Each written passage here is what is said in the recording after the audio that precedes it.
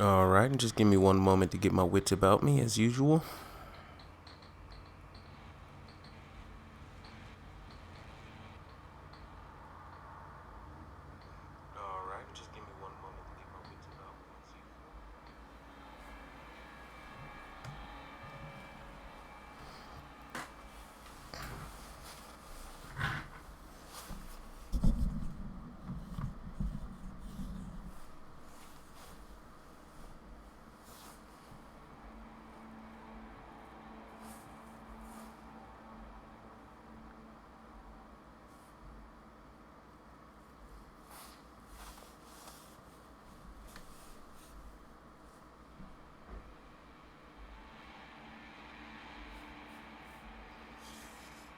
Alrighty, let's see exactly where we were, where we left off.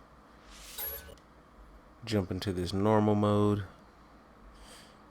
Permadeath was kicking my ass, so I decided, hey, let's give permadeath a rest.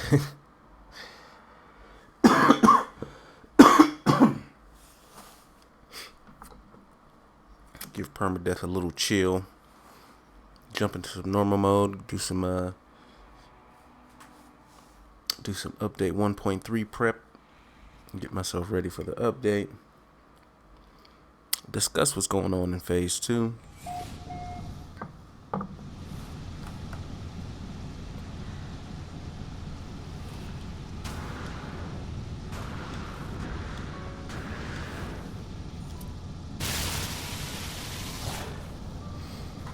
Alright.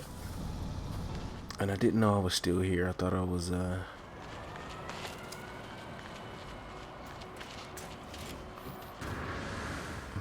out of here, but since I am here, I will hang around for a minute, see if I can find one of my ships, see if I can find one of my S classes.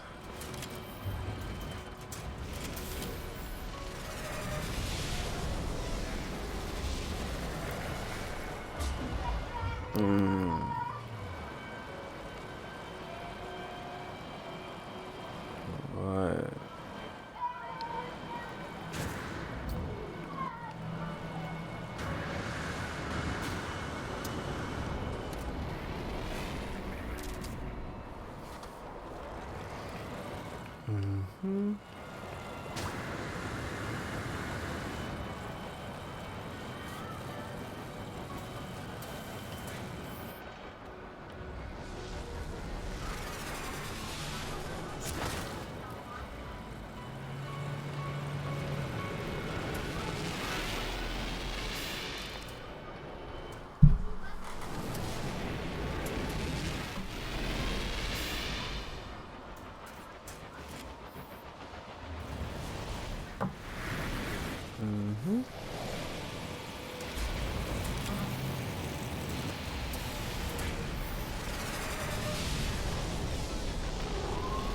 I just can't believe that I've been here so... Well, I can't say I've been here so long. I've done a lot of other things. I've left, I've come back, I've left, I've come back. But I just can't believe that these bitches outside, man.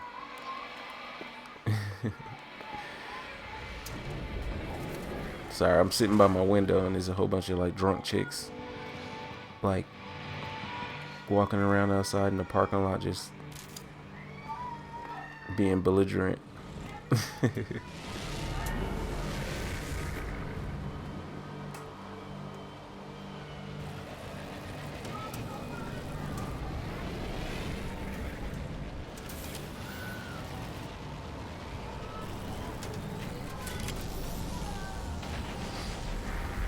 But I just can't believe I've been looking for this starship for so long and I have yet to find it.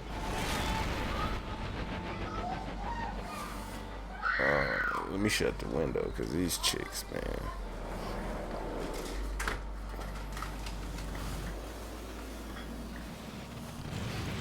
Yes, yes, yes. Just getting my settings right. I'm still playing around in the settings. But since I'm here at Dersu's Wing, there's a couple starships and S-classes that I'm looking for that I would love to have before the update came. Because I just feel like, like everyone is expecting this certain thing to come from the update. Everybody's expecting this certain thing to come from the ARG. But I really think that there's going to be a few things that are going to throw us for a loop. There's going to be a couple things that we're going to get that we're just not going to expect to get. And so I just want to fill out my fleet. I want to fill out my fleet before they start messing with stuff, because I have a feeling they're going to do something with starships. They're going to do something with the way that the classes work, or the way that you can buy and trade starships. I don't know, but I have a feeling that that's going to be affected in some way. So I definitely want to fill out my fleet before the update, which means there's about 2 or 3 starships that I want, or that I've been hunting for the last couple weeks. That would just make me very happy if I could get those as an S-class. So as I toy around with the settings here, what's going on, Swiss Milk? It's good to see you here, buddy. Thank you for dropping by, even if it's just for a second, or if you're swinging by to go and fulfill your daily YouTube streamer needs. I appreciate you stopping through. But yeah, man, there's gonna be some sort of surprise, something that we're not expecting. And so this is one of the starships here that I'm looking to get as an S-class before the update arrives. That would be sweet. And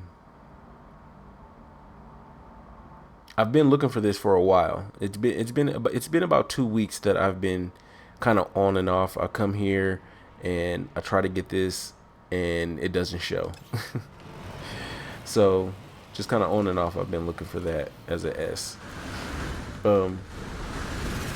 Because I just really feel like they're going to do something different. They're going to adjust how we get our starships, what we do with our starships, how easy it is to get them, how often S-classes spawn. I just feel like that's going to be adjusted in some way. So I feel like it would make me very happy to get the S-classes that I've been looking for.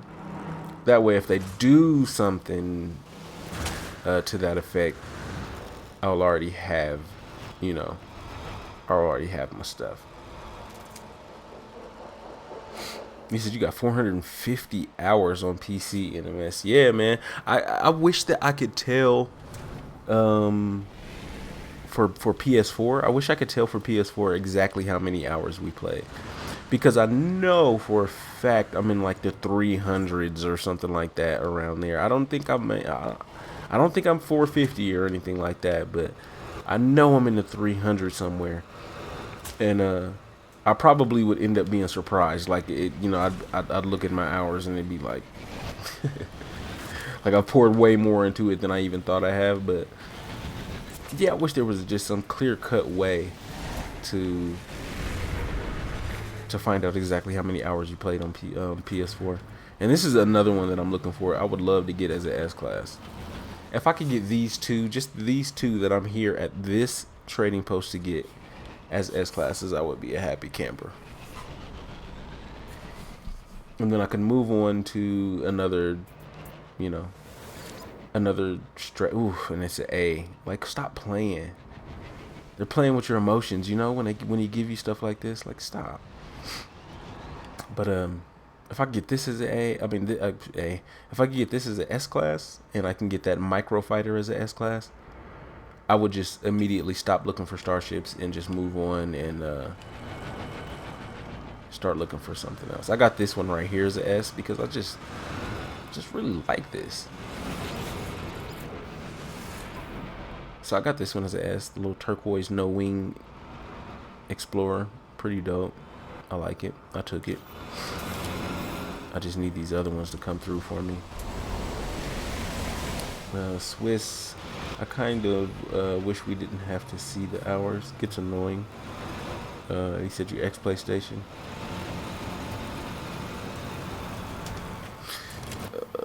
It's funny you said that, because I'm this PlayStation 4 that I have now is the only PlayStation that I've ever bought. I'm an Xbox fanboy. So I mean, I've had every Xbox ever, the original, Xbox 360. Then you got the white ones, the slim ones. Like, I've been that guy. I've gotten all those. I've got an Xbox One. I just got sucked in like to this whole No Man's Sky thing when I was seeing all the trailers and seeing all that stuff. I got sucked in pretty damn deep. So I thought to myself, man, I need this game. I have got to get this damn game. And I bought a PlayStation 4 just to fucking buy No Man's Sky. And I'm not mad at all. Yes, please be the S. Like, this is here. I see it. It's all fun and games, but please be the S class.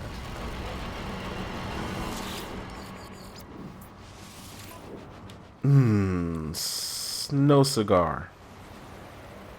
A class, no cigar.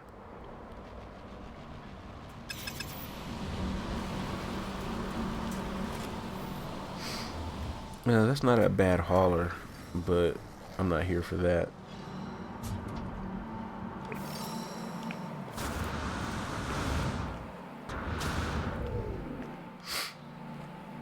You had an S-Class Explorer, but you traded it for A-Class with more slots. Just started your first major base, got 4 floors, 100 planners.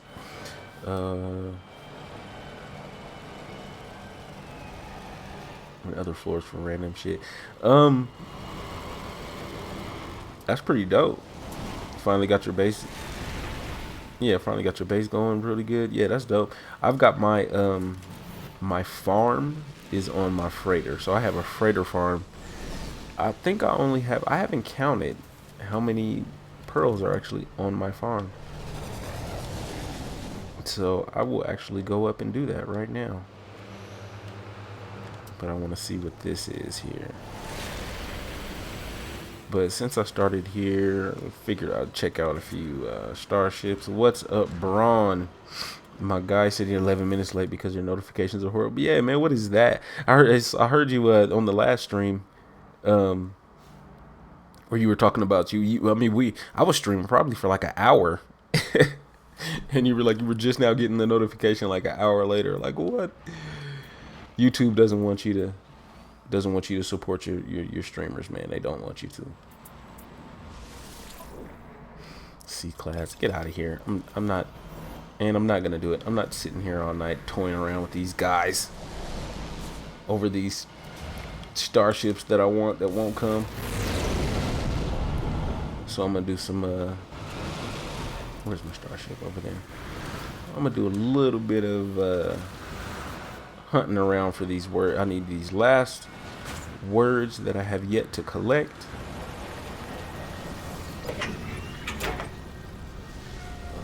Let's see, what am I doing?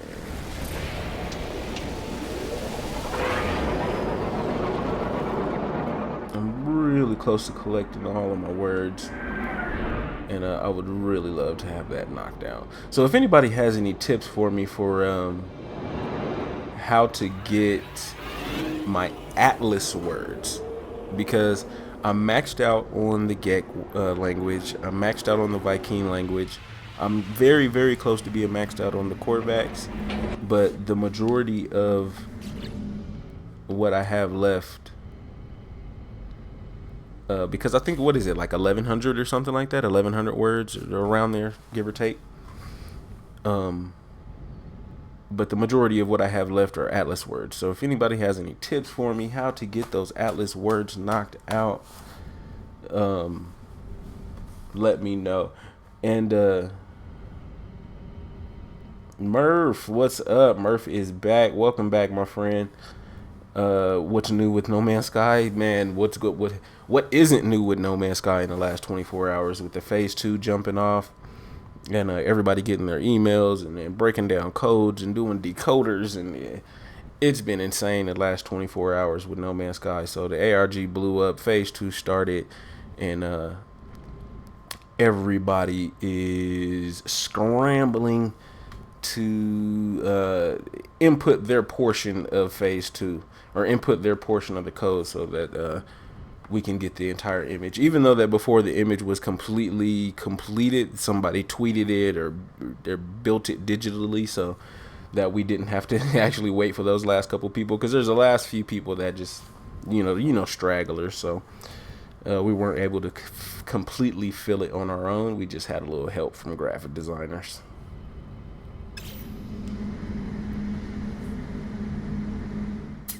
Let's see. Said, did I ever enter for the Atlas V4? Yeah, I entered for the Atlas V4, and I'm hoping that, I know they say it's just a physical, copy or whatever, but I'm hoping for some sort of in-game something with the V4. I'm serious. It would be nice to get the V4 and it have some sort of code, or just to give me the starship. That cool starship that we keep seeing, that white one. It would be nice to. I don't have enough room to even experiment with all this right now. So I'm not gonna pearl farm, but I wanted to count how many I had in here on the freighter.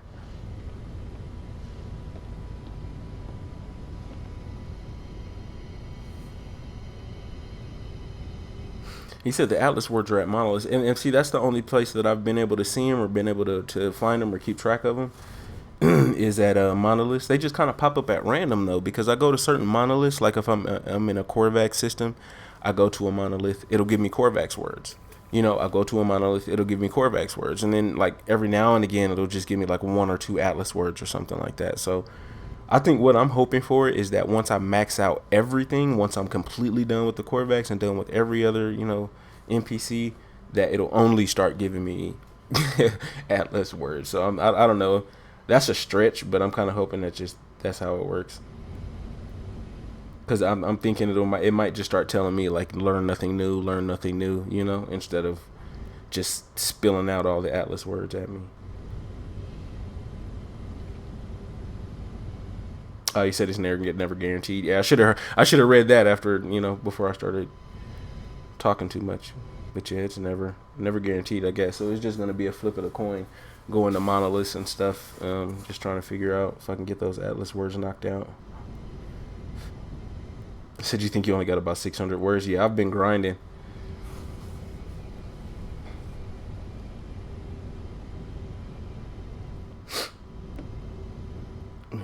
Murph said, "What image is that? What image is what? I don't think I know what you're referring to. Like on my thumbnail for the stream, or I'm not exactly sure what you're referencing."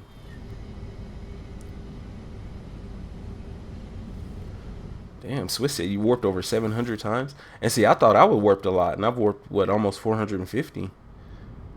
And most of that, the majority of my warps have been in and around the center. Like I did the initial kind of free roam when I first got the game, and I toyed around for a little bit, and then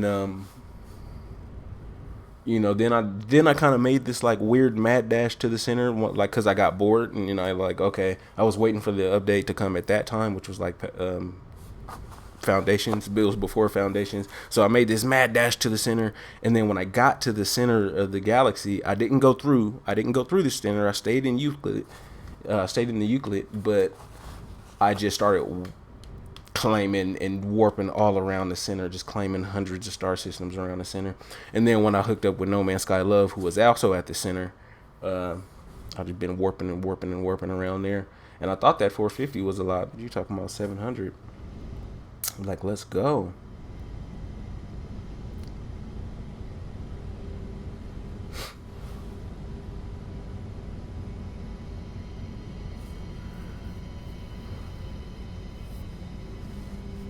He said you'll pick up a freighter later on now that you got the cash. Yeah, that was one of the first things that I did when the whole freighter thing came, because I knew they were gonna change something about it, or change how you can get them, or something like that. So I went and immediately started farming, got my 1 billion units, and then went and just went ahead and... Should I get back on my Explorer? because I don't have a bunch of fuel in here to be warping around like crazy. So let's just get back on my Explorer.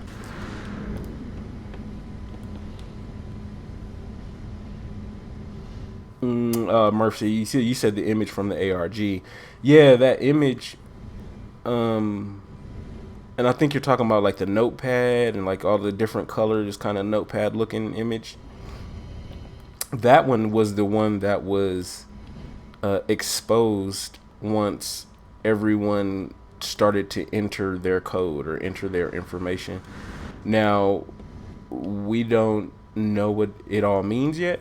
I think they decoded some of what was going on the on that paper, because there was like a missing line, and so they pretty much took all of the information from the other lines of code that were there and used it to fill in the blanks, pretty much, and used that code to enter information on wakingtitan.com. And but we're kind of at a standstill at this point, because even though we have, this information and we decoded phase 2, it's at a point now on wakingtitan.com where it's asking for like additional input, or it's asking for something else, or it's telling us to wait for something else. So I think we're just kind of at a standstill right now. And let's do this. Let's head back to home cluster. So yeah, we're just waiting for something else new for phase 2 or some sort of news, and we can continue being overhyped.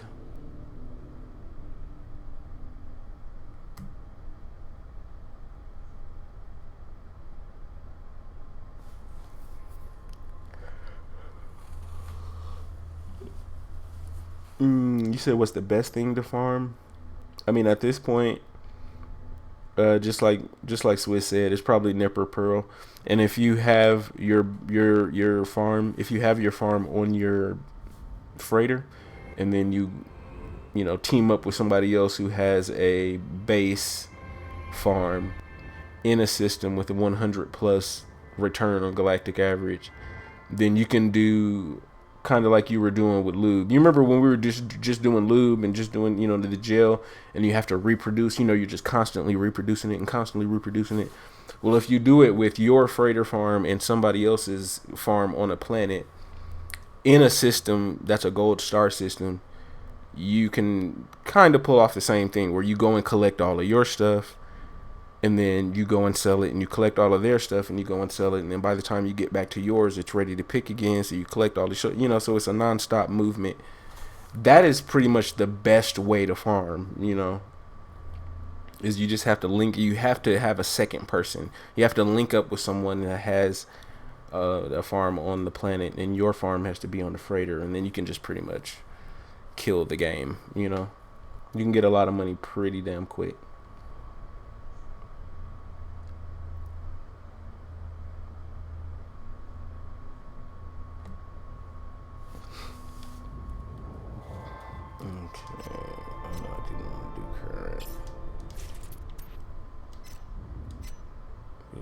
Base, and then where's no Corvax Sky? It's around here somewhere.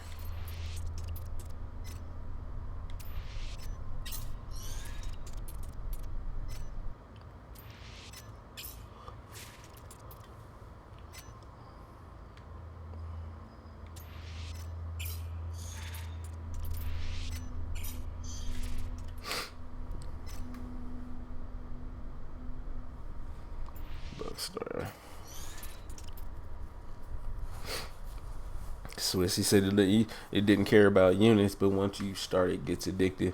That's what I did with when I kind of was first doing my initial run to 1 billion, when I joined the Billionaires Club. I remember being pretty close. I was like at 800 million, 900 million or something like that. And the whole process to get to 1 billion, it took me, because I got a full-time job or whatever. It took me like 2 weeks or something like that to do it. And that was back when you could only use one farm, so I was grinding it out. And I remember when I got pretty close, it was about 900 million. And I was like, well, I have enough to go and get, a good 46, 47 slot freighter. But I just couldn't, I don't know, man. I don't know. It was just, got addicted. Just like you said, got addicted and was like, I gotta get the billion. Like, it was more important to me to hit the benchmark than it was to have enough to go and do what I was farming for in the first place.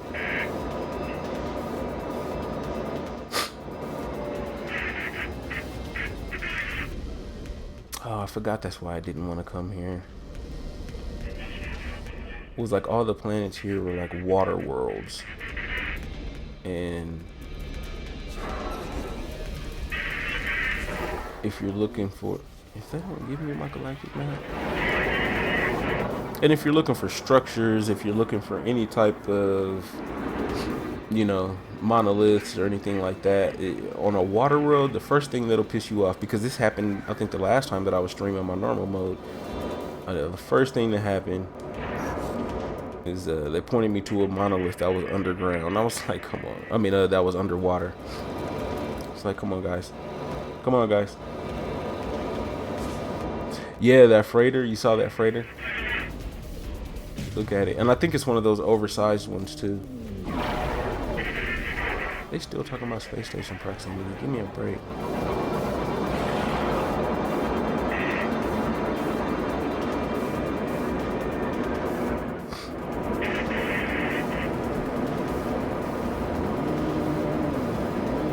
Oh, that's one of these. I actually like this style of freighter, too.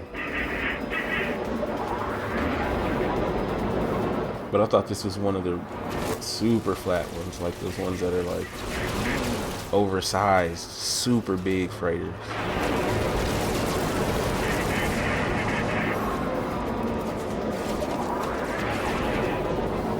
Looks like I'm gonna have to fly far away from the fight before they even let me select my galactic map.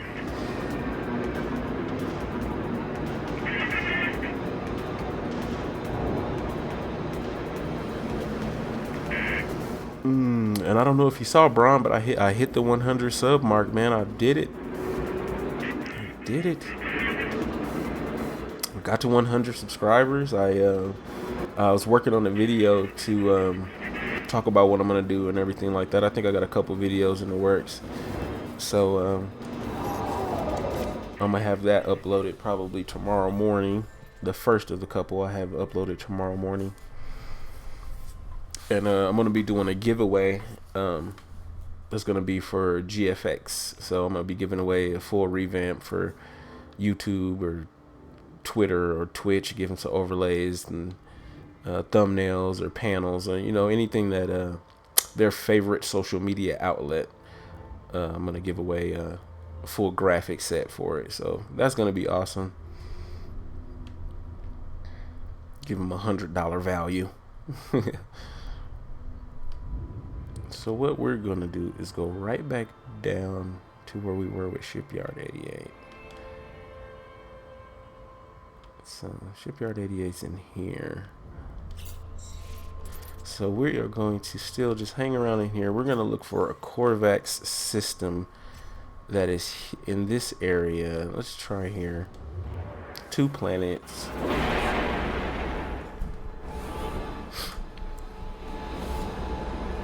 Said, yeah, you saw the 100 subs. Yeah, congrats. Thanks, man. Thanks a lot.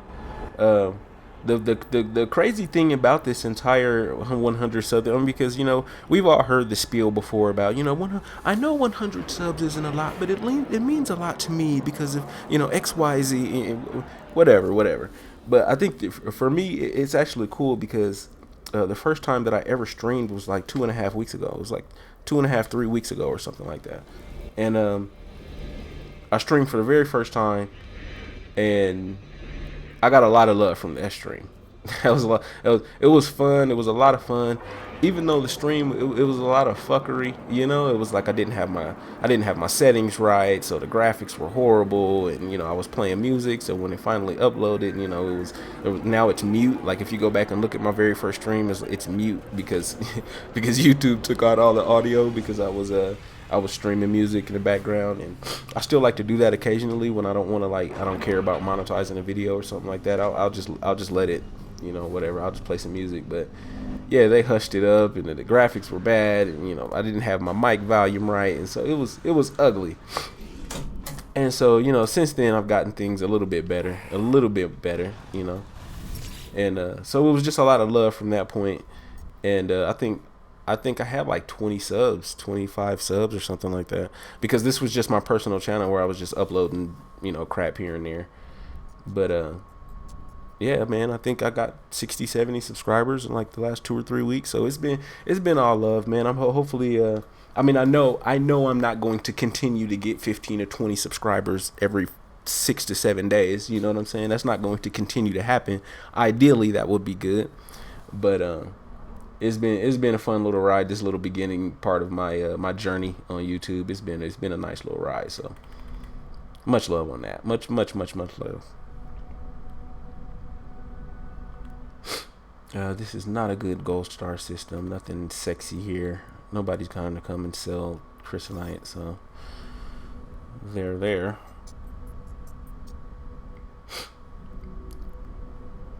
Grassy said he having 6 watching with that amount of subs is pretty good. You see people with like 50K with only 2 watching. Oh man, that sucks, dude. That has to really suck, man. You have 50K subs, you know, like you had to buy some of those subscribers. You know what I'm saying? You would have had to have purchased some of those guys, because that is a horrible, like your retention level for the people that visit your channel is just horrible. If you got 50K with only 2 or 3 people watching you. And then not only that, but I'm streaming in the middle of the night, you know, like I usually stream real late night. So, you know, it's always amazing to have, you know, like right now, I think, what is it, 6, 7 people in here. And I really appreciate everybody that stops through showing the love. And No Man's Sky community is just, you know, I think that's the only reason I've been able to grow the way that I've grown is because of the game that I'm, you know, working with. You know, this community is awesome. So gotta love it, man. Gotta love it.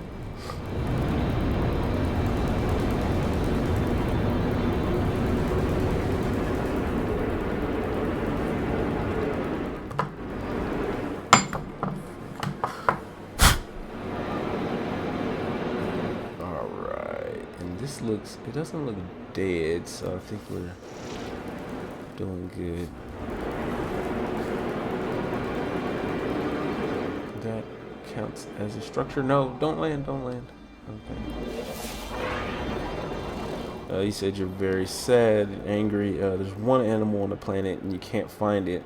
You found everyone except for the mystery animal. It's not dogs, birds, crabs. Like, yeah, sometimes I don't. Is that a beacon or what is this? What am I looking at? That is a beacon. Let's go ahead and land. I don't know, man. Sometimes that I found I find those little markers, like, you know, when you go in and zoom and you see the white marker for animals that you may. Oh, look! Check this guy out. He looks like he's had it rough, man. You know, holy crap.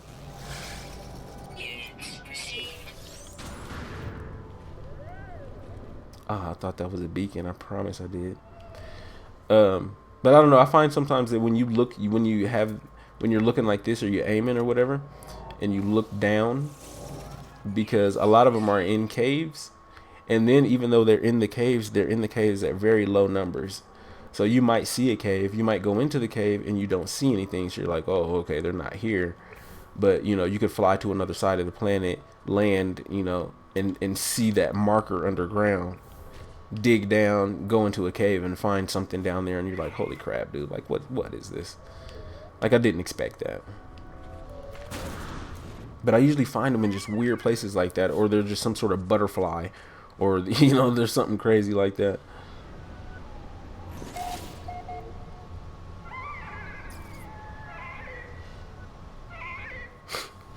Swiss, yeah, man. The community is growing with the updates, and the community is not only growing with the updates, but the people that were gone are coming back. And I don't know if anybody has been checking out the Facebook groups and the subreddit and everything like that for No Man's Sky.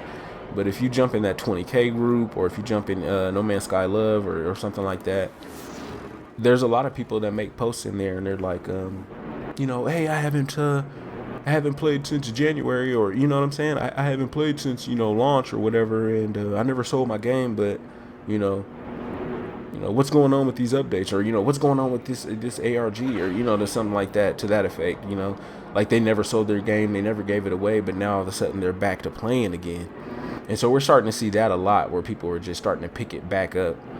And I even saw a couple posts where they're like, "Oh man, don't make me have to buy this game again."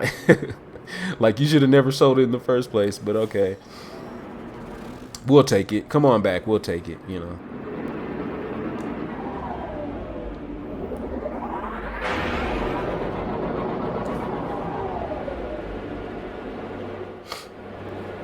Oh yeah, Murphy, you already know. It's right. Got a couple things right here in front of me. Couple things.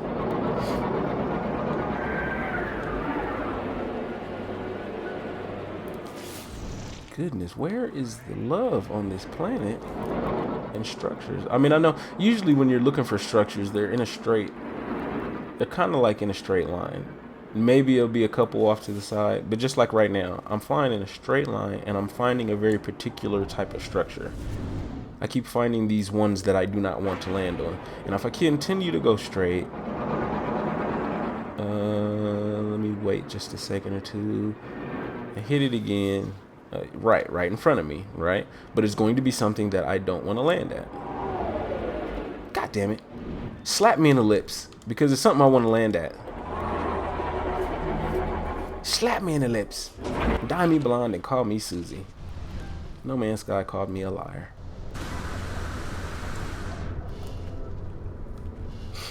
Swiss said, "Have I come across a portal?"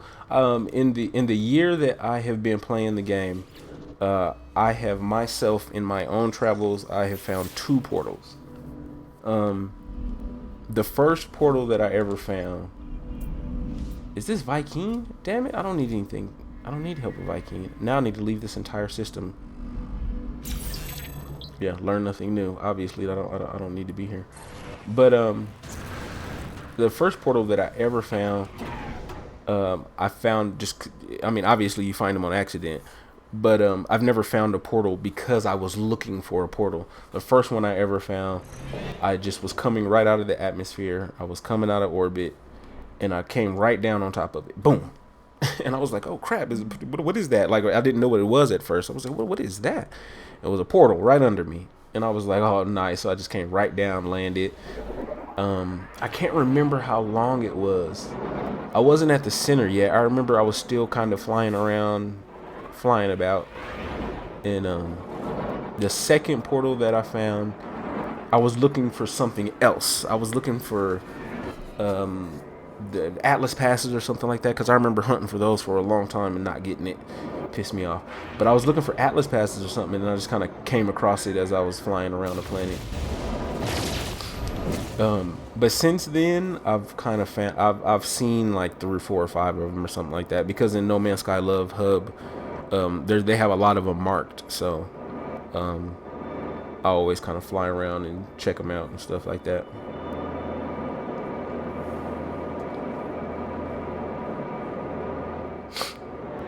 They said you played for a few months and then stopped for a while. Too much of a good thing. I kind of did that. I played for a few months, but I only stopped for like a couple weeks. Like I put it down. I think it was 2 or 3 weeks I stopped playing, and that was my break. You know what I'm saying? That was my break, because I think I stopped playing again. For like a week here or a week there or something like that. But never anything too long. I never stopped playing for a month or anything like that. Do I want to go to this other planet? It's Viking. I feel like I'm wasting my time if I'll leave that undiscovered. I'll name the system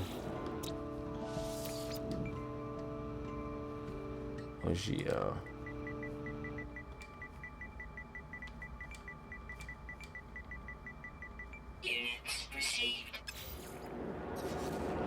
And then we will try to dip out and find us a Corvax system.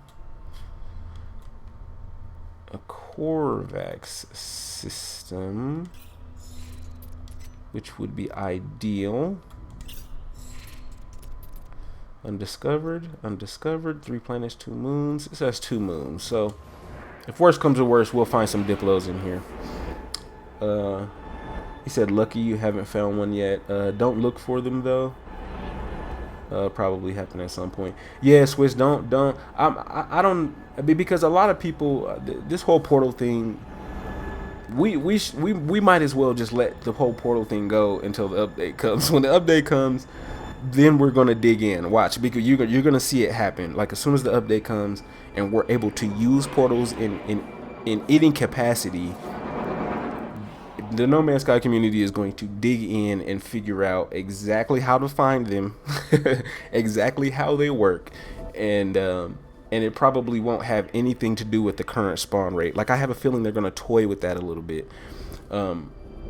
Because if they're going to have so much weight in the game, or I don't know, maybe I'm just kind of estimating here, like they're going to have a lot of weight in the game, but assuming that they do, they're going to have to change how often that they spawn for people. They're just a little too hard to locate right now. I mean, obviously there's people that have been playing the game the whole year and have said they haven't found portals. So I mean, that's like, yipes. Fantasize, yo, what's up, man? I appreciate you stopping in. Fantasize is one of my heroes. But yeah, man, it's going pretty good. Just doing some more update 1.3 preparation. Just kind of talking with everybody about what happened with phase 2. The last 24 hours have been pretty nuts. Hype train is firmly on the rails, and we are full speed ahead. So this looks like a dead planet to me, so it's gonna be stop and go. And I actually forgot to stop at the space station before I did all this.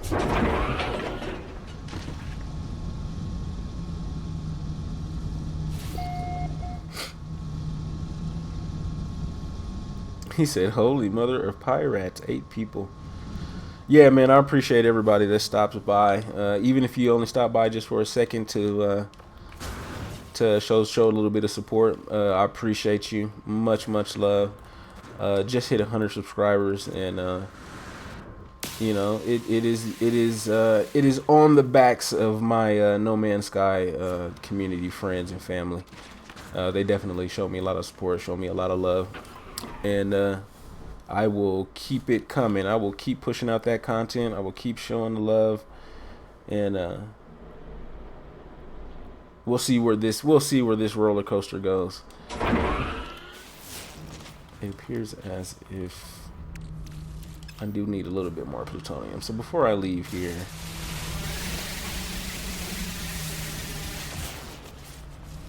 see what we can nab.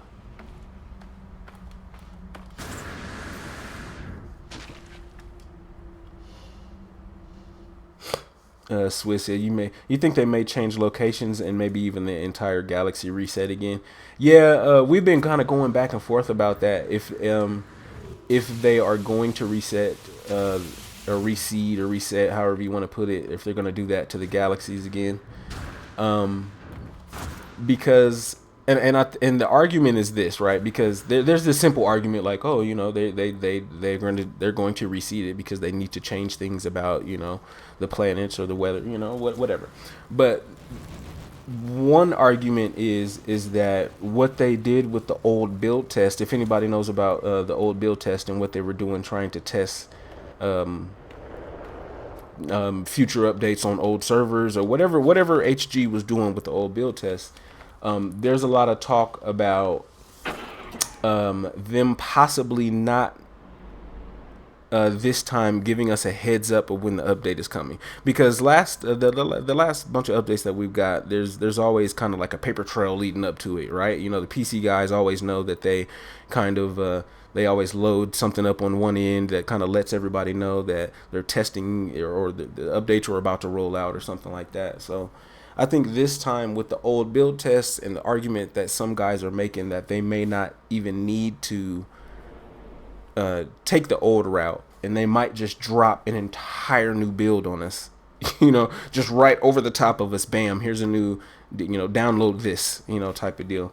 So that might be, that could be one of the arguments why they wouldn't need to reseed the galaxy, or maybe they would need to reseed the galaxy. Who knows? Who knows? If they do it though, like if they do it, I won't be upset at all.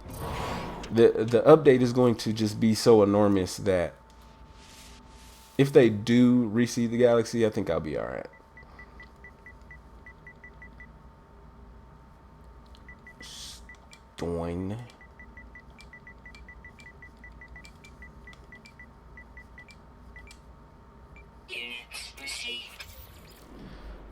So let's go back out to the space station.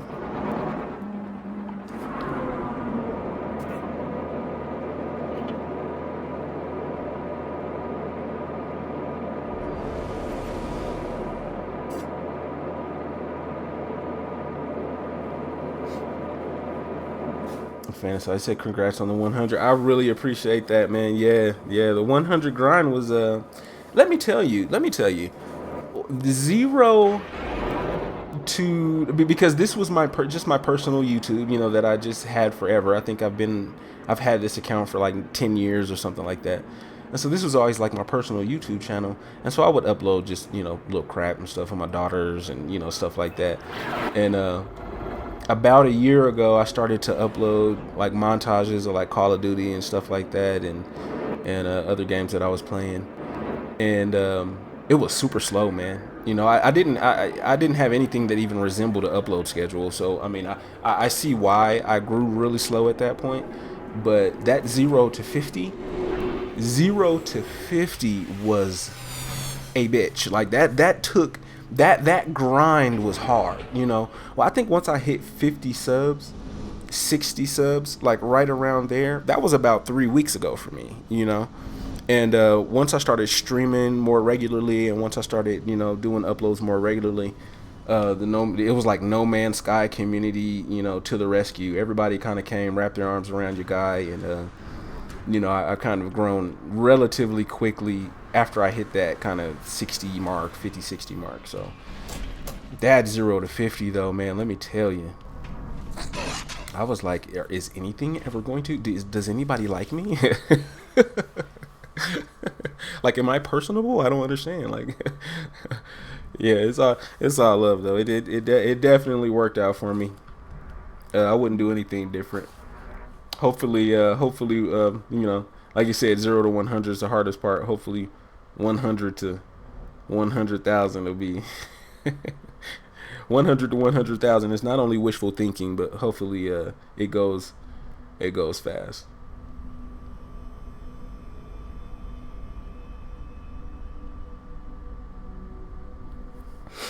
Bronzy, how many galaxies are there, and can you go all the way back to the Euclid eventually?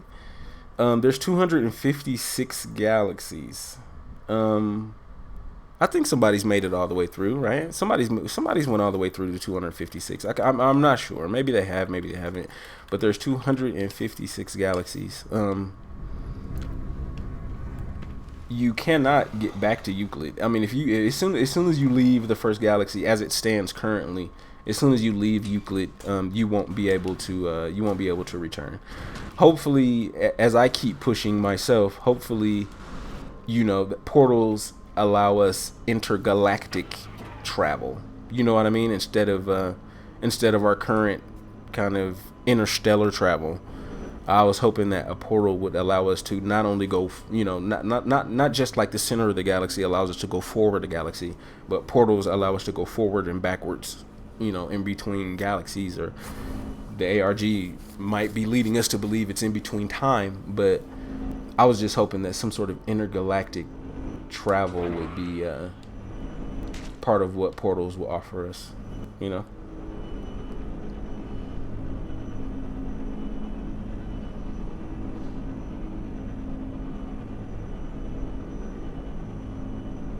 So you're saying that more shuttles are going to be replaced? Is there something that did I miss something? Because just not too long ago on the stream, I was talking about, you know, poor shuttles and how they're such a underrepresented they're such an underrepresented starship class in the game. And if Fantasize got one, man, you really are in a small minority of individuals that have that actually own one.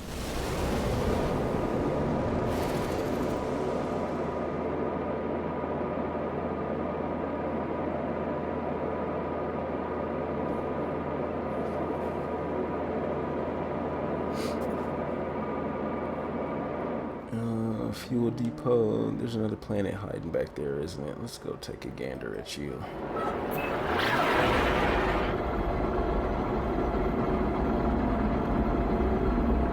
Oh, you said it was a mod. Okay, I was like,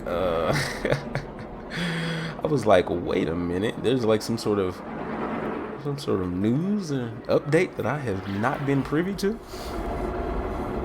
But it's not like I'm, you know, it's not like I'm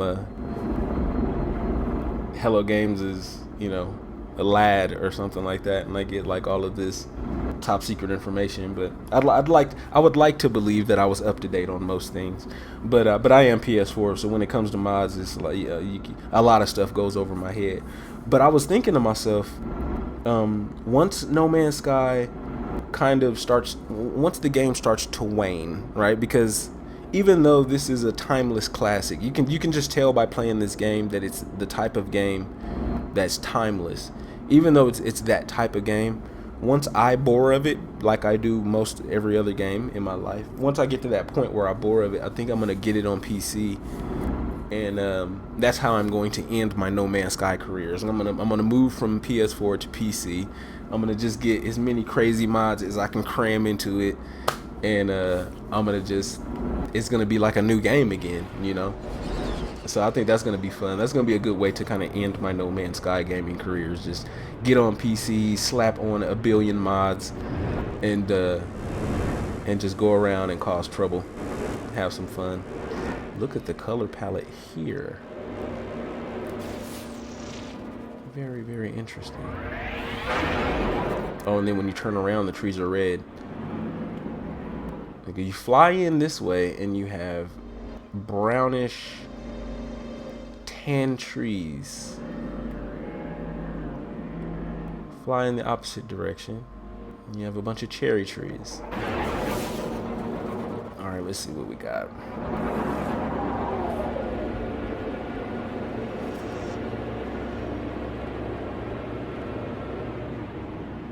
Perfect.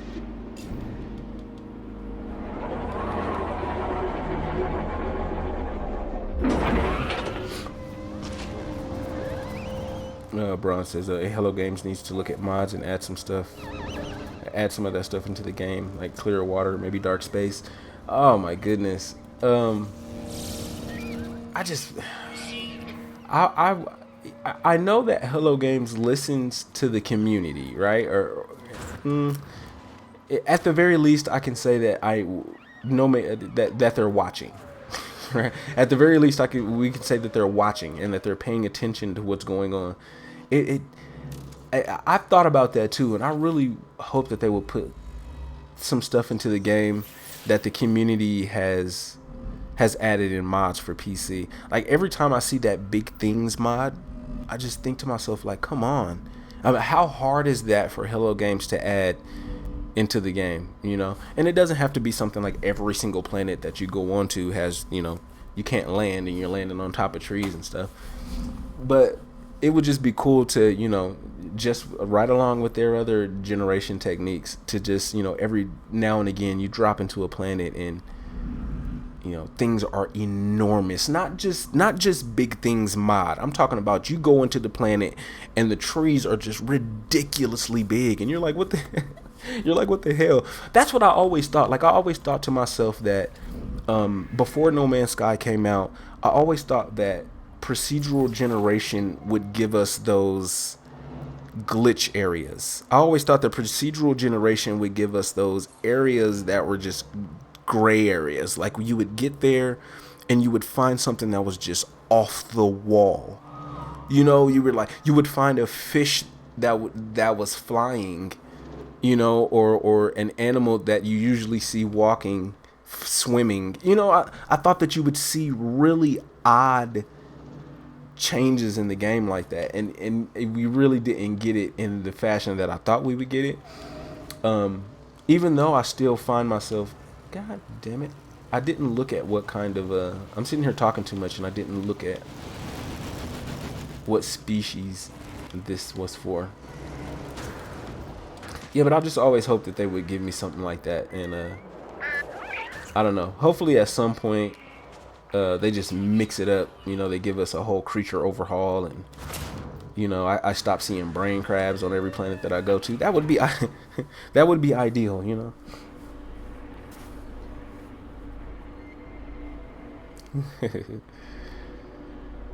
Giant sentinels? Giant sentinels, that would be interesting.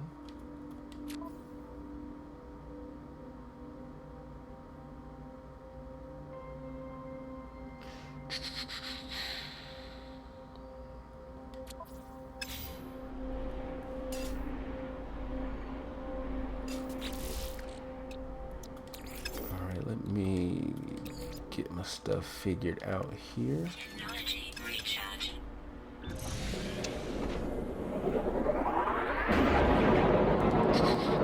And Fantasize Chess, check the reward that it gave you. Check the reward, huh?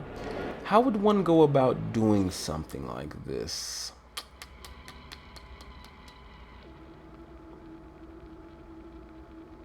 Very interesting.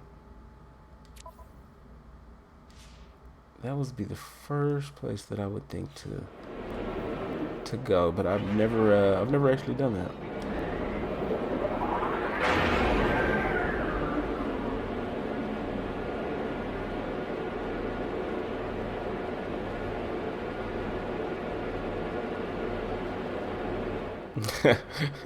He said the intimidating sentinels mod.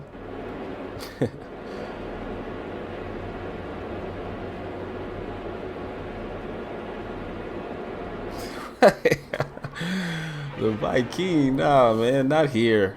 We don't do Viking here, man. The Viking are a detestable bunch, and you know, we've had our fair share of run-ins with the guys, you know, and we just you know, here on my stream, the Viking aren't seen in the best of light, you know. I just keep thinking to myself, once the update comes and they're and hopefully factions are tweaked, right? And the way that we look at factions down here on the bottom, that maybe it can go down, because I don't know if this is just so high that if you piss Viking off, you know, that it goes down incrementally to a point where I just don't see any movement, right? Like, I've played the game for so long and I've made the Viking so happy with so many actions that I've made that now that I'm trying to piss them off, that it moves down so incrementally that I don't see anything. So I don't know if that's the case, or if factions are just broke to the point that nothing that you can do will actually make that go down. So I don't know. But all I want to know is, I want to piss the Viking off. I want to be their enemy.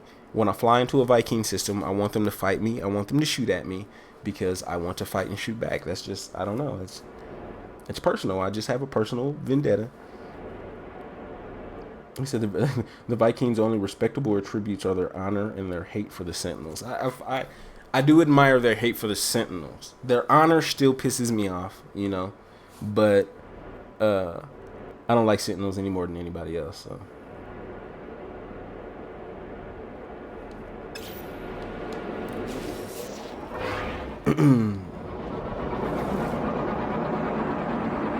And yeah, Braun, I definitely appreciate the shout outs you've been giving. We've been kind of tinkering around that 789 kind of viewer mark, which is awesome, man. I really appreciate your support. I appreciate everybody stopping by. The No Man's Sky community, gotta love it, man. Gotta love the support. Gotta love the highly intelligent individuals that populate the No Man's Sky community, which is evidenced by the ARG and all of the things that these people have to do to figure it all out. And I'm not even gonna pretend like I'm like this super smart guy that can get it figured out. No, I don't even toy around with it. Like as soon as we get news about the ARG, or as soon as we get news about some sigil or some code or something that needs to be cracked or decrypted, I just leave it alone. I leave it alone and I wait for the pros, man. I wait for the pros to get it, and I piggyback off of them. That's my YouTube life right there. Piggyback off of the smart No Man's Sky guys.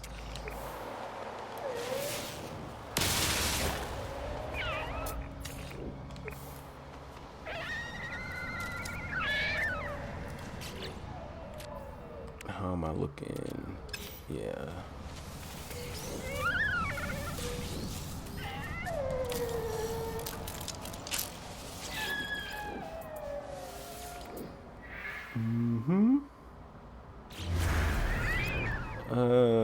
Swissy said you would like a player-driven economy along with ship build and ultra rare parts, maybe pod racing like Star Wars Episode 1 Racer. Yeah, I actually talked about that a little bit ago, right? My input, because I want a player driven economy too, right?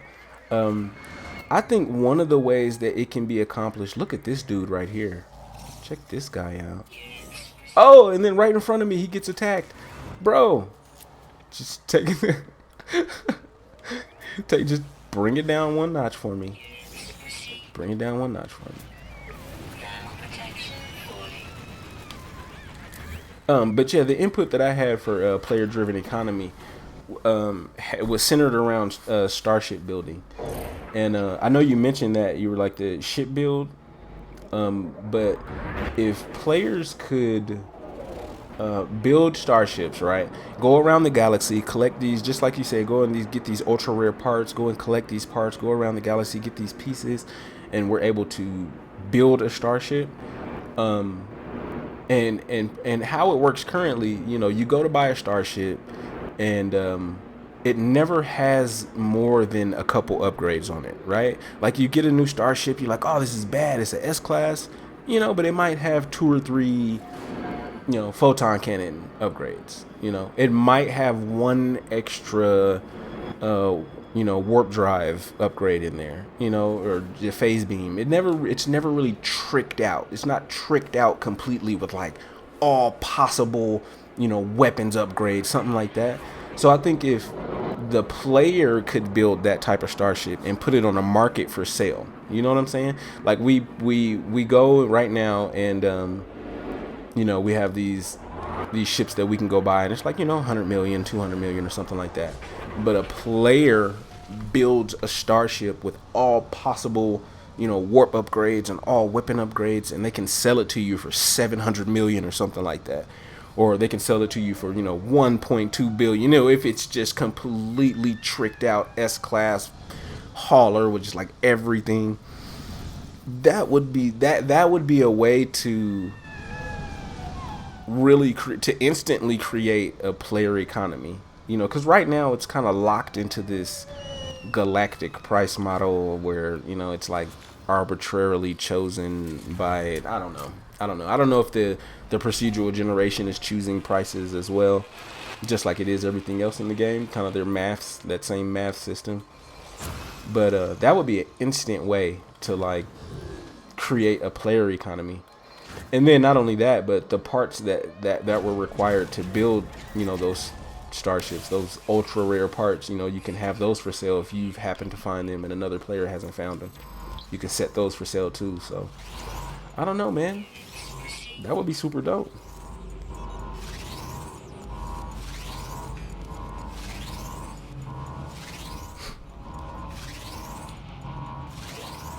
Yeah, that would be dope. Like the intergalactic starship market, the intergalactic starship market. We build trade. You could trade starships too. Like, oh, this is nice. I like this, but check mine out. That would be sweet.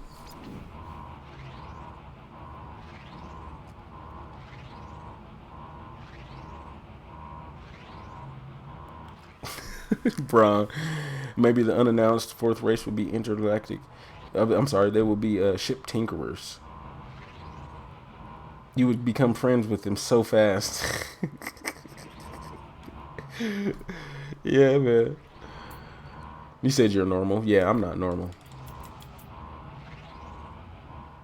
Fuel flow initiated. Commence detonation sequence. Jeez, everybody just calm down.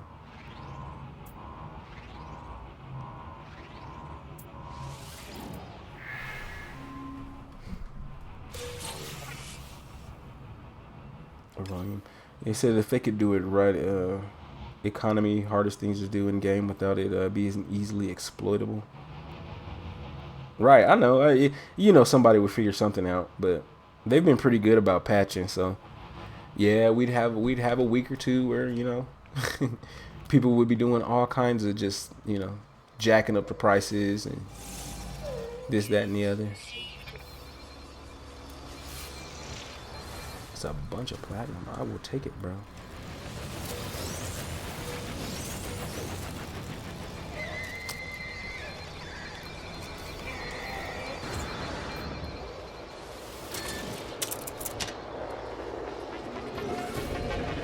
Said it would add so much soul to the game.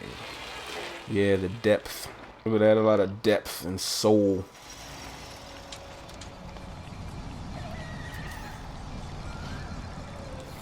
What do I need? Iron?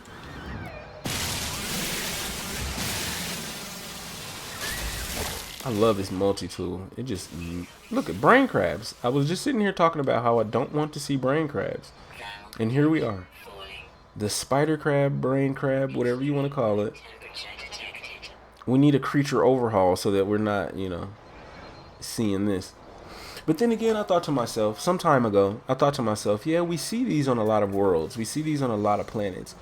But who's to say that this isn't one of those... who are we to say that these isn't one of those highly invasive alien species? Like they can survive in space for short periods of time, and they just kind of we come and we land with our starship, and they attach to the bottom of the starship, and we go and fly to another planet, and he jumps off and he runs somewhere, and bing bam boom, he flies around the galaxy on just kind of like a parasite, and populates all these different worlds, and we just happen to be pissed about it, not knowing that it's just one of those species that has populated a large portion of the galaxy. Just spitballing here.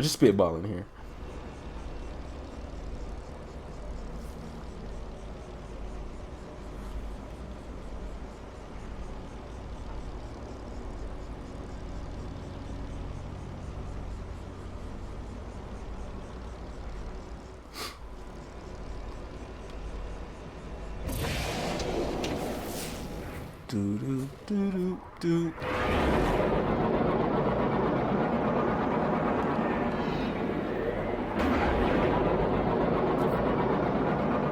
Just fantasize. Yeah, good theory. Yeah, that's all we do is theorize, postulate, all of those types of things. I mean, what else time do we have for? We have all the time in the world. So we've run across it all. That's why every time someone says, oh, I've got, I want this in the game and I want that in the game, I'm like I've always I have a variation of a thought process that I myself have had that complements it. Look at my shit. What's going on here? Pretty in pink? We're glitching out here. I did not buy the pink Explorer.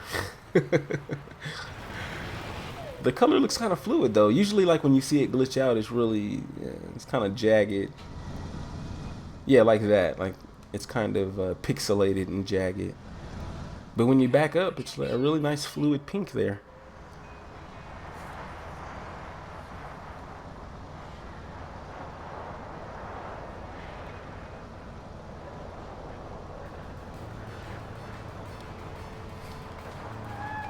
All right, the vine whips, the dickweeds, yeah, those two.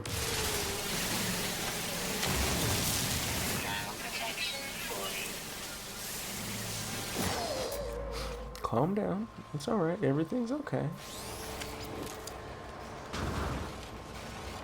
Weather update. Storm clearing.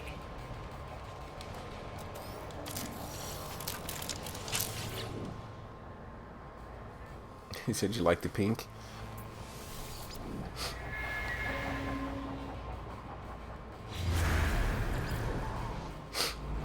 Yeah, every time I say something about pink, and I'm always talking crap about it, to my wife. I'm like, oh come on, with the pink this and pink that.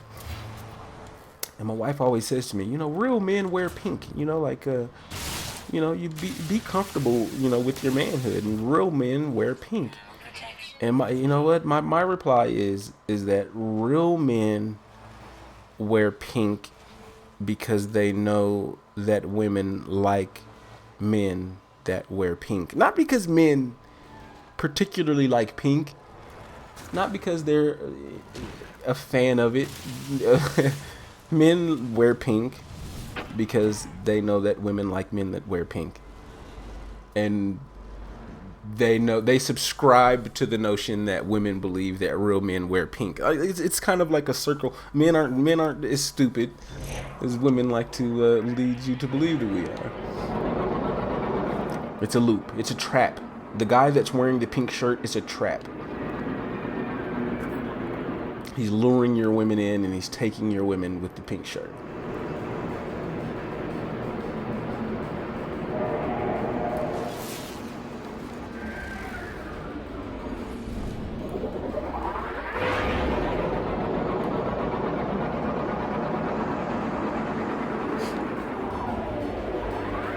So it says more weather types, more dynamic, maybe some earthquakes. Earthquakes?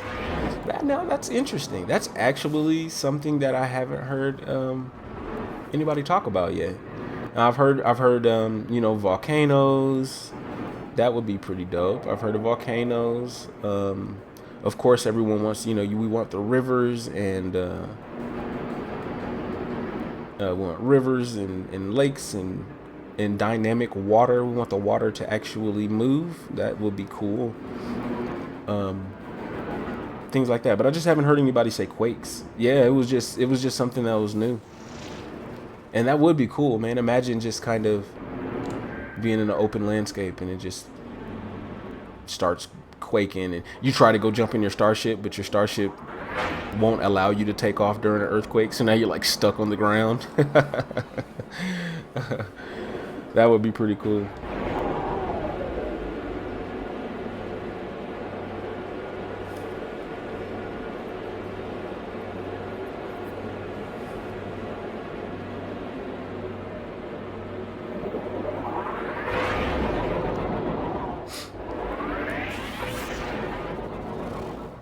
Let's see. Yeah, said water would be amazing. Yeah.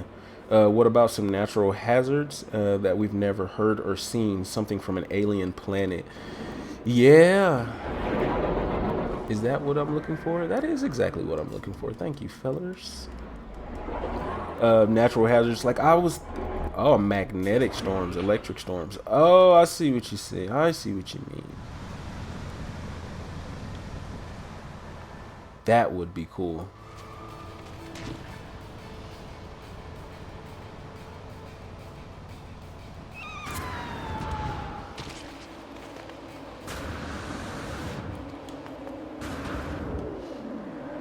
Those are all actually some pretty good. Those are all pretty good things to put in there. Wouldn't that be cool though to have that type of variety, especially when it comes to gravity? Now I know why they said they did gravity the way that they did. I understand that. Sean Murray explained that before I think the game even came out. But in retrospect, I think that would bring a lot of depth to the game. If you were to be on, You know, if you're on a moon, and it doesn't have to be like so drastic where you're jumping into the stratosphere or anything, but you know, when you're on the moon and you go to do just a single jump like this, you know, that it just has a little bit more lift to it. You go a couple feet higher or something like that, or when you go to use your your jetpack or something like that, that it just pushes you just a little bit further than you would expect that it would push you on a moon, you know. And when you're on a planet or a bigger planet or something like that, it just drags you down.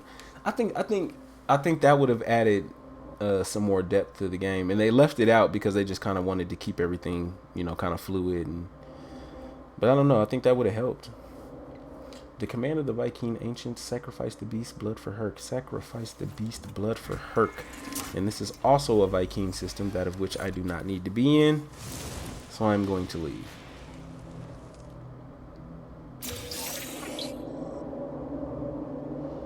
That would be cool too. So think about a magnetic storm, right? Like you're flying around.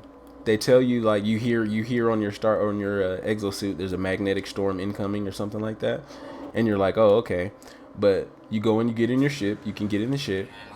You go to take off. You're cool to take off, but you can't like leave the atmosphere. Like as soon as you get up to a certain point, the storms or the electric storms, the magnetic storms in the atmosphere force you to just kind of stay down close to the planet. You know, come on, man. These are all great ideas, man. Like they should just listen. They should listen to us. This one stream alone, man. They could enrich the game.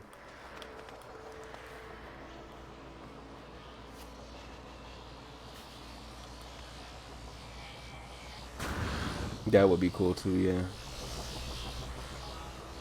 I always thought about that too. The those giant dust storms, like that would be cool. Like zero visibility storms.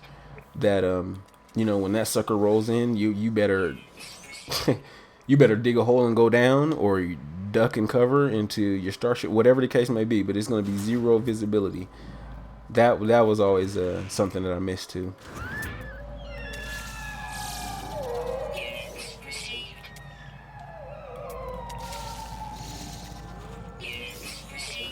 Meteor showers, come on.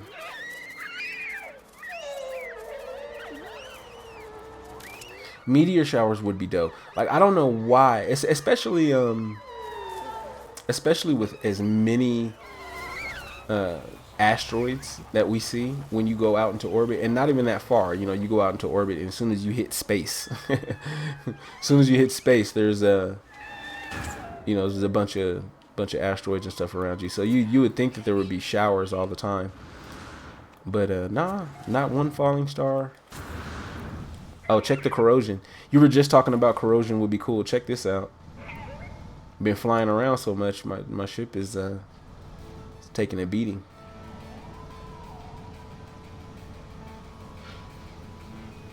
But that would be cool though. Like if this was a legit thing, like I get corrosion and wear and tear on the ship, and I have to go and I don't know, the Carite sheets would be too easy, right? It's like just build a bunch of Carite sheets and you can fix the outer, exterior of your ship. Even though that's cool, that would be cool, But I don't know. I feel like that's too easy. Like they should force us, like let's see. Maybe some polyfiber, right? They force us to mix polyfiber with like with uranium or something like that in order to rebuild the exterior of your ship. And so you have to go out and either find all that crap or build some. Suit power cells depleted. Yeah, you either find all of it or craft it yourself in order to get your ship back in working order. So that would be cool. Technology recharge. Technology recharge. But right now, yeah, those last few warps have really taken a toll on my ship. But anytime this happens too, this the number 4 appears on my starship. This doesn't appear there when everything is fine, but every time it goes into this glitchy, pixelated type of stuff, the number 4, backwards number 4, is always on the starship, which is weird, but whatever.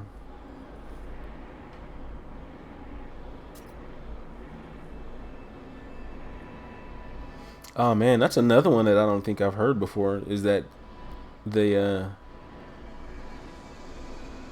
aurora borealis? Kind of those. Yeah, the interaction between the sun and the planet. Like that would be dope.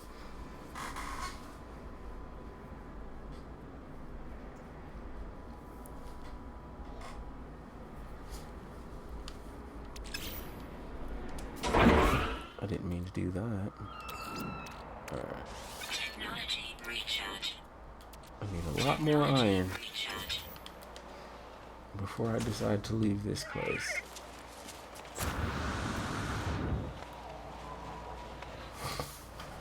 You said maybe stuff like launch thrusters, pulse engine break off. Then you have to find and repair it. Oh, imagine coming into a system, and it's like warning, like pulse engine break off, and it's kind of like your death stone or whatever when you die. Hey guys, calm down. These are just rocks. Seriously, they're rocks. Get on my, I was about to say get on my face before I start shooting at you. But yeah, your engine like breaks off and you can only go at 75% speed while you go back and try to find that other engine. Alright, I'm tired of you guys.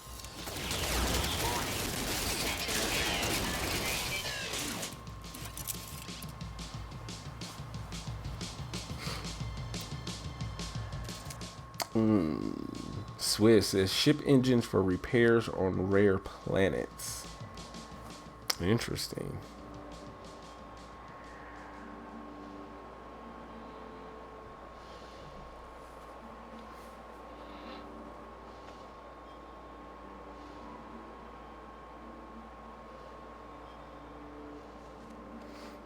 Yeah, the Aurora. Yeah, that does seem like it's the perfect fit for this type of game.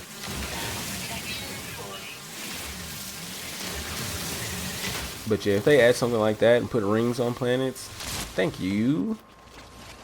I will take it. I will take the ringed planets. Oh look, my ship's all perfect now.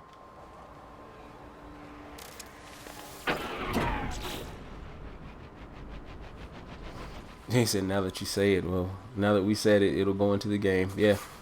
It's like Hello Game just lurking on our streams, just taking everybody's ideas.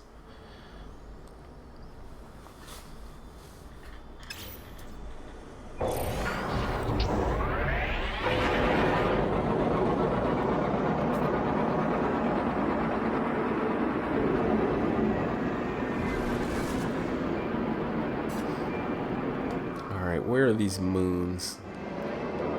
Let's go hit up these moons and then leave, because this is not a Corvax system.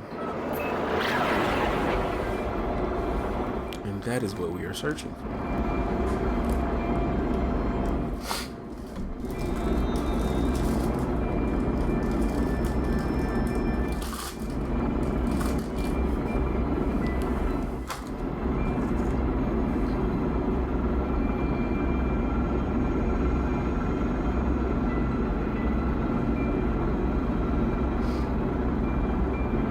Yeah, I think with a nice aurora borealis, some ringed planets, electrical storms, lava, meteor showers,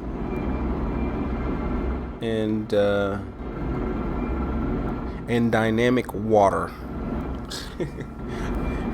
Along with the small creature overhaul, like all you have to do is add, and their procedural generation works perfectly. Like all they need to really add is more models. They just need to add more models in there.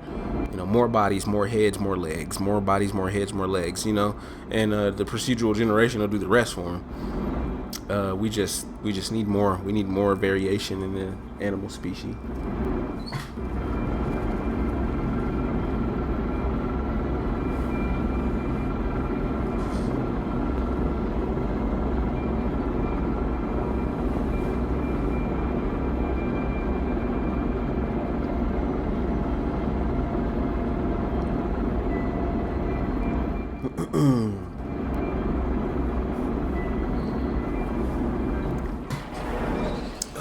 Once again, appreciate everybody that stops by.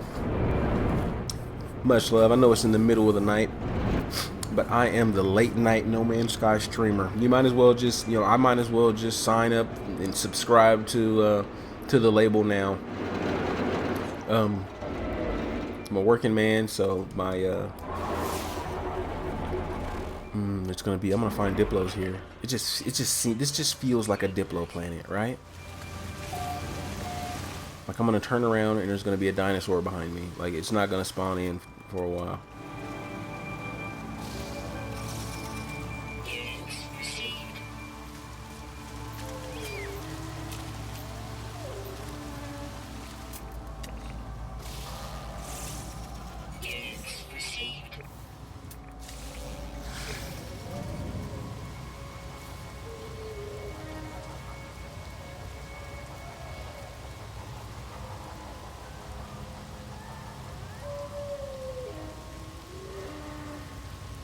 Oh, that sucks. You probably had a lot written down too.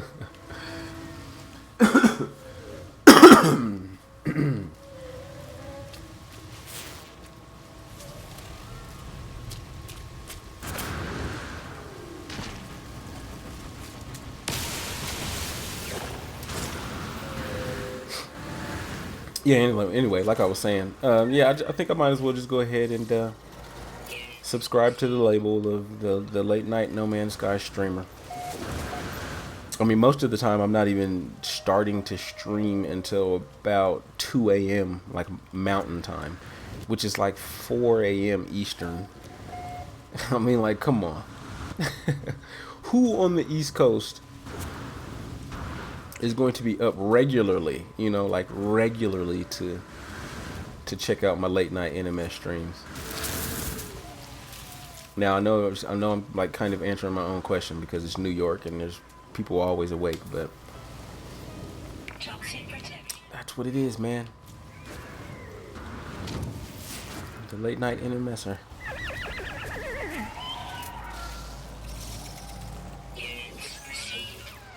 I'm not going to toy around with these too much.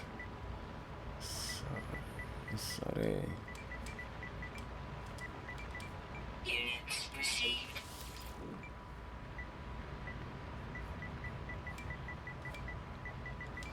Alright, let's go check out what this other moon has got going on before I leave the system.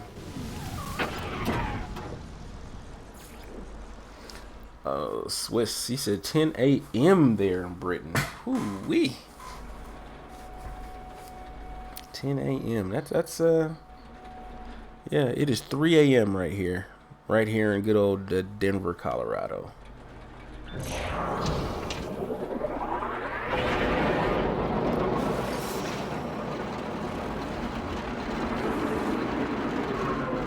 I will actually stop for this.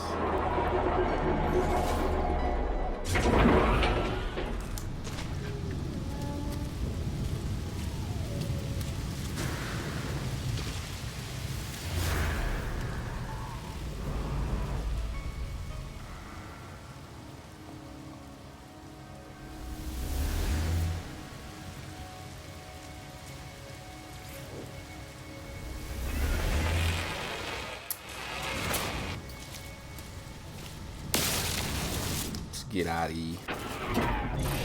Check out this other moon.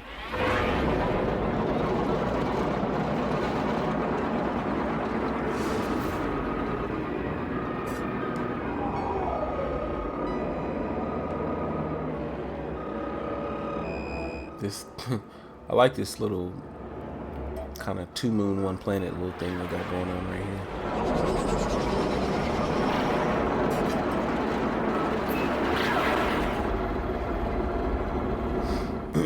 Yeah, don't forget to drop a like on the stream if you haven't already. Take a quick second out your day, drop a like. If you've been here for a while, if you're hanging out with us, please drop a sub.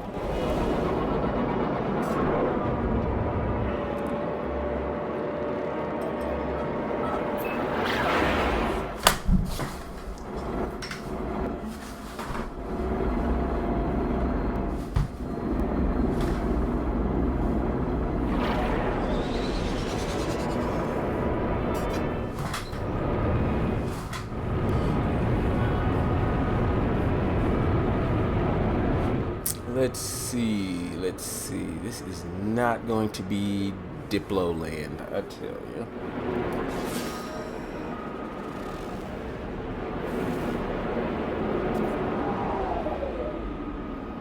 Nothing Diplo-y about this planet.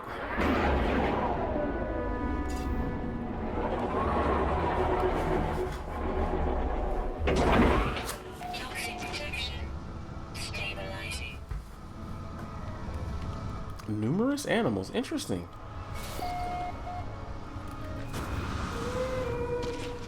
Where?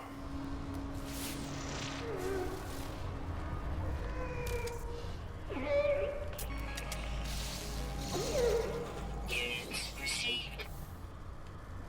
You're talking about numerous and it's 1 of 7. I don't quite care.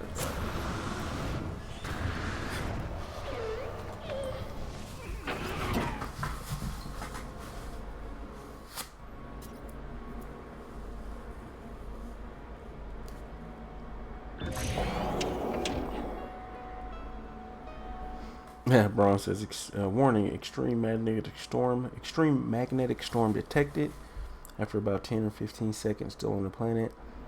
Pulse engine critically damaged, engine loss imminent after scan, pulse engine detected. That would be ridiculous. And imagine that on, imagine permadeath. Imagine all that going on permadeath. You would be like, bro, just die. Like, just screw it. Going back to normal mode. Like, you would not be able to survive an electric storm on permadeath.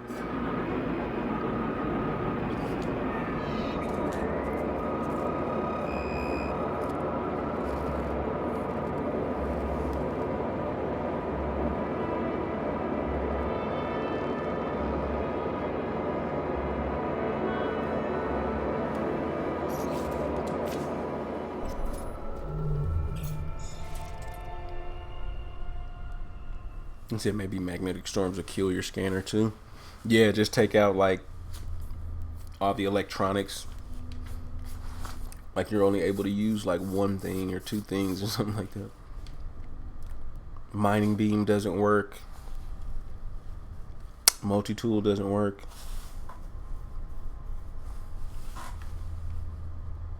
You just literally have to sit somewhere and wait for the storm to pass. See, that's the type of gameplay that I want. That's what I want to see out of stuff, you know?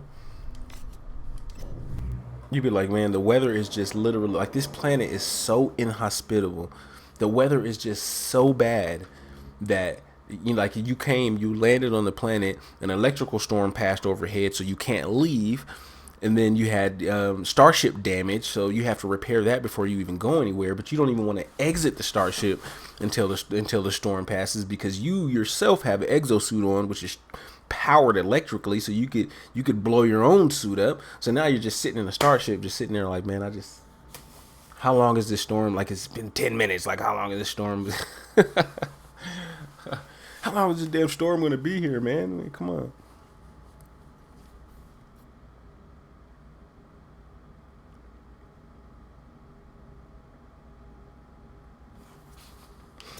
Alright, let's go ahead and name you. Units received. AGQO, huh?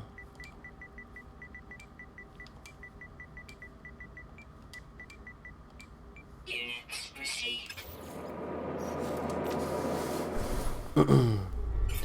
Swiss said you were you were speaking with some friends the other night about underground labs or underground ruins to explore that are fairly dangerous, kind of like dungeons. Interesting. That would be cool, Lord, that would be something cool to introduce with Waking Titan. You know, like they bring in a fourth species, or even if it just has something to do with, you know, the portals or whatever, man. You have to, you know, you only find them underground or underwater or something. You have to go down. That'd be pretty sweet though.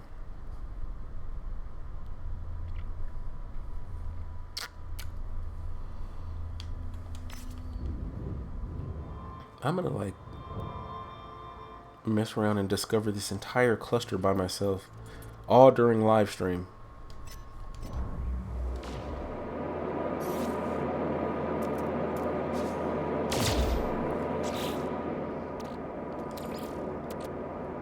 Technology recharge.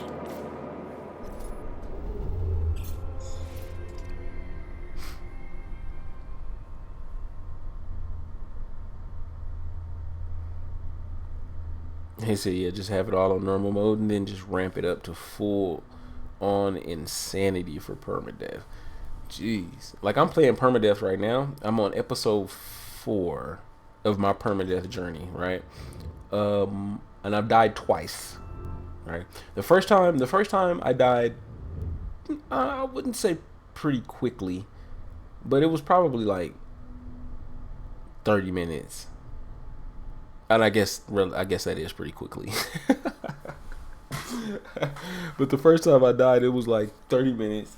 And then the second time, I actually lasted a good long time. And then I got cocky. And then I got killed by, like, there were sentinels shooting at me. And then I was running from the sentinels. And, like, some animal, like, bit my leg and I fucking died. So, whatever. I'm on my third playthrough. I'm on my third playthrough in permadeath, and it's fun, man. I actually like it, especially after not undiscovered. Thank you. Especially after playing my normal mode save for an entire year, it was just pretty fun to jump into some permadeath and see how vastly different it is. And for people that go back and forth a lot, you know, you play your normal, you play your survival, you play your permadeath. Like the lines might get blurred a little bit, you know. But for me, I played normal mode for a year, and then a week ago I decided, you know, let me start permadeath. So it feels drastically different than normal. You know, there's things, and not just the things that you have to worry about that you generally don't have to worry about, but there's just, you know, every step. You have to plan out everything before you just go walking out. You just don't want to walking outside willy-nilly. Your ass will be dead in 30 minutes like I was, you know. I actually did not mean to come into there, but I don't know. Just go talk to them, see how they're doing. He said the fourth race confirmed. Vikorgek.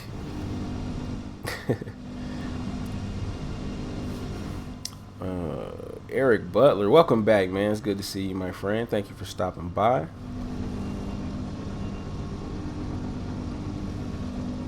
You said you finished permadeath. If there's a way to harm you, then there's a way to avoid it. Yeah, that was true. Very true. And most of the time, I think the times that I have died, it was some carelessness. You know, the weather killed me the first time. And that was literally due to carelessness. Like, I was almost back to the structure. The starting structure. Like, I hadn't even left the starting area yet. And I mean, I was literally a couple feet away from stepping inside. And I died, like, right on the ramp. Right? Like, that's embarrassing. You could die right on the ramp as you're trying to get inside of a structure.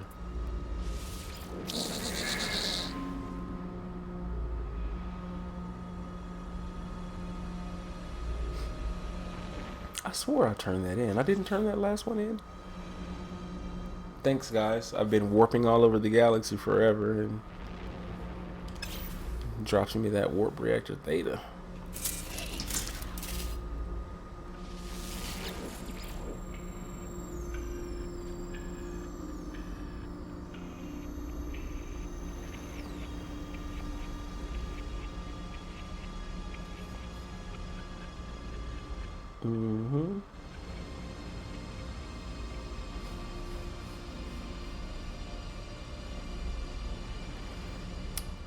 Bronson, what do you guys think is behind the doors in the space anomalies? Ooh, so you mean, let's see. Like behind this door? Like this door. Because that's the only one that's like a door you have access to. I think there's one out there though too, right?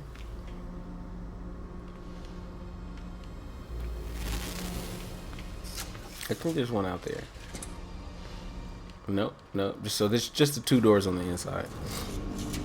I don't know, man. What could be in there? Titan.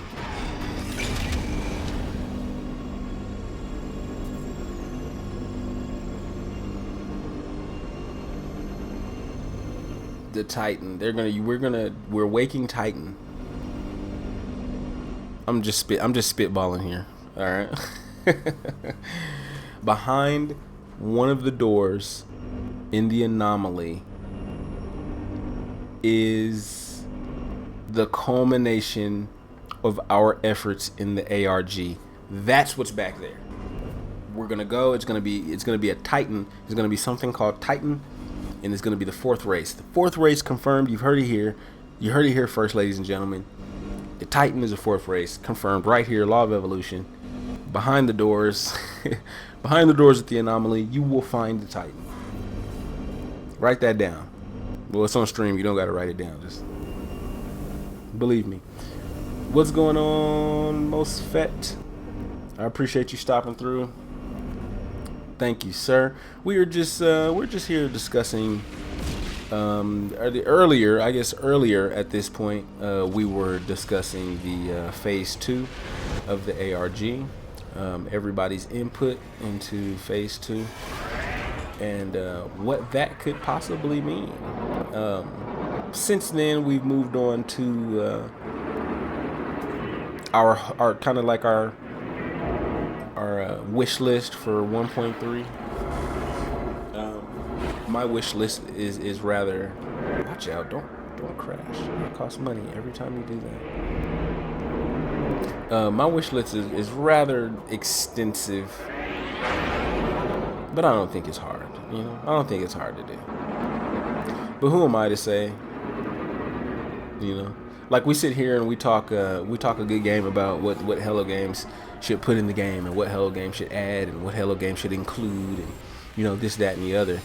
And from what I know about coding and from what I understand about coding is that coding in a lot of cases is like an onion, right? And there are these processes nested inside other processes, right? So let's say, and I'm just trying to give you a for instance, weather, right? The weather dynamics. Weather is its own thing, and it's one of the base items that they built into the game. Very first things they built into the game. Cool, bam.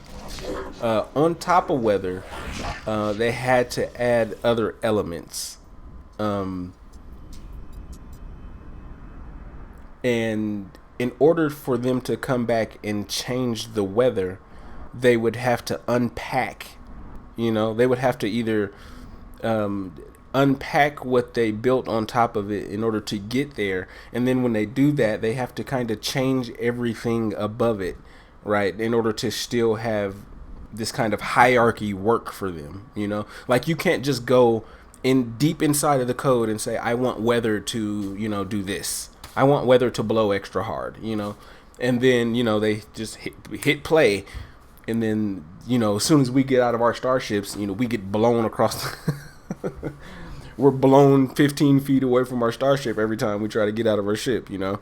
And it's because they didn't tweak how it would affect your exosuit and how it would affect the gravity and how, you know, weather, all these things. So they would need to change the weather, and they would need to change, you know, the parameters on your suit, and they would need to change the parameters on gravity, and they would need to change, you know, so on and so forth.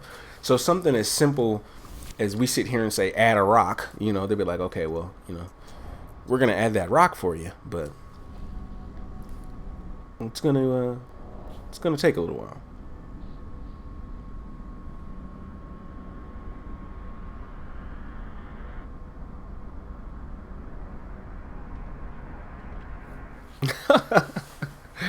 That's good ideas. Like, what if Bronny, man, what if he does have that golden ship?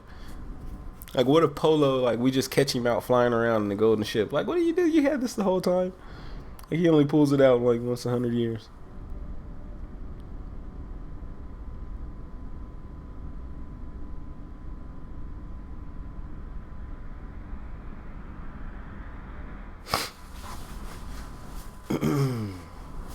He said, yeah, there's definitely more to it than just adding it. Yeah, man, when it comes to coding, it's never that easy, you know? And I remember back in the days, just coding HTML, just coding HTML and HTML5. And that's not even the onion stuff that I'm talking about. That's the HTML is linear. It's a linear script, you know what I mean? And even when you're dealing with something like that, you know, if you change the wrong element in the code somewhere, a lot of the time it would just not work at all. But then sometimes with HTML5, it'll just break all kinds of other crap, you know. And that's basic. That's like basic HTML coding. Like, we're not talking about all this other crap that these guys are getting into, that, you know, they've built engines themselves. You know, they've built these entire engines by themselves. What? I mean, a Viking effigy? That's the most horrible gold star price I've ever ran across in my life. 103% on gold star Viking effigies. I can send everybody the coordinates. They can come on down, make a purchase.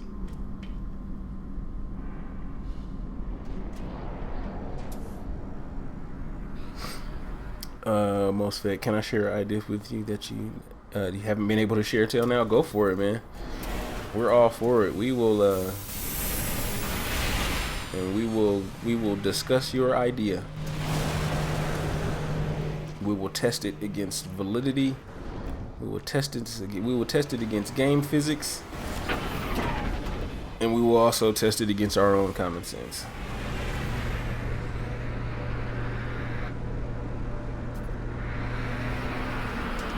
Oh man, Eric, he said he started using basic and punched cards. That is bad. That's what do you call that? It's like binary. It was like worse than binary. The punchers. Yeah, I'm not that old.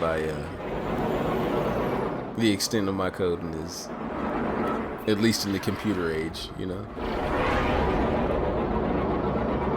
Even though I think that's going to be a beautiful planet, it's a water world, and I need. Where's the other planet? It did say 2 worlds, Ryan. No, 1. Jeez. And watch it be a Viking, just because I.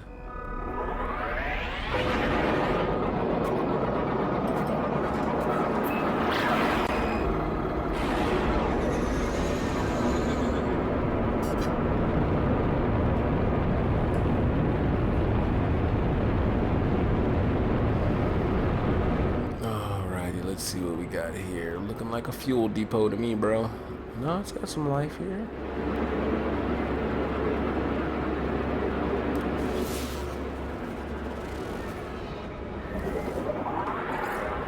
Let's see. Braun, he said, I've thought extensively on this maxing out a race. There's a button to do it. If you, for example, max out your Gek standing, your Viking standing goes down, but your Gek will always stay higher. Interesting. Like 100%ing, you know, just like you do with a planet, like 100%ing a species. That would be cool. That would have to be some good perks. And they would, like, you know, like, and they would have to send you on quests of some sort, like to go to retrieve something far in the galaxy. I've thought about that too. Like, they should send you, you know, like your builders and stuff that you have in your base. Like, it would have been cool if they would have said, you know, like, you know, 30,000 light years from here, there's a mineral on a planet that I need. I'm giving you the coordinates now. You know, let me know when you get back. Like, 30,000 light years? This better be some good stuff.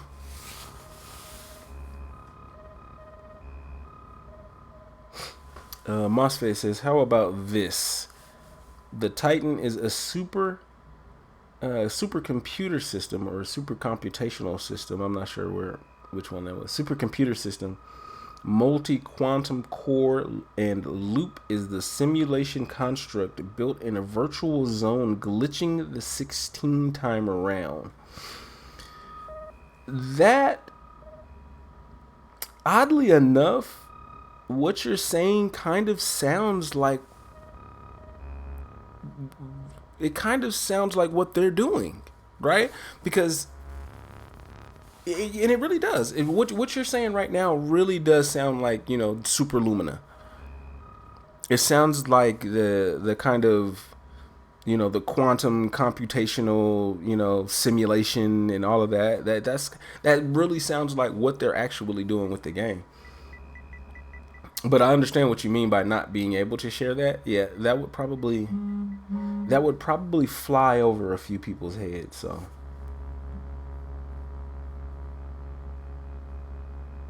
definitely see what you mean.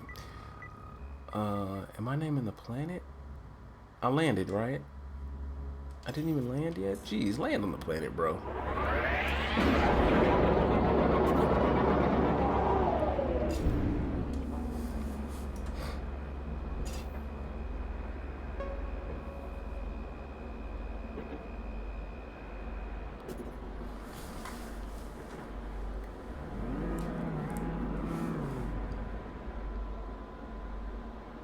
Yeah, I would want nothing more than, oh, those are dope little trees. There's like little purple bushes all in this bright green landscape.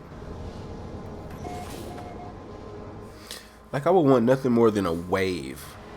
Think about a huge wave that would just come in. And once again, it doesn't have to do too much. I don't need a tsunami that rolls all the way up the mountain. But it would just be cool to get a big wave come here, splash against the side, that type of stuff.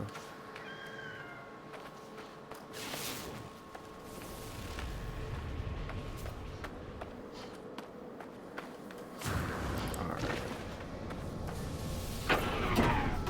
One planet. I'm still not exactly sure what we're working with. Technology recharge.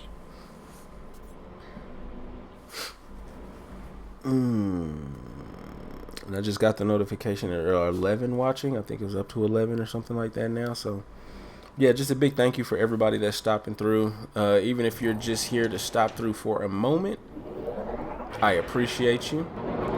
Don't forget to drop a like on the stream. I like to do these late night streams. My family goes to sleep. My son's not trying to talk my ear off. It's a beautiful time for me. Beautiful, beautiful time. And so I like to do these late night streams. As I understand it, for people like my friend in London. Well, he's not in London, but he is in the Brexit. And it's already 10 or 11 a.m. there. But, my folks on the East Coast, we're looking at 5 in the morning, right now. And on the West, we're looking at 2 something in the morning. So definitely late night stream. So show some support for your guy. Drop a like. If you've been here for a while, drop a sub for me. I just surpassed 100 subscribers. And I'm already working on kind of some 100 subscriber special videos and stuff like that. I got one dropping tomorrow morning. And I'm going to be doing a graphics giveaway. So if you're a YouTuber, if you like to toy around on YouTube a lot and you need some graphics, I will be doing a full revamp for a social media outlet of your choice. So if you do YouTube, I will do you 6 thumbnails, a YouTube banner, and a YouTube profile picture. So that'll just give you an instant change up in how your channel looks. For Twitter, all they have is the quick banner and the profile picture. And if you are a streamer, whether you stream on Twitch or on YouTube and you use overlays, I'm able to create overlays as well. So I'll do a full revamp and including the overlay and panels for a Twitch streamer, or for a YouTube streamer, maybe just overlays and stuff like that. So I'm going to be doing that giveaway. I'm going to announce who the winner is next Saturday. So I'm just going to run the giveaway for a week. And all that I'm really asking to do for the giveaway is just subscribe. Just subscribe to the channel. Drop a comment on the vid that I'll post tomorrow, just saying that, hey, you subscribed and you're entering for the giveaway. and I'll get you in there. I'm thinking about pulling 2 names, so with the amount of subscribers that I have, the chance that a person that does subscribe has to win is highly increased. So yeah, go ahead and drop a sub, and I will be doing a giveaway, announcing the winner next week. On the video tomorrow, I'll be outlining a lot of, I mean, if you're interested in what my work even looks like, you're like, this dude, he's a streamer, he's like streaming No Man's Sky, but I'm actually a graphic designer by trade. So I mean, if you can go to my Twitter at LawOfEvolution, you can see a lot of my work there. I post a lot of the graphic design stuff that I do over on Twitter. But again, appreciate you for stopping through. Much love. And I'm on a damn water world, and I can't find any structures because I have a feeling they're underwater.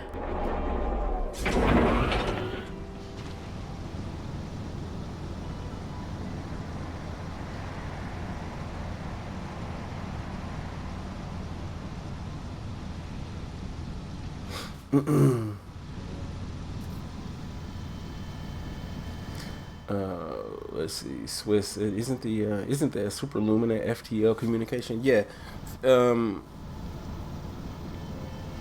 There were FTL communication, but it was by sending information. So that could mean a couple things, but I mean, I guess obviously they didn't go too deep into it. But is he coming over here angry? He is. Here he comes. He's mad. He's coming. But yeah, the FTL communication was the sending of information through time, to be able to send information forward or backwards. I think that's what Super Lumina had to deal with.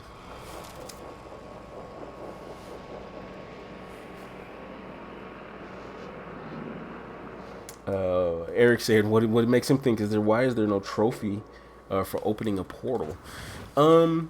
It kind of makes sense why there's no trophy for opening a portal, right? Because every time they drop an update, think about this. In the vanilla No Man's Sky, when the game came out, there's certain set of like achievements or trophies or whatever that you could get.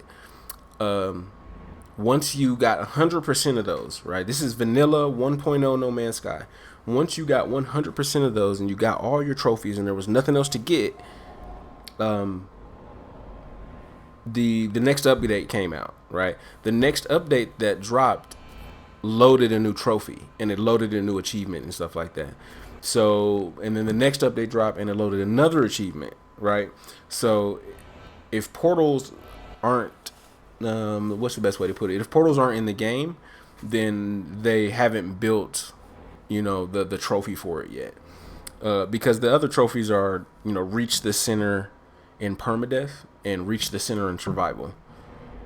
And obviously, those weren't there when we first started to play the game. So I think I was along the line. I think with this next update, they're going to drop more trophies on us. More things to do, more reasons to run around in circles and shit like that.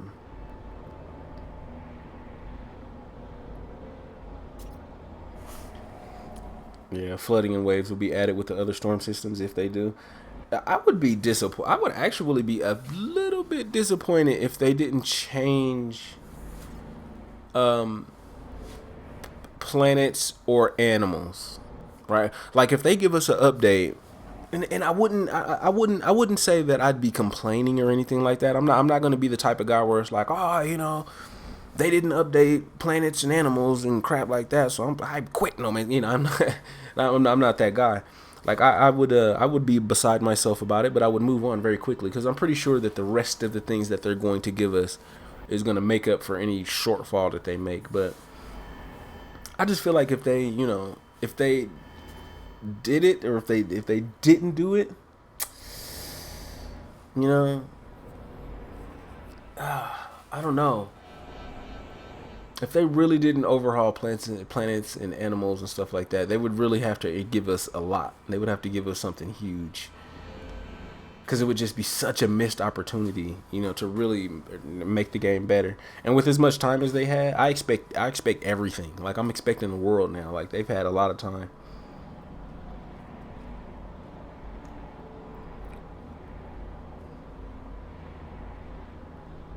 Neil, what is up, my friend? Thank you for stopping through. I really do appreciate it, sir.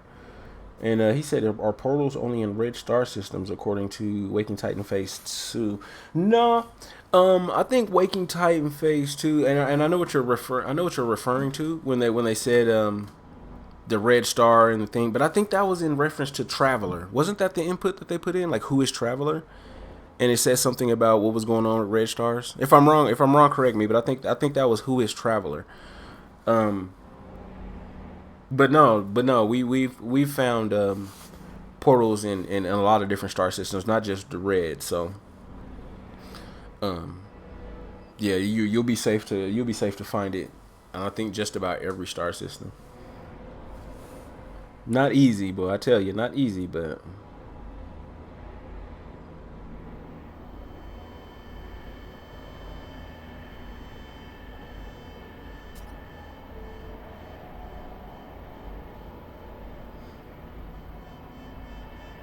Mr. Braun, do I hear a collab about to happen?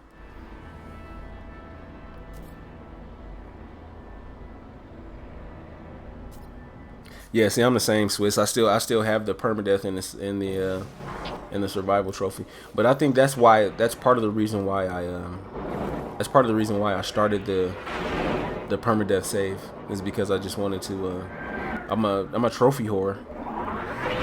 So I had to be one of those guys that, look, see, this is underwater, and I bet you $1 million it's like a monolith. It's like something that would give me a language or words or something.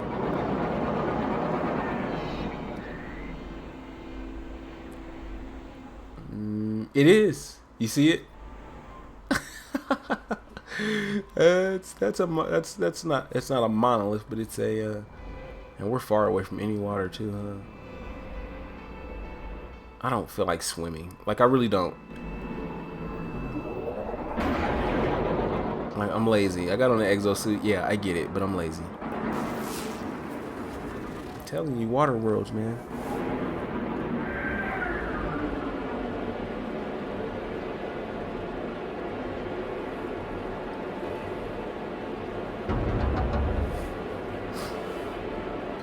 Neil said he's only ever found one, and that was the first when he first started playing. Day one, you found a portal? Gosh, that just sucks. I mean, just think about that for Hello Games. You know, like, they put all these things in the game that are like ultra rare to find. They have this universe that is so expansive that it doesn't even make sense that people should find each other. They have all these things in place, and it's like we as soon as we booted the game up, we were finding these things immediately. It was just like, so it had to be such a letdown to them. Like, God dang, y'all, you know, like, we worked hard to make this game how it is, and it's like, as soon they came in and broke it. It's like, as soon as we it was like, as soon as we put the game in, we broke the game. Sean Murray's thinking to himself, like, okay, that shouldn't have happened, and yet it still happened.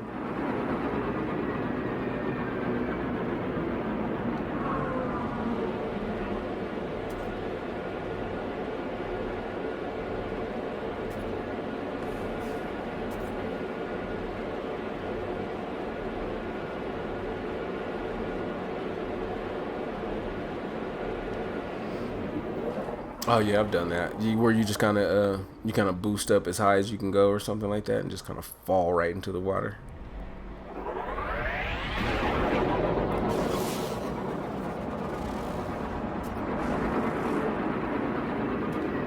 You know what? This planet is already pissing me off, so I'm naming it and leaving. That's what I love about No Man's Sky, I'm telling you.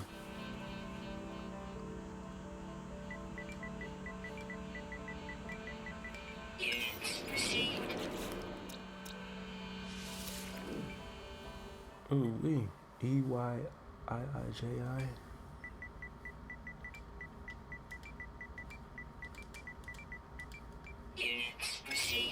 Let's go find a Corvax system. Or let's try at least.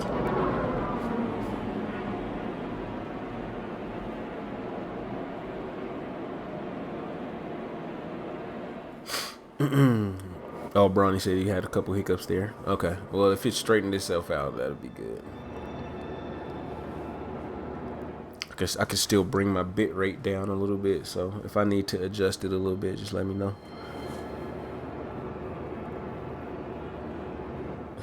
Swiss said you still blame Sony for the launch and the PR mess. I do too. And it's not because I'm just agreeing with you, bro. I blame Sony for it. I blame Sony for the game even coming out when it did, because I feel like if it was up to Hello Games, I know they wanted the game to come out as soon as possible, but they weren't ready. I mean, that obviously they weren't ready.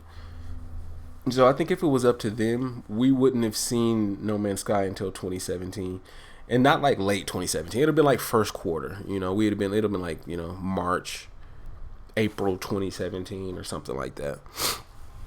But I mean, imagine what type of game we would have gotten at that point.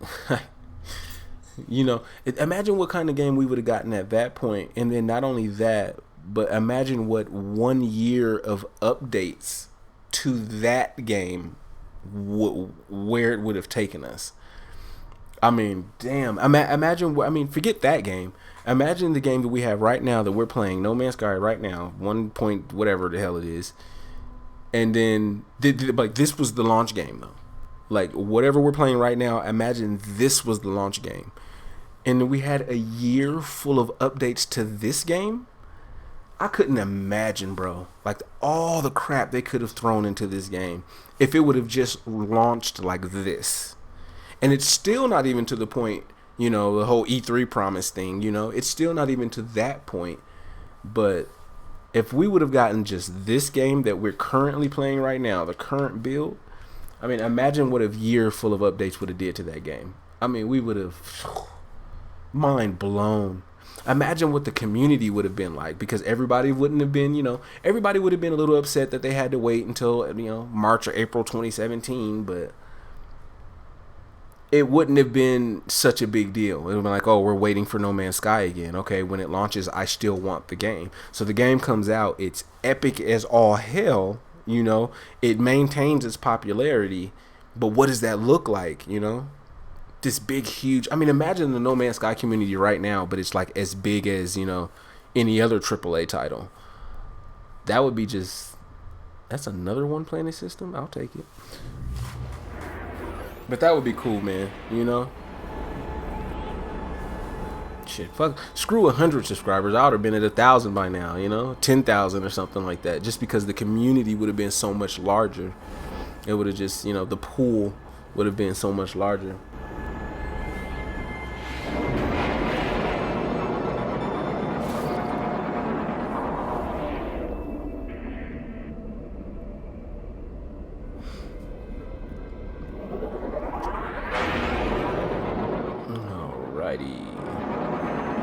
Swiss says they should have known. They should have known better and took more control of the situation and gave him a proper PR guy. But yeah, PlayStation. Not only that, not only should PlayStation have done something to help them out as far as their public relations, because obviously they were hurting in that area, but they could have just at least kept their mouth shut. Like when the game came out and it wasn't, it wasn't as promised. Let's just say it was a little bit lackluster. We don't have to go any further than that. But they didn't have to throw HG under the bus, and it just turned out to be a real nasty thing. And it just, it was like you're supposed to. It's like you signed a contract with these guys. You're supposed to have their back, and as soon as it got tough, they were like, no, we're out of here. They're an indie team. Like they're not even that good. We're leaving. Some sort of support, would have been good. Even if it was the same sentence, even if they were like, hey guys, come on, they're an indie team, we're doing our best to get these guys out here and getting the game launched for you. We're gonna have a few holdups, we're gonna have some delays, we're gonna, so on and so forth. But we're working with a small team here, and Sony's doing our best to get these guys, something. That you just take that one little paragraph that I just said and just like put it in a press release, and everything would have been cool, Sony. But they just took it a different route and just bashed them.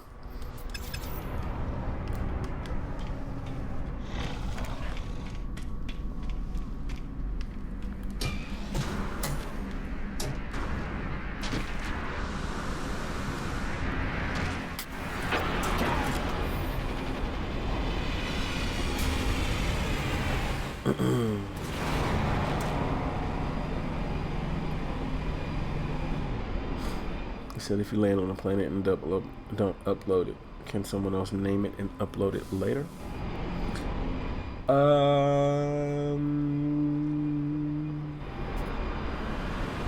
Yeah, they can name it. I think they can name it, right?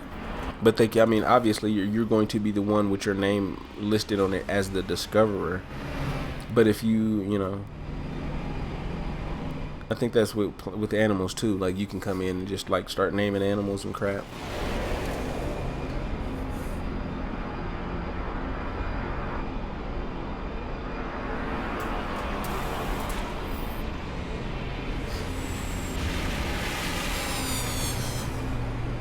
Fantasize, yeah. That's why I'm hoping this next update is big. It's going to be big. I mean, if we just look at just the basics, right? Just the basics, which is every 3 months, Hello Games gave us an update that was a pretty decent size, right? There was nobody ever complained about the amount of things that we got out of an update that Hello Games gave to us, right? So,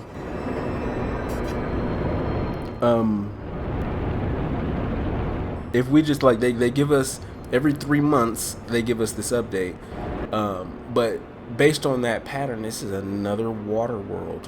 Holy crap!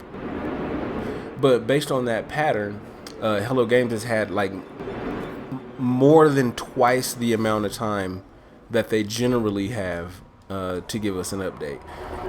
And so using that logic, right, we should at least get an update that's 2 times the size of Foundation, right? It should be a double Foundation, which would be a ton of content. I mean, think about getting the Foundation update and the Pathfinder update all at once. This guy, he's coming to get me. Watch out now. But imagine getting both of those updates at the same time. I mean, they've had enough time to do exactly that, but I think there's even more. I think there's because when Hello Games initially was giving us those 3-month updates or 3-month kind of increments or whatever, that was the same team. That was based off of the same team that they were, working with pre-launch. After that, they hired some new people. They brought in a few new guys. They brought in some people to help with writing, to help with, design, and, the music guy. There was some hiring that went on. So at this point, I think that differs from that point is there's more people there. There's more people there to get more done now than it was to get more done on Foundations. So I think that argument just kind of alone tells me that we're gonna not only are we going to get an update that's like twice the size of Foundation, and maybe we're gonna get one that's like 3 times that size, 4 times that size, because there's just so many more people working on the game, and they've just had that much time. They've had that much time to make it happen, and they have the staff to make it happen. So I'm not going to go as far as to be like, yeah, we should get a 4 time, we should get a 4x, update. Man, it's probably not going to be that enormous. I mean, that would be, damn, imagine that. But it's probably not going to be that enormous, but I have a feeling it's going to be a nice size. It's going to be bigger than any of the other ones we've ever gotten.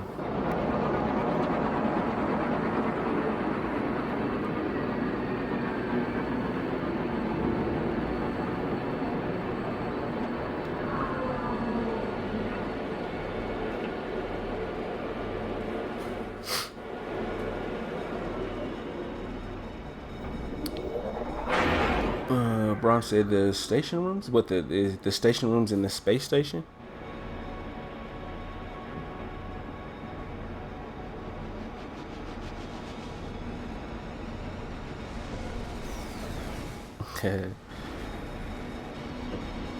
Braun said you don't want any sort of multiplayer in the next update.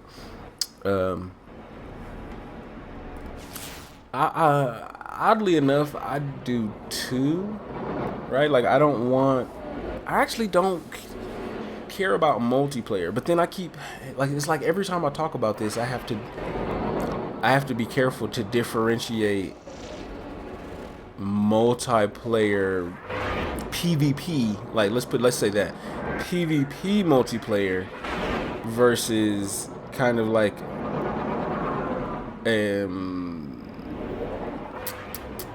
I'm having a hard time finding the term, but it's like, let's just say, like an increased player interaction. There's just more ways to interact with people in the game. That can be considered multiplayer, but it's not like a PvP. I'm shooting at you with my starship.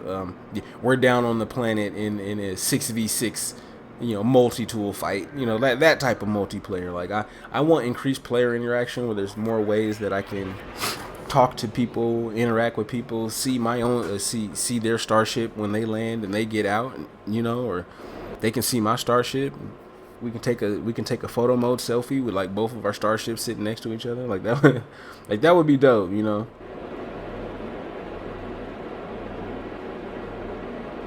But just like Fantasy said, if multiplayer is added, the game has a brighter future. And not only that, but if they don't add multiplayer, they could give us updates that are just mind blowing.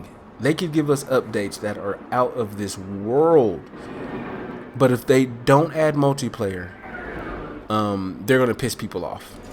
That's just how it is. I actually don't mind one bit. Like if they don't add multiplayer, I'm like, cool, yeah, whatever. I like No Man's Sky. It's cool. I'll still play it tomorrow. But they're gonna piss people off if they don't add multiplayer to this game. And loyal fans too. Like nice, good, loyal people that have played your game since day one. If you don't add some element of multiplayer, they're gonna get pissed. And I don't know if it'll be like immediate, like if this very next update comes and there's no multiplayer, like people are just gonna abandon the game. But at the end of this game's life cycle, I guarantee that when you look back, or when people are talking about the impact that No Man's Sky had on the gaming community or whatever, if multiplayer isn't added, I think that's gonna be one of the things that they point to as why it wasn't successful or why it didn't do as well as it could have done. Warrior accepts journey's end. Embrace death.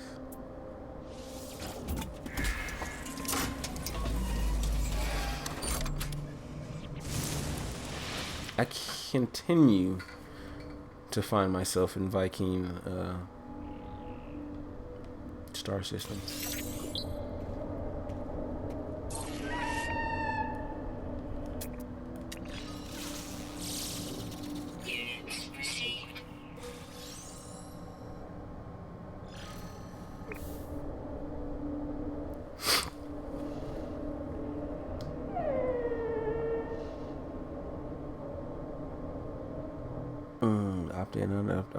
Opt in, opt out for multiplayer is the only way to do it. Yeah, PvP versus co-op. God, sheesh. Thank you, Braun. That's what I was hanging my tongue up on earlier when I was trying to say it. But yeah, PvP versus co-op. Those are both considered multiplayer. It's just if you don't give people PvP, it's going to be a bit of an issue. It just is. It's always going to be a thorn in the side of No Man's Sky if there's just no multiplayer.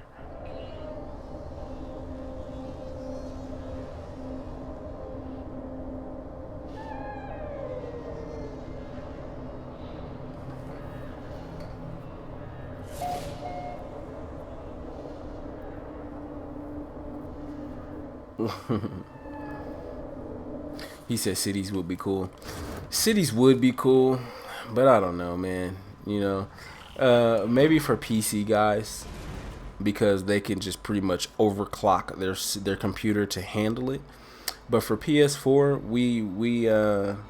we're limited to the amount of information that can be displayed on the screen. So it would be cool to have a city, right? But it would have to be this thing that you can't interact with. You can't go inside of. There's no, stuff like that. It would just kind of be this canned city of just like shapes and buildings and stuff like that. Only because to render it and all of that crap. I mean, have you ever gotten to 100% complexity on your base? And I mean, even that thing gets to stuttering sometimes, And this is only a 1,000 parts, a couple thousand parts or something like that at your base. So it could get a little sketchy, but if there was a full city, like a full city that we are like mutually built, that wouldn't work. As cool as it sounds, as cool as it would be, that would crash everybody's PlayStation 4. And like I said, the PC guys will probably be able to get away with it, only because the amount of RAM, the amount of processing power that a computer can do to display all of that information is, they can do that. They've got that. They've got that covered. Yeah, PS4, we did controllers would melt in our hand trying to look at a city like that.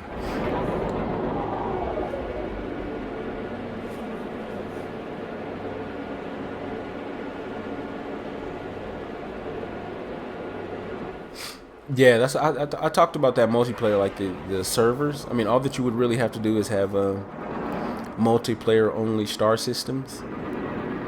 So all that you would have to do is enter this star system, and as soon as you enter and warp in, you're in a multiplayer arena. You could party up and start fighting, or just dogfight with a random guy that's just flying around out in space, whatever. But that's the way to keep people from being griefed. People that do not want to play PvP multiplayer, do not enter that system then. If you entered the system and you started getting shot at, well, that was your fault. You should have been paying attention. That sucks. But when you think about it, No Man's Sky needs that. It needs that element of, you should have been paying attention, or you get your ass whooped. And you get that with pirates, but you have to sit still for too long for pirates to kill you.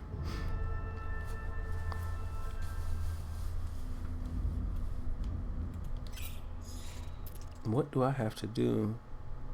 Oh, I didn't even name that star system. Yeah, that's fine. I'll name it in a second.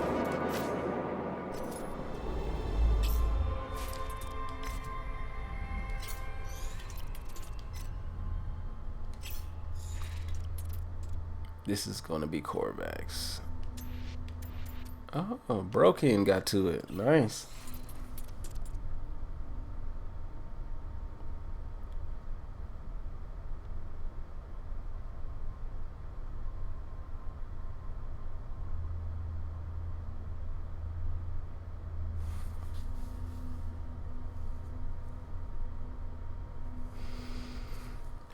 Eric said there's been no work on old builds.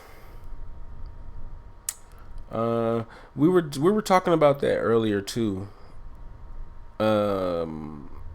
There's a way for video game developers to test their builds out without doing what Hello Games was doing. So we had this little paper trail that kind of told us when they were testing on the build, and we'd be like, oh crap, they're doing this, so the update is going to come in a couple days, right? There's ways around that. There are ways to get around that. And so I think, and I've heard this theory before too, I think that the old build test that popped up and then just disappeared, that could have possibly been them testing a new way to push an update out to us without pretty much telling on themselves. I heard somebody say that, but I don't know how much validity is in it.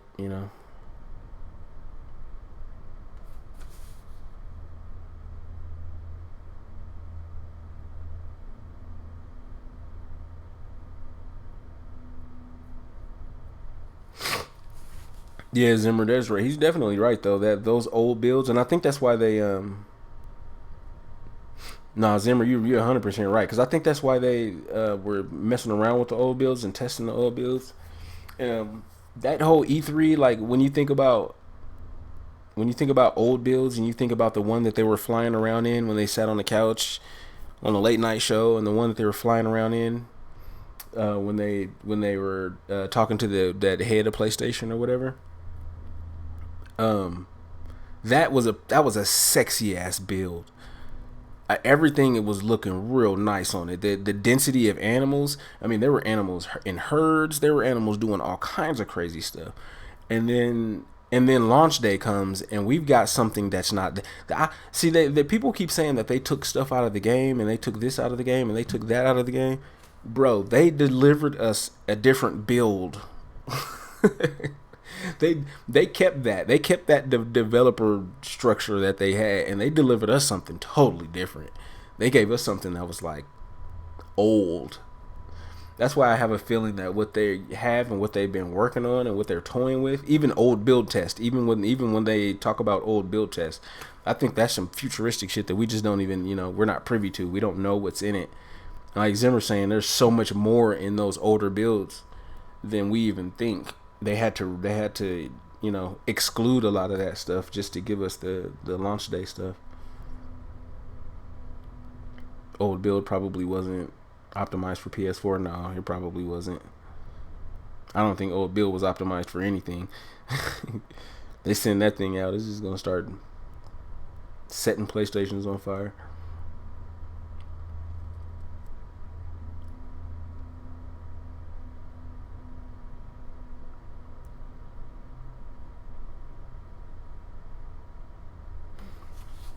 I said if I haven't watched the E3 or the pre-release trailers in a long. This funny.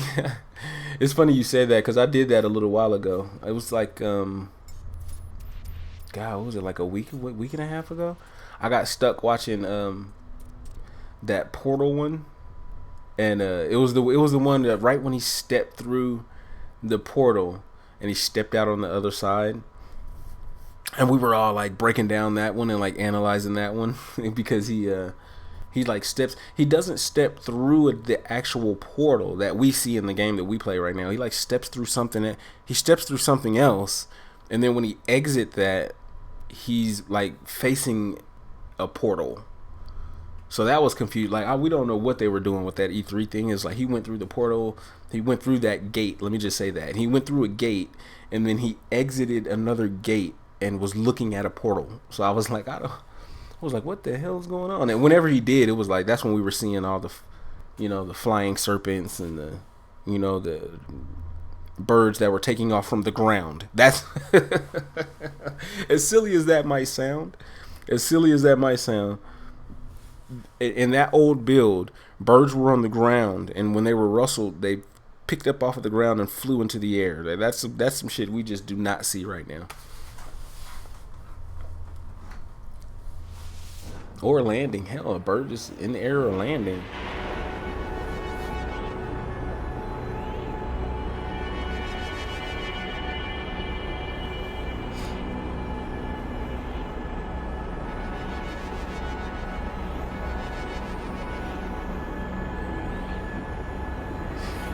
Yeah, Zimmer, I think that's what we were just talking about too a second ago. Is we sit here and we postulate a lot about what's going to be in it, and is it going to be good, or is it going to be this, or is it going to be that? We're going to be happy. We're going to be happy, and every time that we think we're going to get something from Hello Games, we get something else. They might give us exactly what we were asking for, but there's going to be something else in there that we're surprised about that we weren't expecting. And I don't know what it is. I just know they just had enough time to make it epic. So I just can't wait for this damn thing to come so we can, everybody's gonna get quiet. Like imagine when the update drops, like everybody's just gonna die for 2 hours while it uploads or while it downloads.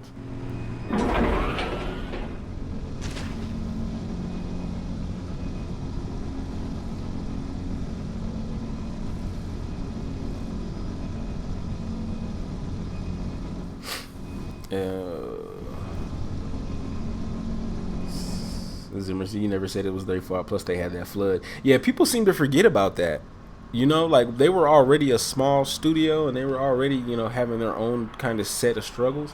But everybody seems to forget about that flood that like took out a majority of their stuff, man, and a lot of their assets were destroyed, and so think about progress that they had made that they had to start over from, or progress that they had made that they had to just halt. They're like, oh, we're working on this, we're working on that, and now they had to just literally stop doing things for weeks, while they figured out that whole office thing.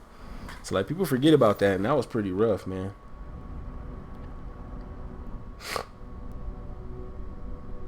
Fanta, they said as much as I felt betrayed by Hello Games, you gotta respect that they stuck through it and stuck through the hate, and they still release updates. Yeah,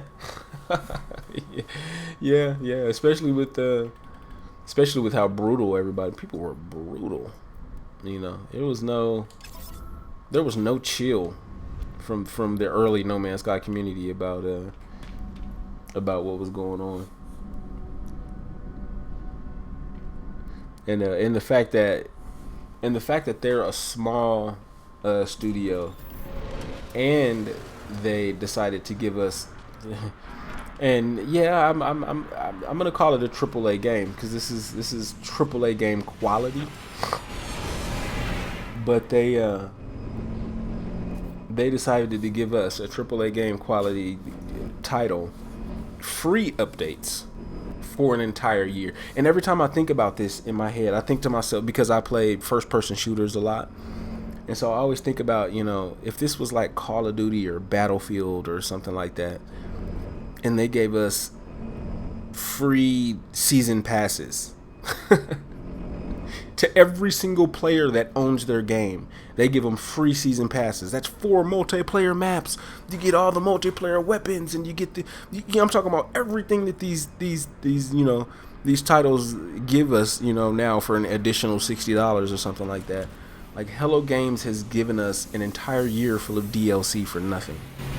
And that blows my mind every time I hear it out loud to myself, because nobody does that. We're human. This is a money-driven business. Nobody does that. But Hello Games in this environment gave out an entire year of downloadable content for absolutely nothing. Blows my mind every time I think about it. Is that a 7-wing? Well, that's a nice fighter. Let's go check him out.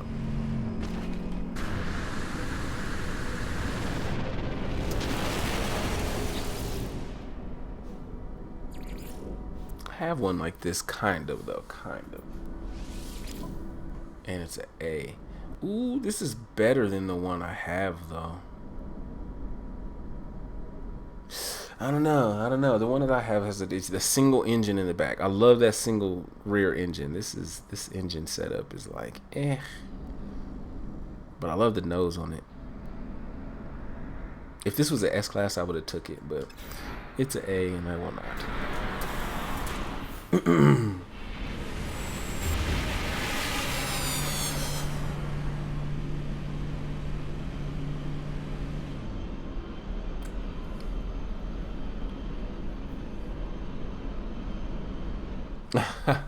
yeah, Fanta. That's true though, because they would we actually seen that with other gaming companies or other gaming studios. They'd be like, they try their hardest. The game comes out, the game sucks, and they're like, you know what? We're out of here. No patches, no updates. Figure it out.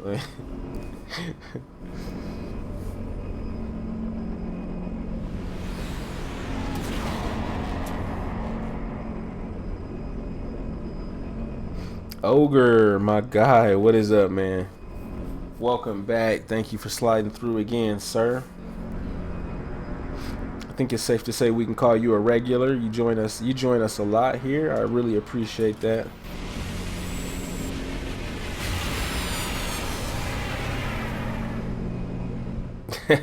Zimmer, they're just an indie studio, don't forget. Yeah, sound like PlayStation. throwing them under the bus.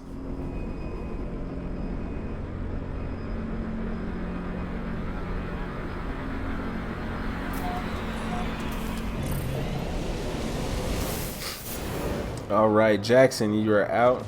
All right, my friend, I really appreciate you as always. #1 moderator in the galaxy. Braun holds it down for me.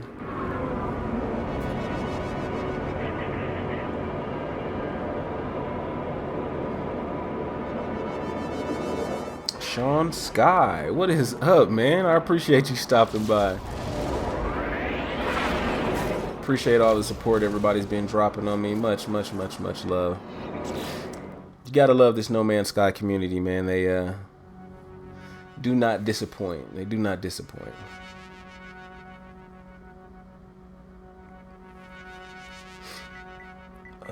Is this a planet? This is a planet, right? Did I not land? I didn't land on the planet. High five. Oh, I went to the space station first. Okay. Thanks. Enjoy your love for the game. Yeah, I definitely love the game, man. And this is an unconditional love I've got for the game. Like I remember I popped the game in at launch. I love this game. I don't care. I don't care what anybody says. I popped this game in at launch and I was like, what is this? The possibilities were just endless. Look at, holy crap. There's a lot of big stuff walking around in this planet. Units received.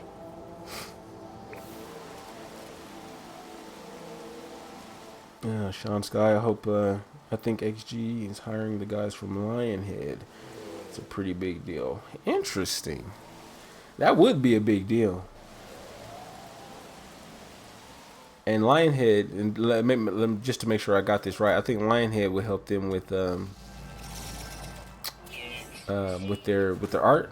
That would be their art and their graphics and stuff like that, right? Zimmer says he hope they they bring in buildable ships. Yeah, man. Even if they're not as good as the ships that we find, in the galaxy, the regular traders and the regular, outlets or whatever. Even if they're not as good, it would still be dope to be able to construct your own starship. I just want the ability to because this is my pre-update ship. And it's a C class, and I like this. This is the explorer that got me to the center of the galaxy, and I really love this ship. I always have, but it's a C, and it's doing nothing for me, man. It's about to start collecting dust as soon as I upgrade all of the drives and everything on a couple other starships, and I have an S class explorer now, so he's about to start collecting dust. But I just want a way to, however you do it, if it's installing additional tech or whatever, I just want the ability to take this C and maybe take it to a B. Take that B to an A. Maybe if I get a crappy C class and I put a lot of work into it, I can make it an S. That would be cool too.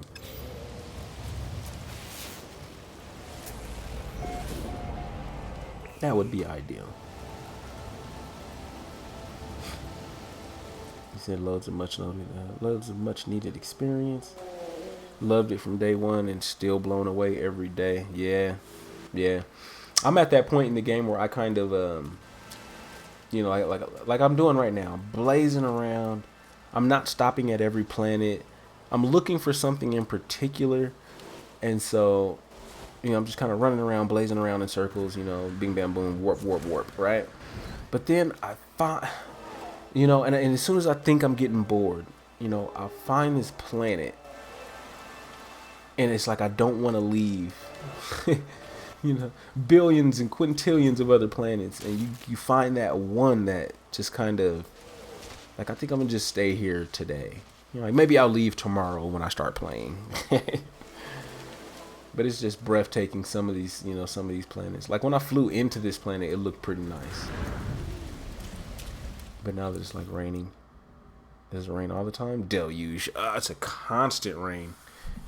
I hate these. I always come across these beautiful planets like this, but then it's just never perma rain.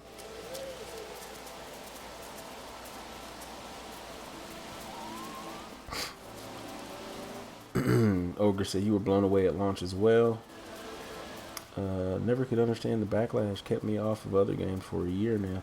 Yeah, man, that's my big story. That's my big story right there, Ogre. Is that I play absolutely nothing but Call of Duty, Battlefield, Halo. I played even as far as back in the day on Nintendo. I was playing Perfect Dark. I was playing GoldenEye 007. I was playing Perfect Dark 2. I was whatever it was. If it shot bullets, that was my type of game. And I'm talking about from the beginning of my gaming career. That was all that I played. It was first-person shooters. And I've always loved cosmology, and I've always loved space. I've always loved all of that. And this was just one of those games that just, you know, I just couldn't pass it up. So it's been a year now, and I kind of still play my Call of Duty. I still go back to it here and there. And as you can see from the channel, like I might upload a oh, that's exactly what I was looking for. You can tell by the channel, I might stream some Call of Duty every now and again, or I might upload a vid or something like that. But that's about the extent of it. I don't play it too much anymore.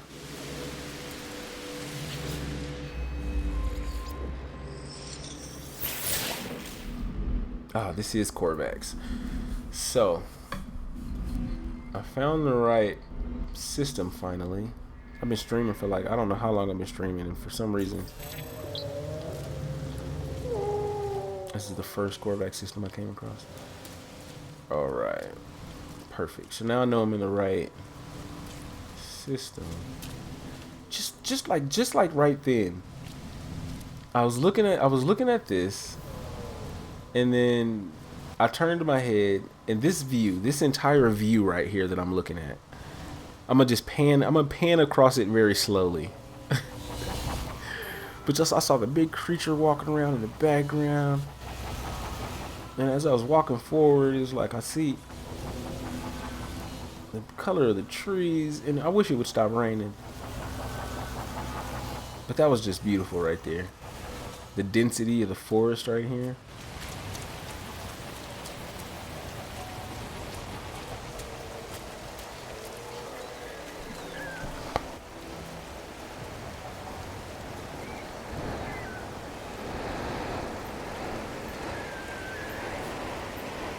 I'm trying to see you love your S. Oh, you have an S-Class Explorer. I have one too. It's just sitting on my freighter. Where's my starship? Like I'll show you what starships I have really quick. There's a couple that I'm looking for that like watch when I take off how beautiful this planet looks. And come on, man.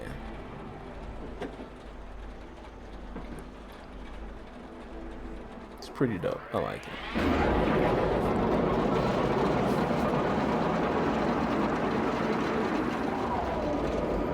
Sean Sky sub because I'm talking your language. I appreciate it, man. All right, where we at? I gotta get a little bit further away.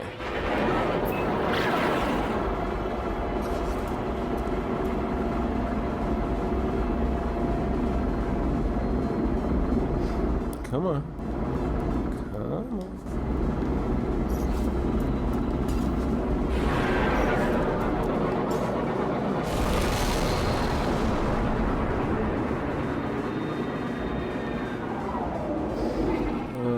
Let's see here. Hell yeah, appreciate the sub. Thank you, man.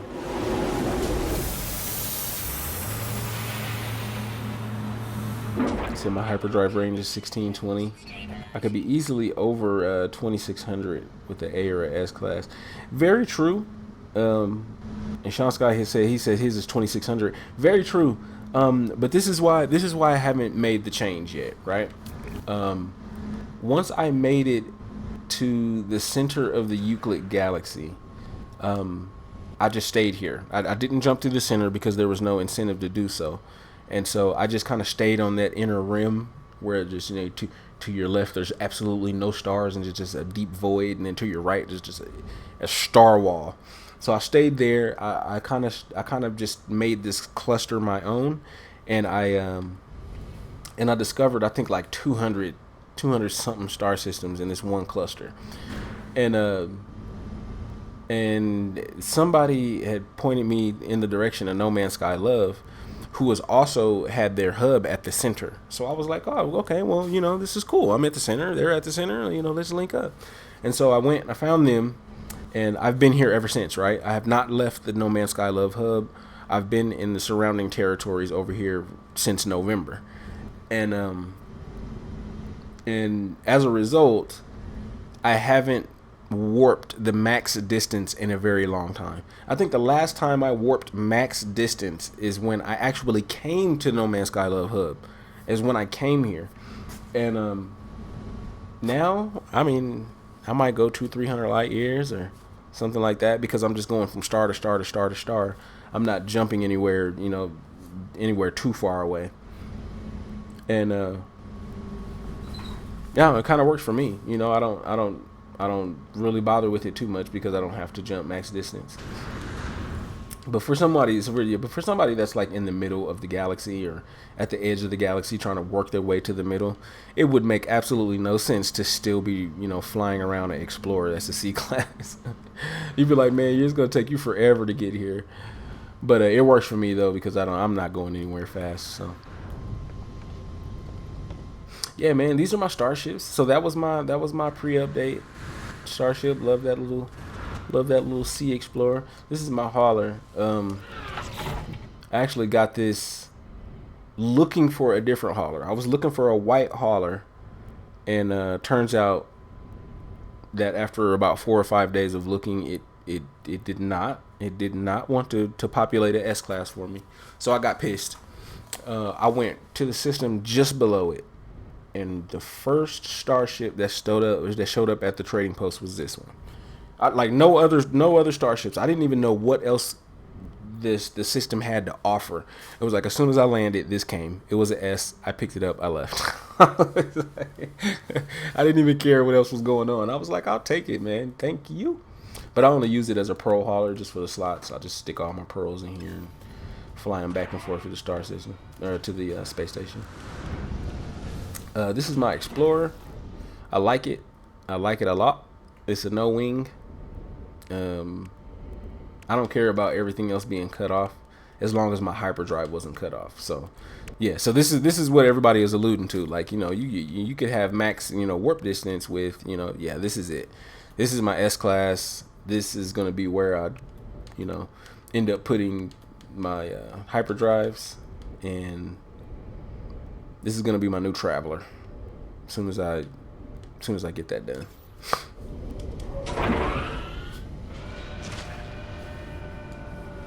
Yeah, that orange, yeah, right, Ogre, that orange hauler is sick. But the color of that kind of turquoise that's in the Explorer, I love that, dude. That's why I had to grab it. I was like, it's like this silver exterior with the turquoise highlights. Yeah, go ahead and give me that. Yeah, this one is, I like it, but it's about to get replaced. I'm looking for a couple other starships, and he's last on the totem pole. He's gonna he's a B class, man. He's gonna go bye. So yeah, he's gonna get replaced. But I actually like this one. I like the color. I like the red with the kind of weird limey yellow. I don't know, but it's pretty dope. I was actually using this as a pearl hauler before I got my hauler, because of the amount of slots that it has. But now that I actually have my pearl hauler, this one he's gonna go. But I like it though. It's not bad or anything. It's pretty dope. And then this is my S class. This is the only S class fighter that I have right now. But it's pretty dope. It's pretty dope. I actually like this. Like I said before, I do not like the nose. I hate the nose on this. Like a little pig nose or something like that. But for some reason, with this whole starship, with the whole makeup, with the cockpit and the big, shark fin, it works. The nose works with this starship, and I like it. Like I always dig the single engines in the back. So this is a lot. This is my speed, And the wings are dope as hell too, man. So I don't know. I like this. I don't think I'll ever get rid of it just because it's kind of, I don't know. It's ugly, but it's like it works for some reason with me and my brain kind of firing off synapses. It works, and so I like that one. It's pretty dope. Pretty dope. I like it. And this is the last one. My 7-wing fighter. The 7-wing long nose single engine once again because I love those. The 7-wing single engine. So not an S class, but I like it. Like that one, we just were at a star system when I was looking at it, and I was like, oh, this is a 7-wing. I have one just like it. Yeah, this is what I was talking about. But the nose, I like the nose on the one that we just left. Like, so I was sitting there thinking to myself, like should I take it? You know? But nah, this is my baby. You know, I usually fly, even though I have all my warp upgrades, warp cutoff. It doesn't matter. It's a fighter, warp cutoff. But I usually fly this around inside the star systems, and I jump in my Explorer if I'm going to leave. But yeah, that's my fleet. That's my whole fleet right there. The ships that I'm adding to it, I'm gonna replace this one, and then oh no, what am I gonna do now that I'm thinking about it? Because there's 2 starships that I want. Ooh wee. I'm gonna have to just replace him, and then I'm gonna have to make a tough decision.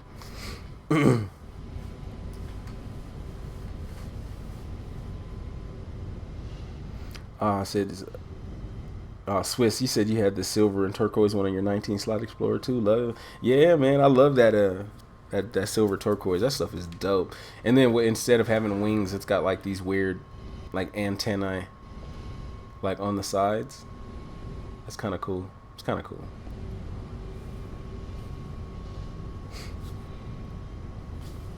Yeah, that one engine. Yeah, I'm stuck on the one engine designs, and the one in another micro fighter. I'm looking for this micro fighter.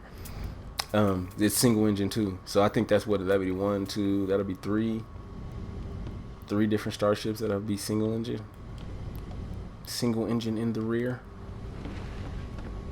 But let's go back out to.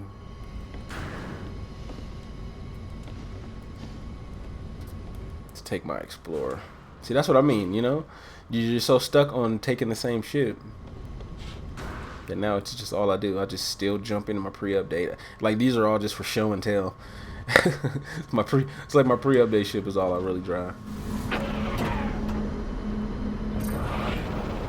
I should just like purposefully knock out all my warp drive so I don't drive it anymore.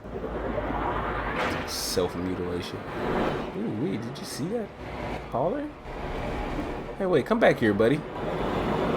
Look at this hauler.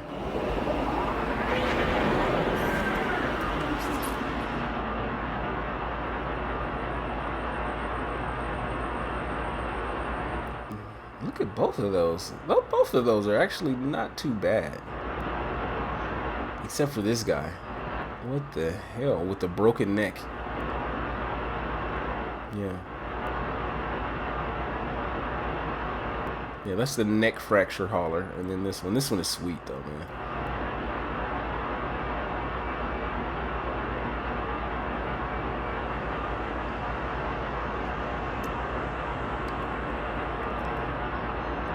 Yeah, I like this for a couple reasons. 9 times out of 10, when you see a hauler, the back isn't flat like that. You see how I just got the flat kind of back? This usually sticks up and do some sort of weird, crazy shit. This is cool. It's unique. Yeah, this is a very unique ship.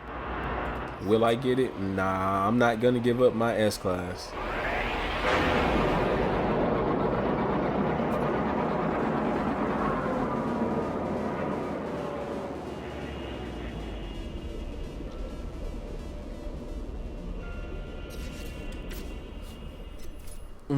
So this is a Corvax system, 3 planets and 1 moon. That's actually pretty good. But where's the moon?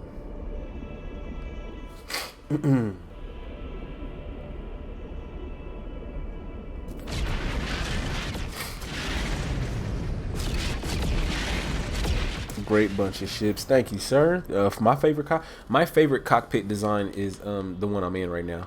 I think that's part of why it's part of why part of the reason why I even have this Explorer is just the round cockpit.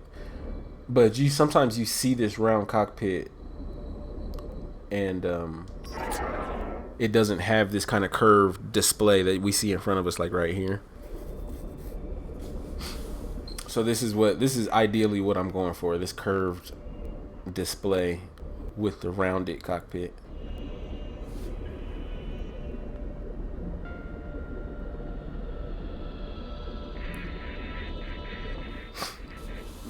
Swiss, man, go buy a freighter, man. You gotta do it. Even if you go and buy the cheapest freighter out there, and they're not really that costly. I think, what was the first one? I think the first one was only like 7 million or something like that, wasn't it? No, the slots were embarrassing. Yeah, the slots were embarrassing, but you still get your parking spaces, man. You still get your parking spaces. And even if you're going to grab just unimpressionable B classes and C classes, you can just hunt for, at least they could be sexy.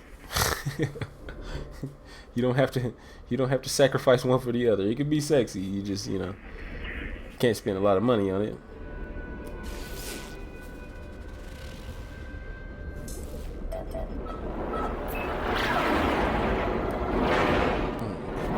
Let me see.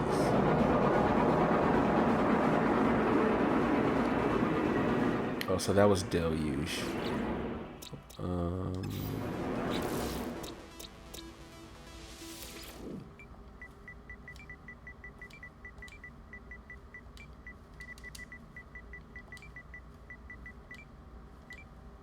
Units received.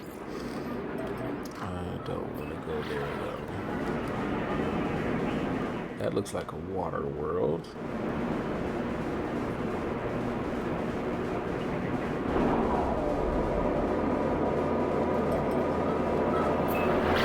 And that does not.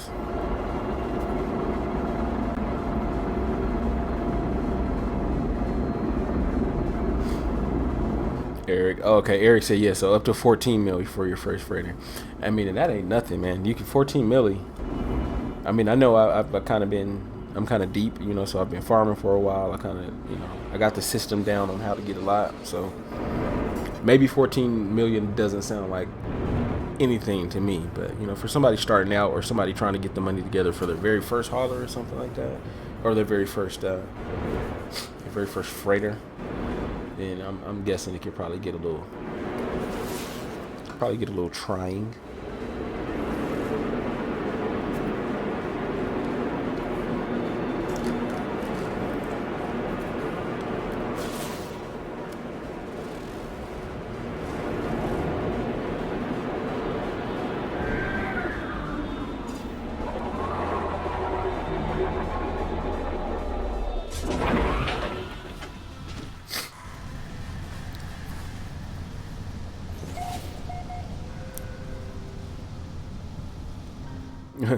You said I can't wait to hang my fuzzy dice in my cockpit. Think about that though. Oh my god, dude. You see how something as simple as that would enrich the game so much? Like, think about if I was sitting in my cockpit. Like, I'm gonna jump back in real quick. Come on. And then think about if I could just have something sitting there. Just have a bunch of stuff like sitting on the little thing as your bobbleheads and stuff. Come on, we're trying to maintain a sense of our humanity. We're the travelers. We need to maintain a sense of humanity by putting bobbleheads on the dashboards of our starships. It's just how we cope with being in this deep void.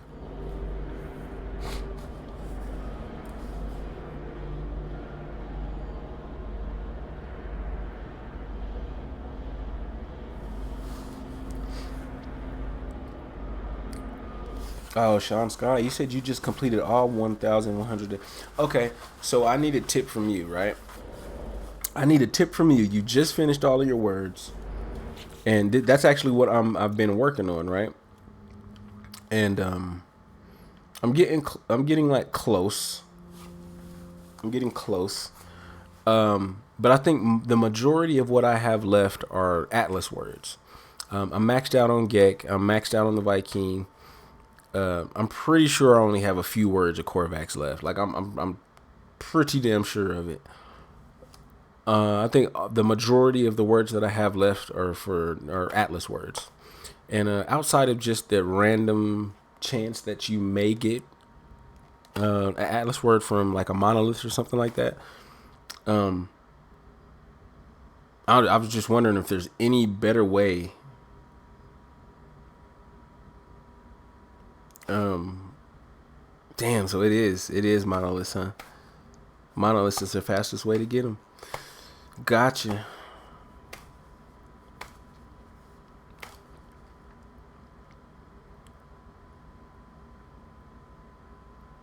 Oh yeah. God dang it. See, Sean, man, where were you? Man, where were you? That's why I need this No Man's Sky. I need this community, man, because it's like I remembered that, but I don't drive my roamers or none of my exocraft anymore. I just they're like kind of sitting back at my base, and I don't build them on different planets. Like I've never built my exocraft on a different planet before. They're just on my home world, and that's it. So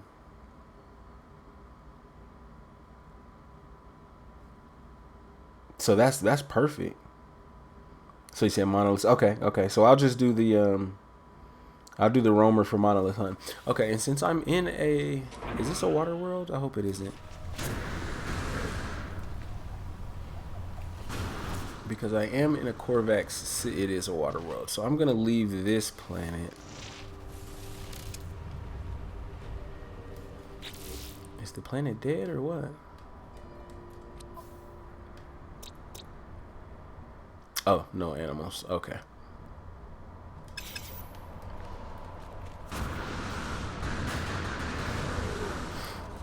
Abandoned building, I'll take it. But yeah, I'm gonna leave this planet and I'm gonna go to a planet that has mostly land. Radiation protection stabilizing. That way the roamer can get around a little bit better, and I can knock this out. So let me tell you. Let me see. Oh, so you said you did 150 in 2 days. I only figured that out 2 days ago myself. You missed loads when you did the Atlas path at the start. Me too. I didn't do it. Okay, I didn't do my Atlas path like right at the start or right at the beginning, but I did it like a month later, a month and a half later, and I wasn't prepared. It was like there was so many words missing. There was like 2 or 3 like here and there. I was like, oh damn.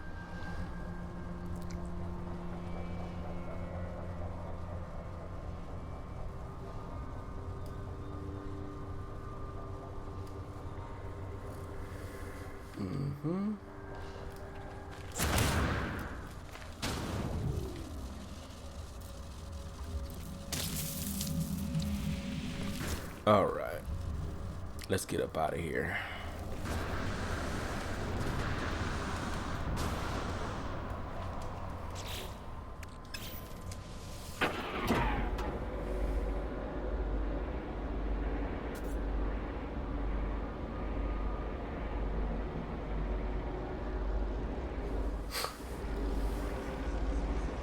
Oh, that would be dope. Turn the milestone max up 20.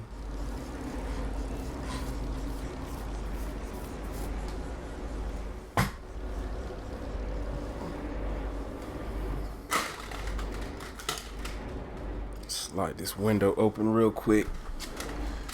Get something to drink because I've been running my mouth for hours. I don't know how long I've been streaming. I think it's only been 2 hours or something like that, right? 2 hours and some change.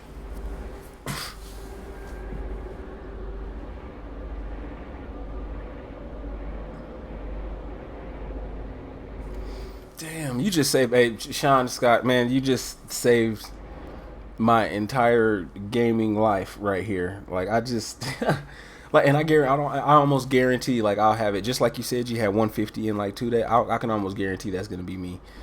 Like, I'm gonna be that guy. Now that I have a clear-cut way to, to locate it, yeah. So let's go find a planet in this system that's a rocky world. We need a rocky world.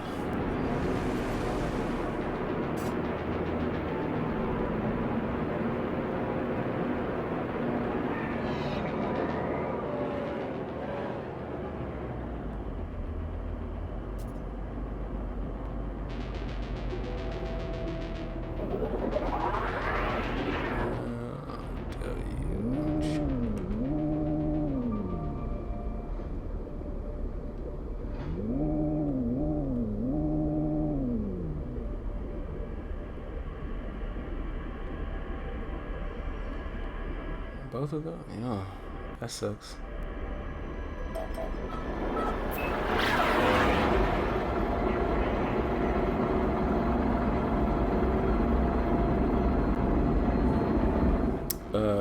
So you can see the stream from this morning if you want to. Yeah, I think I'm gonna actually go check that out too, because I want to see exactly how you were doing it.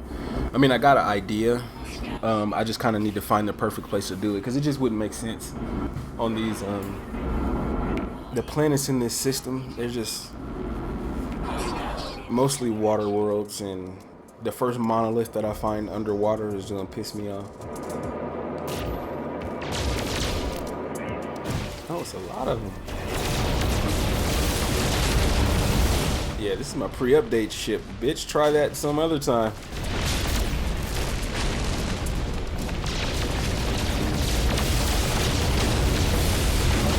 Good night.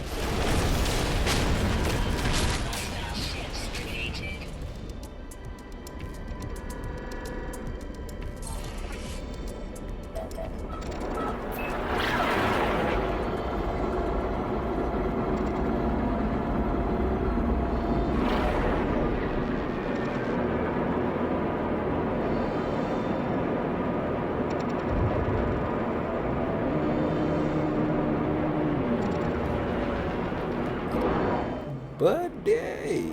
Look, take your eyes off of the screen for 1 second.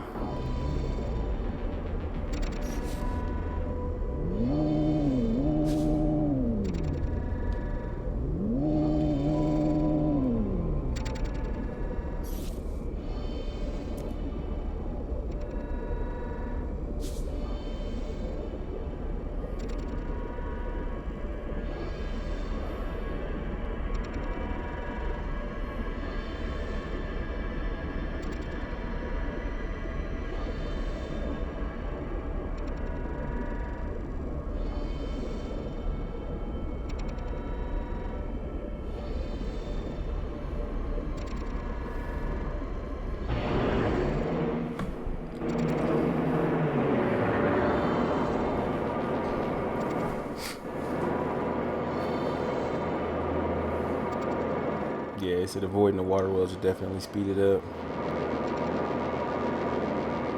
Well, Swiss, I think the only reason that that I decided that I wanted to finish why do I keep pointing at the wrong world? The reason that I decided I wanted to finish my words is because once the update comes, right, and they're gonna add in all this lore, and they're gonna add in all these, these new reasons to enjoy the game. Let's just say it like that. And if they do add a new species, or if they do add, for instance, if they do something with portals, and the way that we unlock portals is we have to do something with monoliths, or we have to do something, I don't know, whatever the case may be, I wanted to make sure that I understood every single word that these NPCs were saying to me.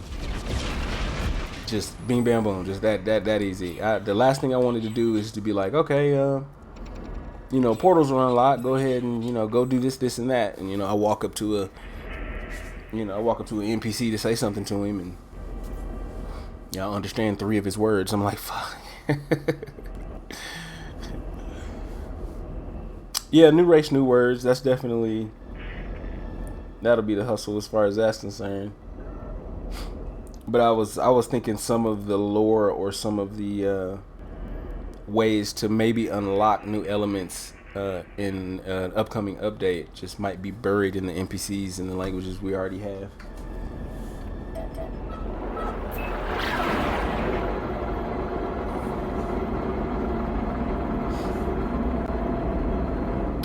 Fetty Bean, what up, Bean? Appreciate you stopping through. Even if you're just swinging by on your way to another stream, I really appreciate you stopping through. Don't forget to drop a like on the vid. I really appreciate you guys. And how did my fuel run off? I thought I fueled it. Come on, bruh. Fill it all the way up. But yeah, just recently I was doing this whole road to 100 subs, but I hit it yesterday, and so broke the threshold, and like we were having a discussion about earlier, it wasn't it wasn't as easy as one would lead you to believe. So, but I'm not doing it for money or anything, obviously, because there is none. But I'm just having a lot of fun. Enjoying myself, really enjoying the community as a whole. It's been pretty dope. Been a pretty dope ride so far.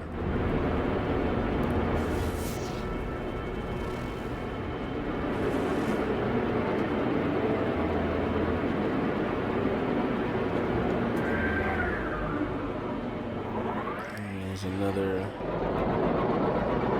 Is that a big lake or is that an ocean? That looks like a huge lake. My room, yeah, I can deal with a huge lake.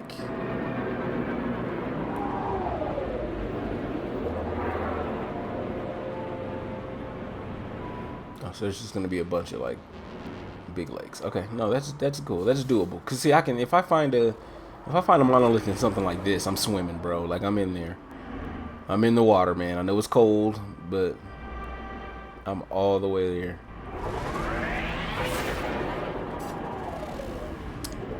But this seems like a good place, so let's go ahead and plop her down.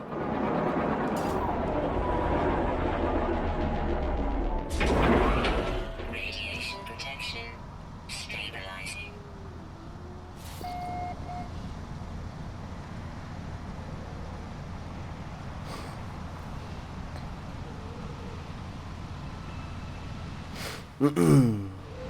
He said,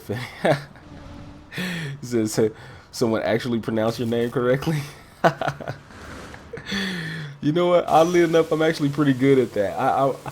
I've worked I worked for 7 years as a business account manager for the third largest telecommunications company in the United States. I care not to say which one, but I spent 7 years as a business account manager. I worked for people like I worked for the Harlem Globetrotters. I managed that was like a crazy time of my life, bro. I worked for the Harlem Globetrotters, and I did all of their cellular and data connection network issue, whatever problem that they had. I managed their cell phones, their tablets, their GPS units, everything for Harlem Globetrotters. I used to work for the Bakersfield Police Department in California. I used to work for W.E. O'Neill, who was one of the largest construction parts manufacturers or whatever in the nation. And I worked for a lot of crazy, people like this. And I spent 7 years doing this, right? And I would come across, I'm talking to people all over the world, and I would come across some of the craziest names, bro. And I mean foreign languages, all kinds of stuff. And after that much time, I actually got pretty good at it. And so this isn't the first time I heard this, man. Somebody else came into the stream with some crazy name, and I pronounced it right, and they were like, "What the? Like, who the hell does that?" But yeah, man, I appreciate the sub. Even if it's just for pronouncing it right, I'll take it. I appreciate it though. I'll take the sub. You said you never heard of the channel. You never heard of the channel because I'm a new guy. I'm not new to YouTube. I've been around a while. My channel has been here a while, but I wasn't doing No Man's Sky content. I was uploading like you know, Call of Duty stuff and first person shooter stuff and like things like that. Let me get back in the Starship until I figure out what I need to build this bay. Bruh. Look at his face. Ew.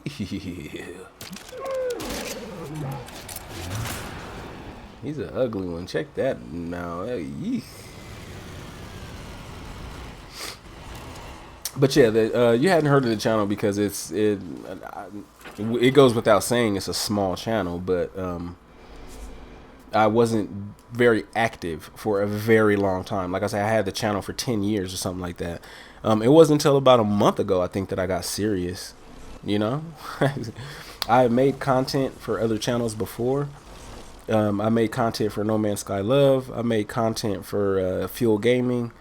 I've made content for, I think, 2 or 3 other channels. And I'm a graphic designer by trade. So all of my channel art I did by myself. You know, all of my my overlays that you might see on some of my videos, my thumbnails, everything I do myself, because me and my wife actually own a design company. So I'm an artist by trade, and so for you to say that it's put together really well is a huge compliment, because I did all that myself. So appreciate the compliments. But yeah, you haven't heard of me. I'm the new guy.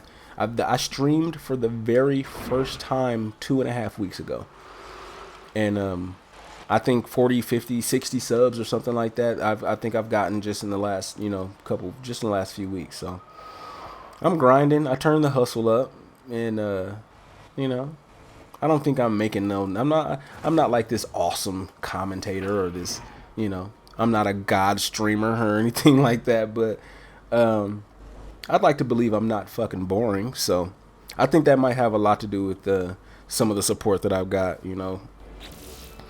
So I appreciate that. So I'm gonna need, what's the one I should probably, the Roamer, right? Roamer. Voltaic cells, dynamic resonator. So this is literally the first time that I've ever built any of my exocraft on a planet other than my base planet. So I'm like, what do I need? What do I have to do?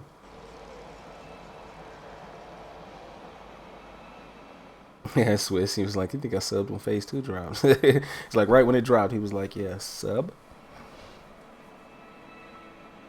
He said you wouldn't watch Call of Duty, not your bet. Yeah, man, I'm a weird beast like that. It was just that I've always played those type of games, and No Man's Sky was supposed to be the game that took me away from all of it. You know, that made it so I just didn't, because I was getting tired of it. I was just, you know, the games are the same release every year. You know, every 12 months you get a reskinned edition of the game that you just bought last year. And then the first person shooter games, they're just getting real money hungry. They're just trying to bleed everybody dry with every penny you got in your pocket. You know, they will sell you a quarter of a game. I mean, it's not like No Man's Sky where they had they didn't have the opportunity to give us a full game, you know. No, we're talking about game studios with 400 people behind it. You know, they've got a complete game, all these maps, all these guns, all these weapons, all these perks, all this everything, and they will literally unpack the game and sell you 30% of it. And then in 3 months, they'll sell you another 10 or 15% of the game. In 3 months, they'll sell you another 10 or 15.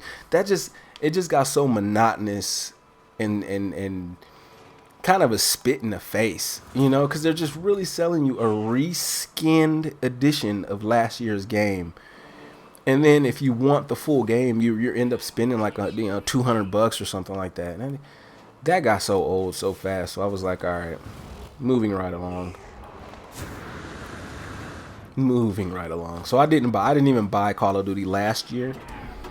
And I think that was that had a lot to do with No Man's Sky's, you know, fault. It was the fault of No Man's Sky. So I definitely did not watch that at all. Did not buy it. Did not watch like YouTube videos. Nothing. I just went ahead and left it alone. Did not purchase Modern Warfare Remastered.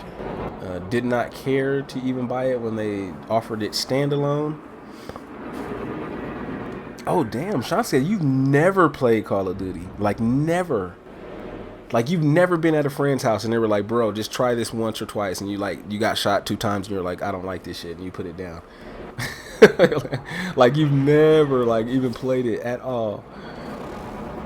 That's crazy. Most people have at least tried it to find out that it's complete crap, but most people have tried it.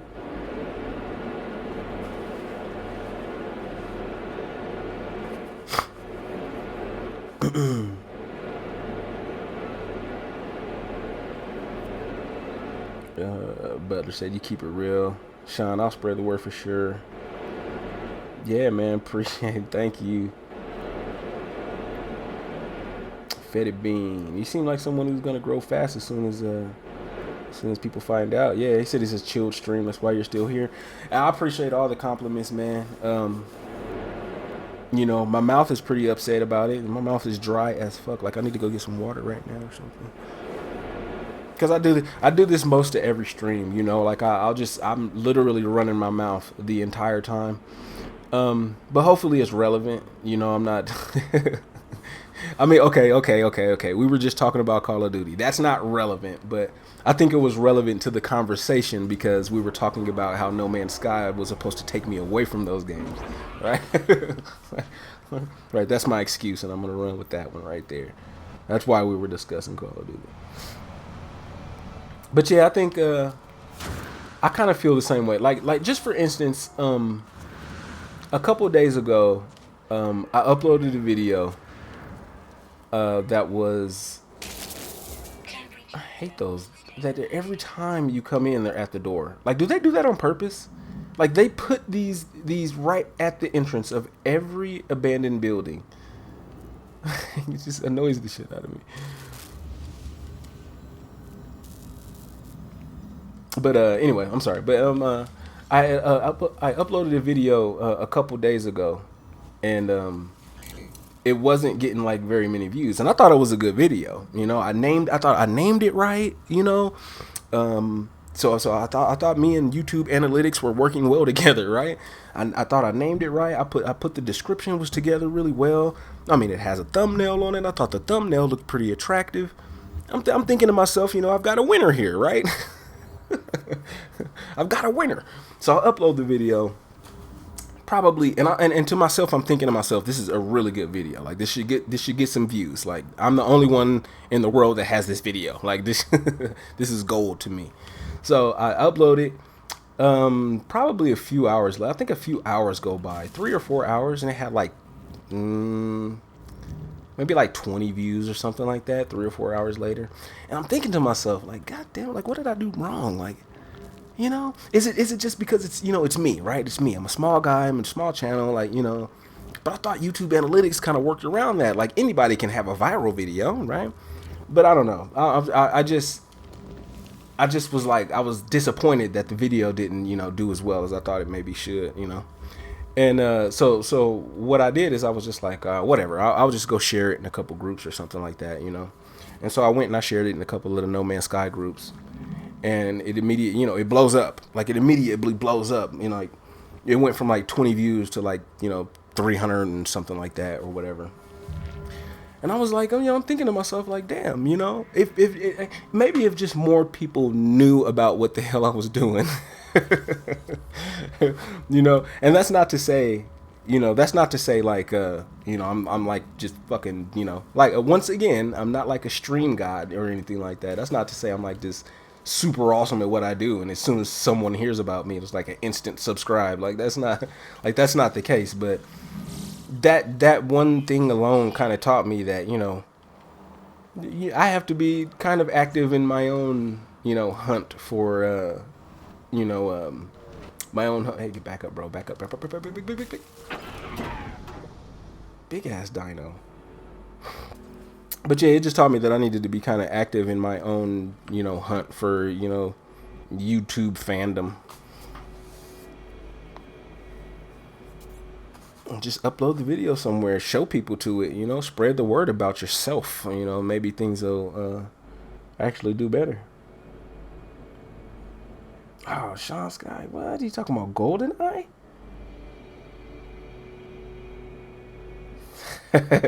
Yeah, see, it's funny that you even mentioned GoldenEye because I just in this very stream, like I mean at this point it was probably an hour and a half, 2 hours ago. Um, I was talking about I used to play 007 GoldenEye and Perfect Dark. I used to play that on Nintendo 64. That's when you're showing your age right there, man. I was like, man, those are the predecessors to the shooters that people play nowadays. GoldenEye 007, God, that was the lick. That was my game right there, man. Weather warning. Incoming storm.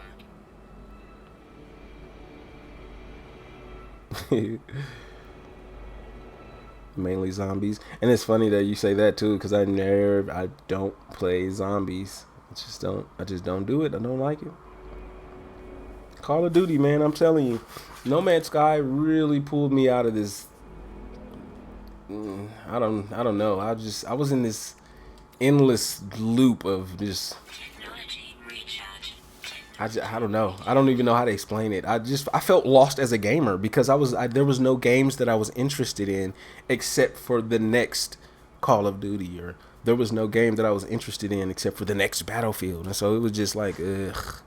And if those games are getting on my nerves, then what the hell do I have to look forward to? So yeah, definitely seeing this and seeing the first trailers of this one, I was like, there it is. That's it. That's it right there. There's my game.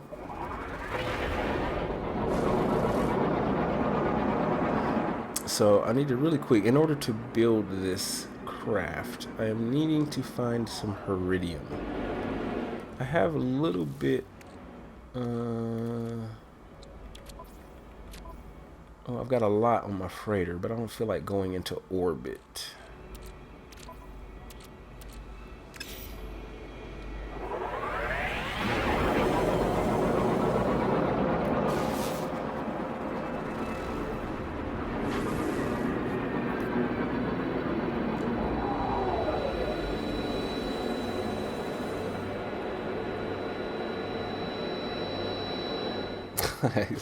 Ogre. See, and I don't know. I don't know why I never thought about that. Just to shoot them before you go in.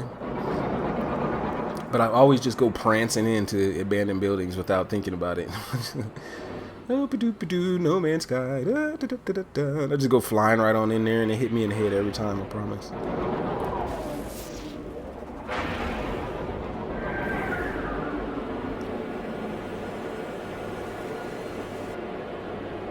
He says Swiss. He just plays everything. I don't know. It might sound weird, but I never liked Sonic. Might sound weird, but I never did like Sonic. It was like I would play a few rounds, I would play it, but I would play like a couple levels or something, and it's like, oh yeah, see, that's exactly what I need right there, buddy. Land this bitch, land. But yeah, I would play a couple levels or something like that, and it would get. I don't know. I just thought that Sonic was boring.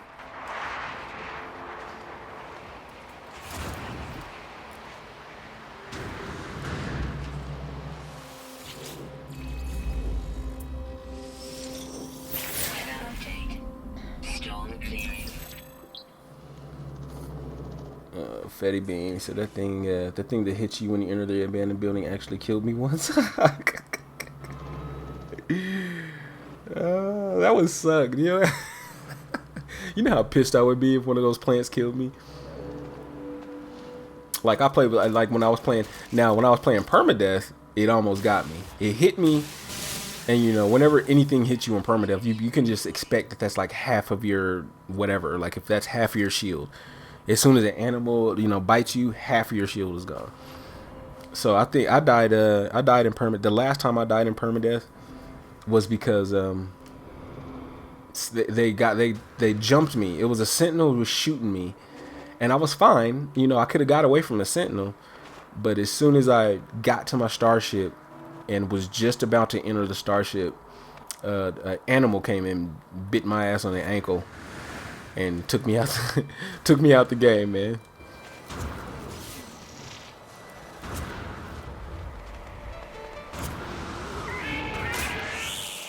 Is there no iridium on this planet or what? Get out of my damn way. Fine, I'll go to my freighter.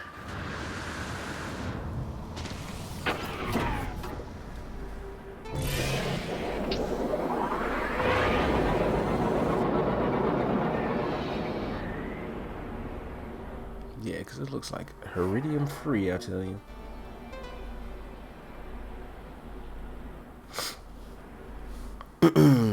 Oh, wow. I just hadn't even really paid attention. But yeah, I do appreciate everybody that stops by, everybody that's stopping through. Even if you, what in the hell is that huge ball? Thank you. I was in the middle of talking, bro. All right, let's go ahead to the freighter, grab this iridium so I can come back down planet side, create my exo craft, which I then will be able to effectively hunt. That is the wrong menu, sir. Then I can effectively hunt these monoliths, which in turn will provide me the security in knowing that I can finish my Atlas words, which then is putting me in a position where I can truthfully say I have properly prepared myself for update 1.3. That's one of my items on the checklist. One of these items on my checklist. Like, what am I personally doing to prepare? Personally, what I'm doing to prepare is, as you can see, I've hit 1 billion units before. I'm going to do it again. I'm going to go back to 1 billion units because I have a feeling Hello Games is going to have a reason to spend this money for us, right? You know, last time it was freighters. Freighters was the big ticket item, you know, to buy that costs a ton of units. And so I'm going to get back up to 1 billion units and then kind of hang out there just to see what I need it for, right? And then another reason was I just wanted to make sure that I was maxed out on all of my learned words.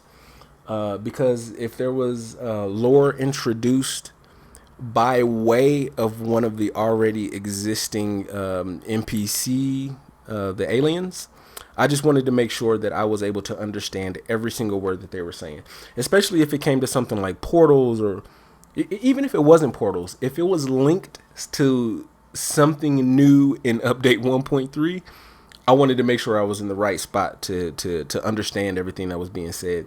I don't care if it was just to go find, you know, a new element in the wild. And you had to go talk to a Viking about it. Okay, cool, fine. But I'm just going to make sure that I understand every single word. And also another reason that I'm doing this is because I have a feeling that they're going to add in more puzzles, right? Like when we go to you know, the structures, and you know, you solve the puzzles, and you know, you enter the codes, or you do the math or something like that on the bottom or whatever, you know, subtract 1, subtract 3, subtract 5, you know, so on and so forth. I have a feeling that they're going to add more of that stuff just to kind of mix it up. So I think that would benefit with it too. So definitely those are the two big things that I wanted to do. I wanted to make sure that I had all of these at 10, but I did that because I finished out my extreme conditions not too long ago. So now those are my checklist items to assure that I am personally prepared for update 1.3. My good friend in the chat helped me out, and Sean Sky let me know exactly what I'm going to be doing, or exactly how I should be looking for the monolith. So let's go ahead and call this freighter in, and I will get to work down there.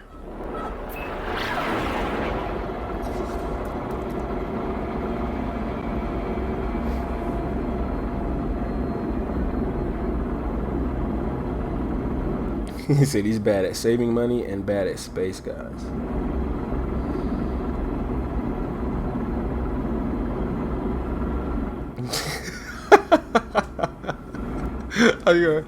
I'm sitting here laughing. I started reading the chat, man. He said 2 dislikes, huh? 2 people can't handle the hype train. Like, that's just funny. But yeah, man, that's definitely awesome. Anytime you get 20 plus, anytime you get people coming to support the stream or support you, even if you don't know who the hell I am, and I'm just some guy that's like the only guy that's streaming No Man's Sky right now, so you're forced to watch me. I appreciate I appreciate that too. I'll take it. You know what I'm saying? But yeah, man, definitely smash that like button. Just take a second out of your day, hit that like button for me. If you like what you're hearing, take a look at the channel, man. If you like what you see, if you plan on coming back, go ahead and drop a quick sub, show some love. I don't care about you hitting the bell button, right? You know how everybody's like, hey man, hit the bell, like hit the bell button, you'll be notified every time. Like, do you know, like I'm subscribed to a lot of people on YouTube, okay? I don't always hit that bell, but I'll be damned if YouTube doesn't notify me anyway. like come on, man. Like I went to I got a notification from somebody the other day, and I was like, okay, well I don't want to know every time you upload. Like I want to be subscribed to you, but I don't want to know every time you fucking upload a 10-second video. So I was like, let me go ahead and just let me go ahead and uncheck his bell. So I went to his page, and the bell wasn't even checked. I'm like, why are you guys? Because I get push notifications to my desktop. So I'm like, this, y'all need to quit. Y'all playing games.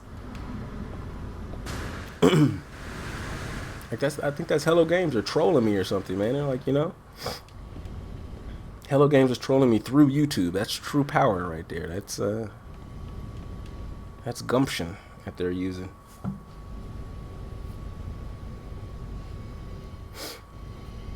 So what do I think, Fatty Bean? What do I think the small things will be in the next update?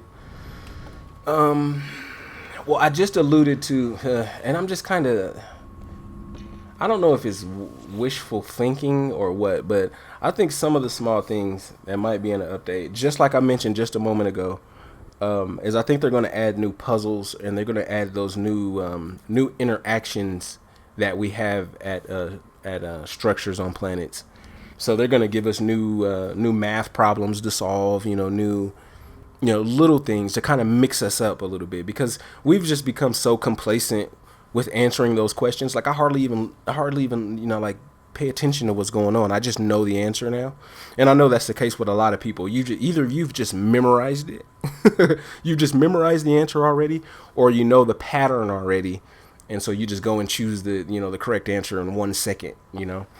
And it would be cool if they just added new puzzles and added new math questions and added new little ways to mix you up. Because I mean, just imagine the first time that you log in and you've done the update and you're like, oh, you're happy about portals and shit, portals and oh, they added this into the game, and there's a fourth race, and like everybody's losing their mind, you can shoot missiles at people, and you log in, you go to you go to a structure and it asks you a math question or something that it hasn't asked you before. Right? It's like all these big things, but then it brings you right back down to the ground by asking you just something a little bit different. And the game can be enriched a lot by doing something that small. So I think that's one of the small things they're going to do.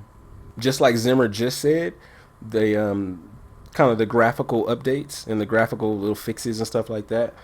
The little things that they did last time, I was actually impressed with. Like just little things. The light rays, how the light rays shine through the trees, and it looks so serene and everything now. Like I enjoyed that. I actually enjoyed that. And then they did the what was that?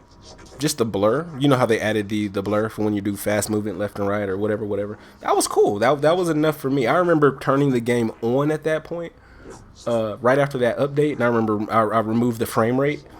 And I turned the game on. The game looks so smooth. Oh my gosh! Like I couldn't imagine how I was playing the game before. It just looked so smooth, and it's so normal now because we've been looking at this for a while now. But I remember the feeling that I got when I booted it up, and it just looked like a different game. It was running so smoothly.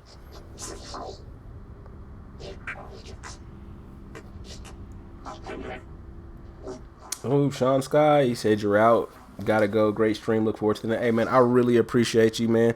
Sean Sky, you got to come back. You have got to come back, buddy. What you just helped me with in this stream and helping me get to helping me do my preparations a little bit better, invaluable. I'll always thank you for that, sir.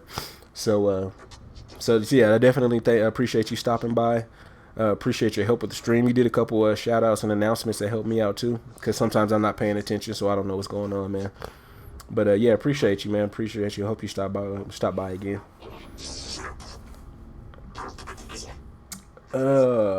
Simon, what is up? Thank you for coming in, man. Simon, he says, why are you called Law of Evolution? Do you know that this is actually, I appreciate you asking that question, because this is actually the very first time anybody has asked me this.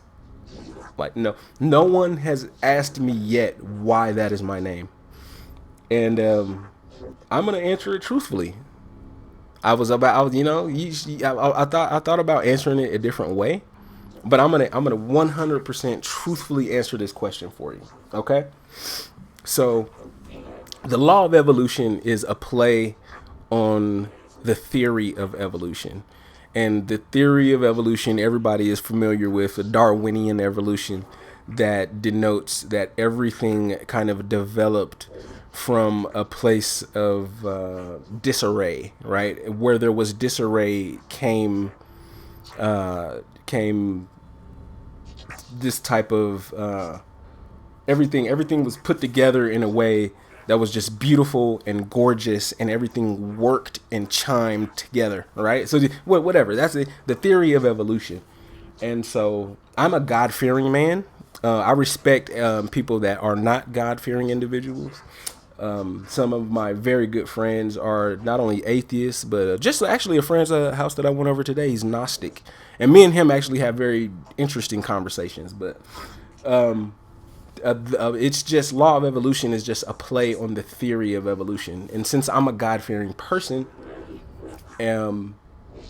I believe that there is a science of God. And with that being said, I make the term theory of evolution a true statement. And by making the theory of evolution a true statement, you call it a law. And so therefore I am the law of evolution. That may or may not make sense.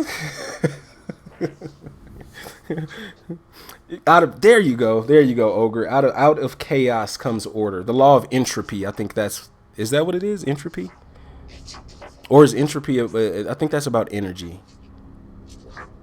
Energy is never wasted, it's just transferred. I don't know, I'm just getting mixed up.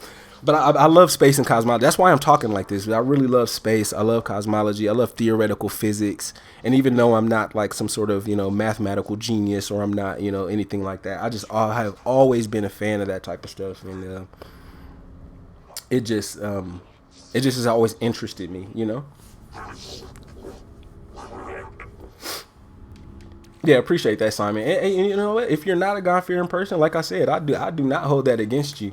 I always have the best, most interesting conversations. I was here to get something, and I've been sitting at this screen for like I've been sitting at this screen for like 10 minutes just talking. But I promise you, I have some of the most interesting conversations with people that do not believe in God. And just like who said it? I just saw you said it. Oh, Swiss. Just like Swiss said, he said, I feel we are all God. I just had this conversation with a person it's probably like a week ago. And we were over his house. We were like barbecuing. We were relaxing and chilling outside, having some beers. And we were like sitting here having some of the most craziest in-depth conversations out. And he was talking about how he feels the universe, just like kind of No Man's Sky, is like he felt like the universe was alive, or he felt like since every animal on the planet is alive, and the planet is this breathing, living kind of entity, that the solar system itself must be this living thing, and the solar system is part of a galaxy, which in itself is this living, breathing thing. And what is the galaxy? The galaxy is part of this kind of this fabric, or this web of intergalactic material. And then what is that a part of? So we started going to this real deep conversation about how he feels this entire universe is alive. And I couldn't disagree with him. You know, I'm a God-fearing man, and I wouldn't even go as far as to say that that's my belief system, but I couldn't disagree with the man, you know, because he was making very, very good points. He was making very good, valid points. And so even if you do not believe in God, there's a great way to have a conversation with somebody. There's a great way to debate another person. And we both left that conversation understanding each other a little bit better. And I didn't hate him for it. He didn't hate me for it. And I wish a lot more people would kind of dig into stuff that way, you know. I wish they would dig into stuff. Even when it comes down to No Man's Sky, when it comes down to gaming, when it comes down to trolls, when it comes down to trolls, I just wish people could interact a little bit better, you know. And by the way, I'm still looking for my first troll. I mean, I got 100 subscribers. When are you going to get your first troll? Like when do they come? You know, I've been working hard, guys. I've been uploading vids. I've been kind of sticking to an upload schedule. And I can't seem to get a troll. So I don't know what I have to do. I don't know who I have to piss off, but you know, I need a troll. I need somebody to come in here and, you know, talk some crap. But I'm good at trolls though. I'm good at handling those type of people. I find it funny. Everybody needs trolls though, right? I mean, you know, like no, everyone seems to negate the value that a troll brings to the entire gaming community, you know? But maybe because think about it. Outside of your fans, your trolls are your other biggest fans. You know, they come to your channel and you know, they come to your stream or they look at your video and they talk stuff in your comments and unbeknownst to them, you know, they're giving you an extra view. They're helping out your watch time. You know, they're supporting you just as much as your biggest fan is supporting you. I mean, think about it, you know, he may have just sat down on your video and commented on your video more than your biggest fan has commented on your video. Now, granted, he may not be saying exactly what you want him to say, but you may be looking at it wrong. You know? He comes to your video 5 times to tell you you're a piece of shit, but he just gave you 5 views. So I don't know, you're mad at him. I like him. You know, there's everybody kind of goes their own way about that. He said, I'm an ogre, but I could be a troll if you need. Yeah, man, I don't know. Mini ogres, mini trolls, I could take it. I need something. He said trolls have a place just like other roles. They really do, man. And they get you the most views.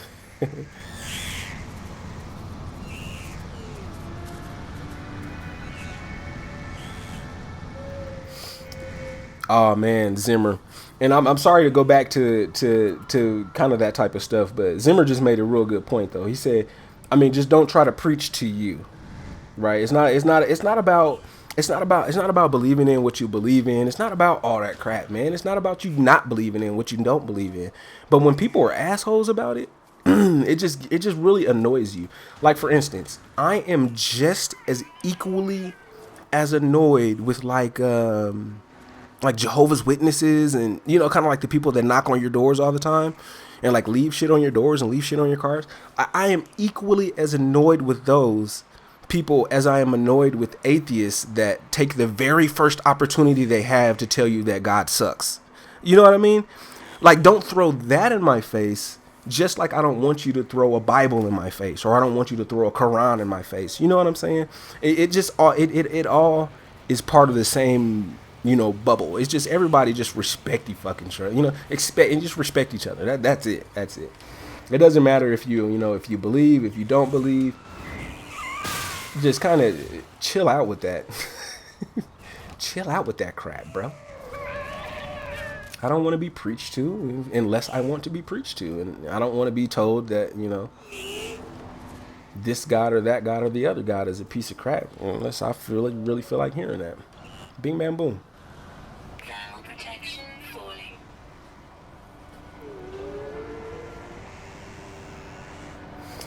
falling. Simon, I don't know, man.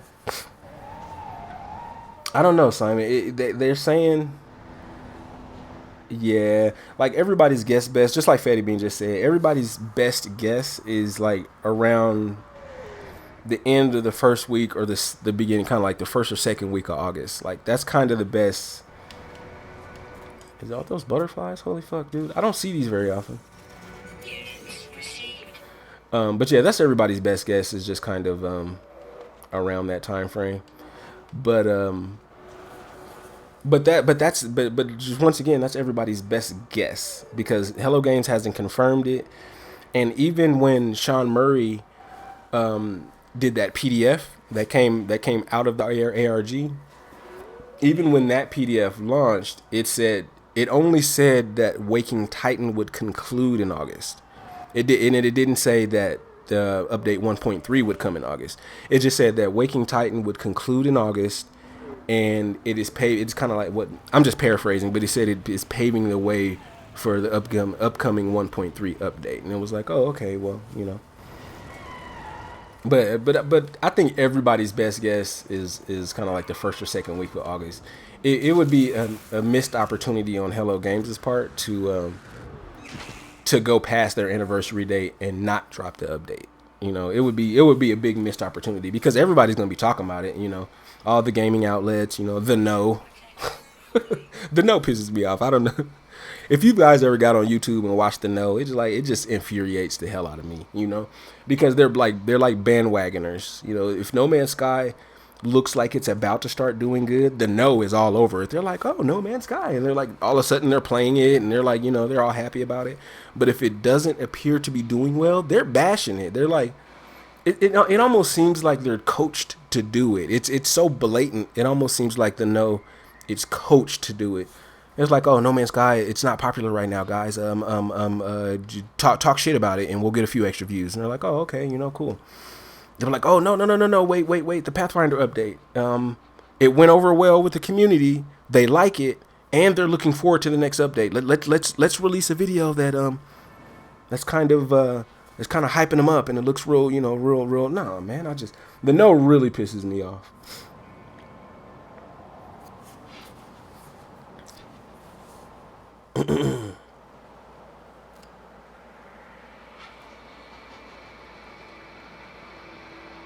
He said, anyone like CSGO? It's your favorite game? You play CSGO like that, huh? I've never played CSGO. And I've sitting here, I've talked about I've talked a lot about how much I played all these first person shooters and blah blah blah. But CSGO is kind of relatively new to me. You know, it was like I wasn't really into it, so I don't know. I kind of like arcade shooters anyway, and I think that's what Perfect Dark is. That's what GoldenEye was. That's what Call of Duty. All of them are. You know, they're arcade shooters. The realism in it, I think, kind of kills it for me a little bit. Kind of hyper realistic shooting games can make you feel like you're really in the war and shit. You're like. I'm not trying to get PTSD just after playing an hour of Battlefield or something, you know.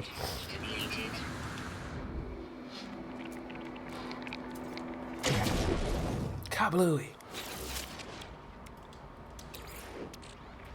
Technology recharge.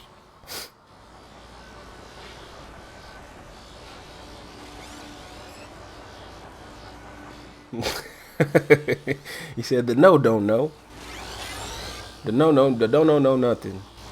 The no don't know nothing. Say that 5 times fast. The no don't know nothing. The no act like they know everything and don't know nothing.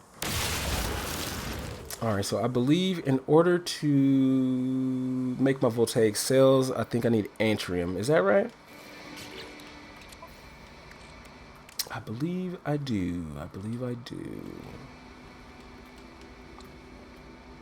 I need antrium, and I need 100 of it, right? I need 100 of it. And then I'm going to continue on my grind to finish out these learned words. I can't tell you how happy I am that Sean Sky came in here tonight. I mean, he just really helped me out with the best way to locate Atlas words. So I'm gonna probably have it knocked out in the next couple days.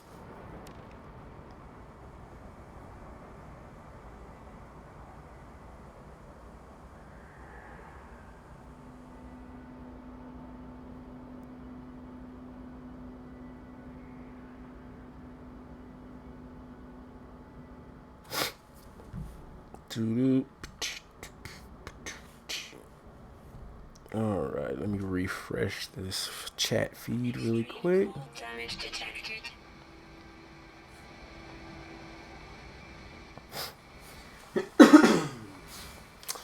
Alrighty, so let's see where we are now.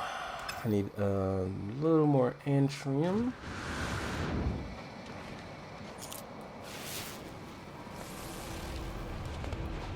Do I need to go all the way in a cave? Or is this a planet with no real caves?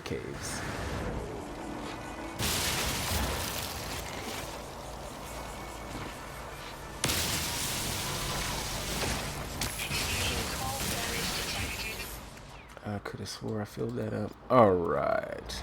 Technology recharge.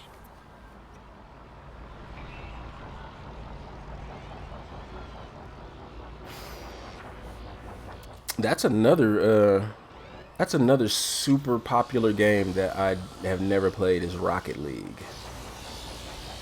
I've actually watched people stream Rocket League.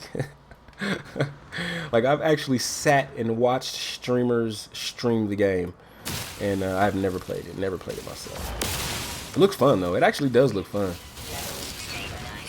It's kind of arcade. Got that arcade kind of look to it, and that's my speed. I kind of like those arcade games.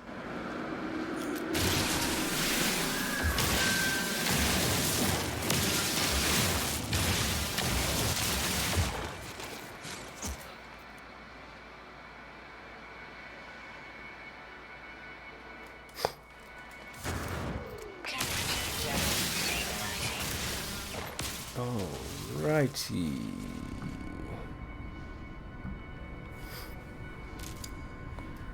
And once again, we got back up to a little high viewership there for a moment. So just wanted to thank everybody for stopping in.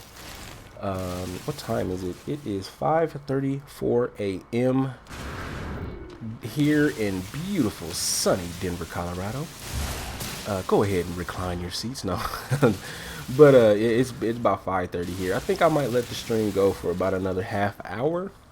I think that would put me somewhere around 4 hours for the stream tonight. And pretty successful stream tonight.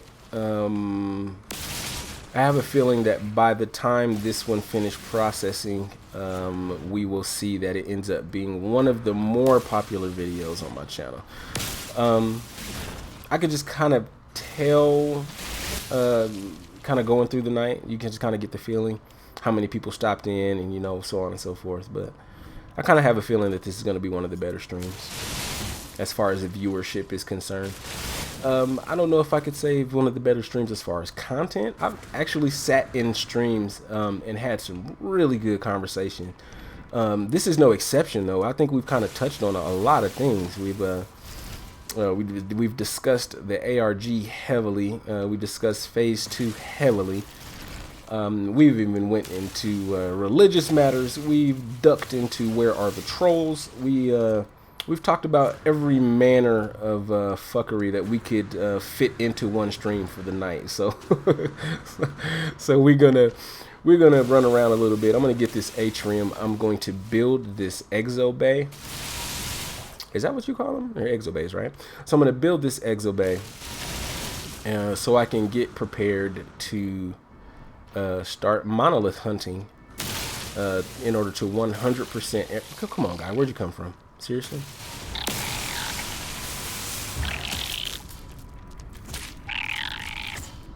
Come on, it's a fight. Come on. Yeah, Mayweather and Connor right there, baby. Oh, the ref had to come check to make sure everything was legit. Mayweather and Conor McGregor. Mayweather's down. He's down. Hey, the ref had to check with me to make sure, yeah, you good? Yeah, I'm good, bro. Everything's fine. I don't know. I win by the rules. Yeah, I win.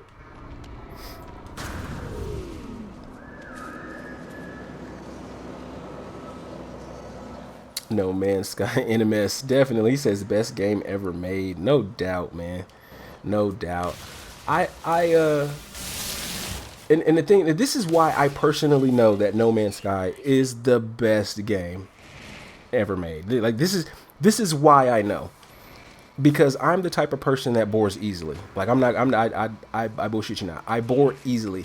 I buy new games, okay, and I play them. I don't even play them until the end. It's like if I get bored even slightly, I'm done. I'm like, okay, well we're done here. That was fun. I liked it. We had a blast. You know, like I'm the type of person like right now I'm subscribed to EA Game Pass so I can play all of those games, and I'm subscribed to the Xbox Game Pass so I can play all of those games. And then I have a PlayStation 4, I have an Xbox One, I've got a Nintendo Wii, I have an Atari. I actually have a classic Atari. What else? I think there's like 2 or 3. Oh, I have an Xbox 360, and then I don't know. I think I have a few more in there somewhere. But I bore so easily, and rarely do I get a year into a game. Like in order for me to have played a game for 1 year, I don't even know how to, because I don't think I've done that before. Have I done that before? I don't even think I did that with any Battlefield game.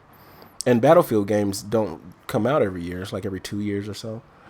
And I don't even think I did it with those games. So just No Man's Sky is just, for me, it pulled me out of that FPS mindset. It pulled me away from yearly reskinned uploads of the same game. It pulled me out of downloadable content in microtransactions. It pulled me out of all that crap, and oh, that's a nice, holy crap, that was a nice ship, bro. Okay, yeah, once I'm done here I'm gonna go find that starship.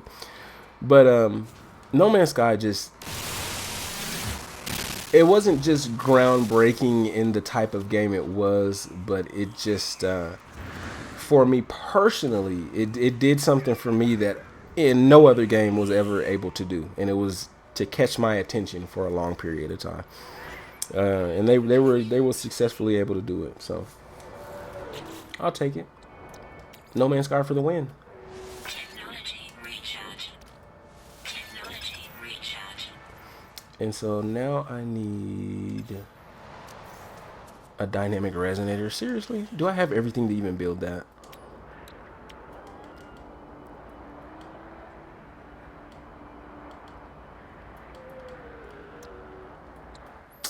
Of course I need Chrysanite. Of course. And of course I was already at my starship and could have grabbed some. Or I'm sorry, already at my freighter and could have grabbed some out of there.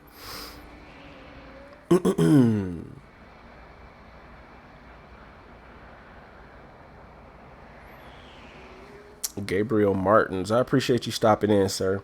Everybody that's joined recently, I do appreciate you guys coming on through. Take a moment out of your day, drop a like on the stream. Let me know that you were here.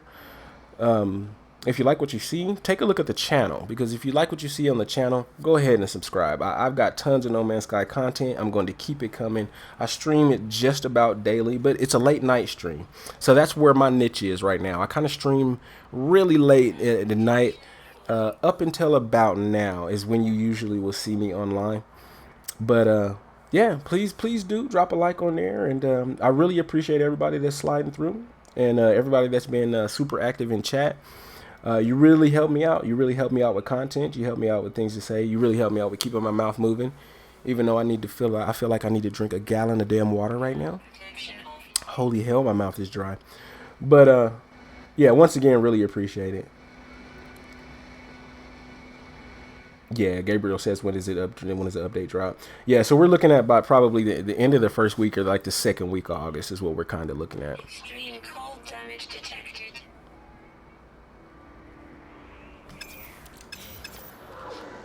Storm damage. I'm happy I heard that, because I probably would have died. Technology recharge. Extreme night temperature. Is that Chrysanite or is that a dead Sentinel? Let's go check it out. It's probably a dead Sentinel.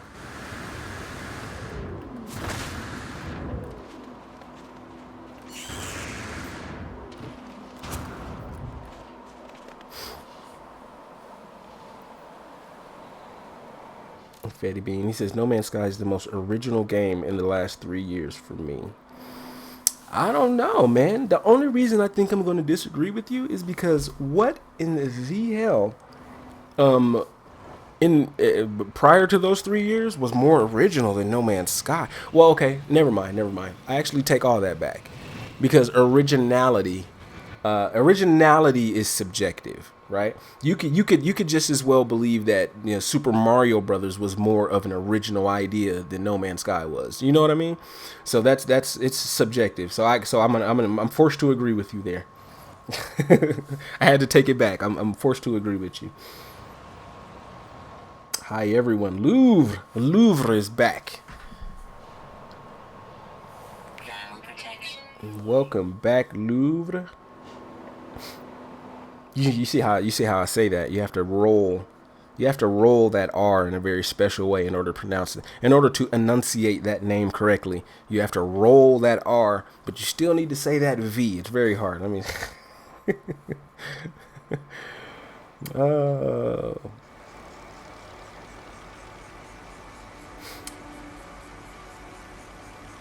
It's a good feeling when you have to scroll up in the chat a little bit just to make sure that you're not missing anything. You know what I mean? That's a good feeling. There goes my Chrysonite. I'm so happy I was on a cold planet because if I would have had to go back up to my freighter to grab some more Chrysonite, I wouldn't have been a happy camper. All right. Okay, Starship is here.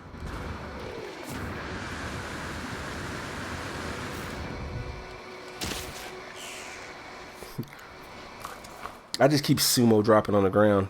If this was permadeath, you better. I would have died so quick.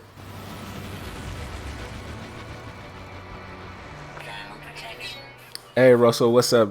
Yeah, Russell, man, I do stream late night. Oh, and you said it's 12 Monday here in England.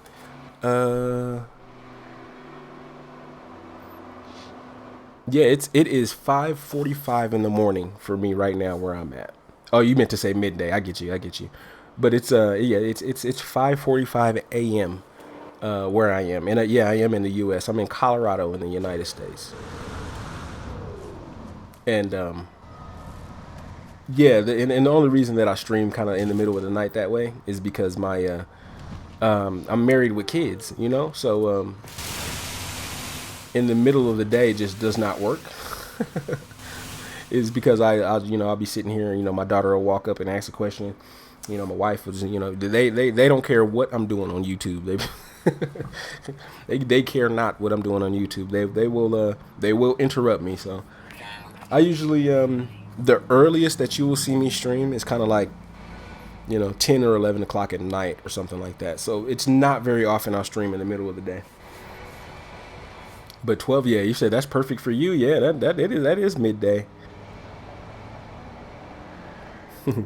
He said here in the UK it's time for a cup of tea. Man, I must be part British because I love tea.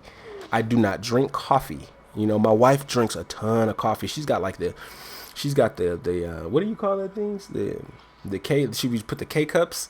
I can't think of the name of them. The Keurig. She has, I bought her a Keurig machine, and she's like, get the coffee pods and and all of that. So she loves coffee, but I despise coffee, and all that I drink is tea. I drink caffeinated tea. I drink decaffeinated tea, green tea, Earl Grey. I'm anything you can put your mind to, I'm drinking it. I mean, I'm dropping fresh tea leaves and ginger in a cup of hot water. Like, I just love tea, and I'm serious, man. I must be part British. I just have to be. He said he's putting on the kettle now. I have to be, man.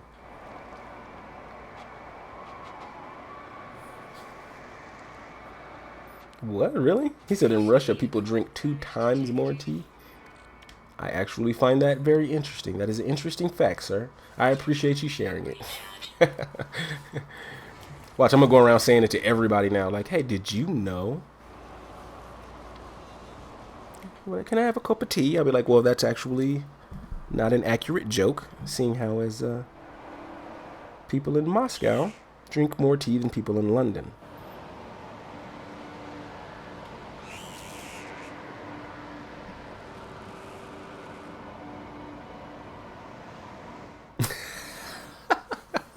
Fetty Bean, you saw that, huh? I pushed him off the cliff, and I was gonna go watch. Like I was about to go see where he landed, but then I was like, nah, whatever. I just left him alone.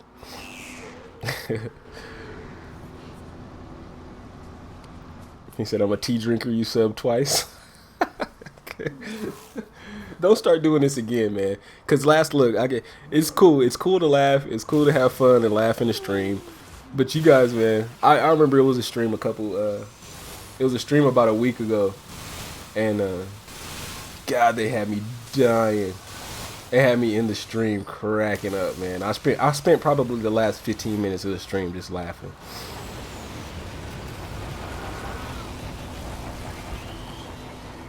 All right, I don't know if that's a good place for it, so let's go across.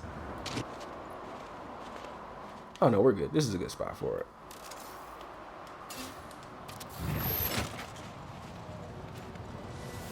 Wow, I can't even remember the last time I was in a rover.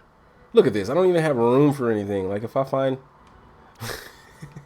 like if I find anything, I'm not going to have room.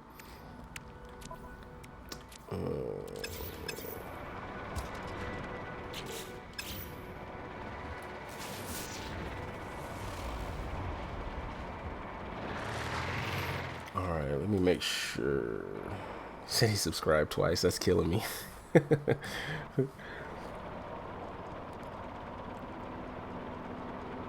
Hey, Swiss, I agree 100%. Tea is not just a drink that you boil in a kettle. It's a way of life. It's a way of understanding. It's a way of being. That's a commercial. Come on, Swiss. We need to make a commercial out of that, man.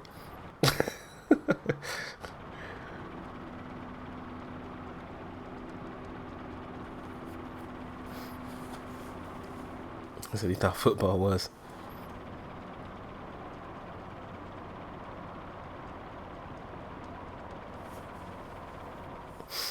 Russell, now I find this very interesting that you said that. So you said you found my stream here from a link on the No Man's Sky the Game subreddit. I don't even know. Ah, Fetty Bean. Oh man, so I'm sitting here thinking to myself, I'm like, how in the hell did it get there? Okay, number one. Okay. Number two, who the fuck hand should I shake? Okay, I don't know. I was probably gonna be up to number 15. Okay, how the hell did it get there? Because I need to repeat that one. But but yeah, man, whoever put that there, that was you, Fetty B, man. I really appreciate that. I think that might have had a lot to do with why my viewership skyrocketed. You know, like why it went up to 20s and 30s, and you know what I'm saying, viewership. Is because of the post there. So yeah, I definitely appreciate that. Like I said, by the time it's all said and done and I actually go and by the time I go and take a look at everything after it's done buffering or processing, after it's done processing and everything, I have a feeling I'm gonna take a step back and be in awe for a second. So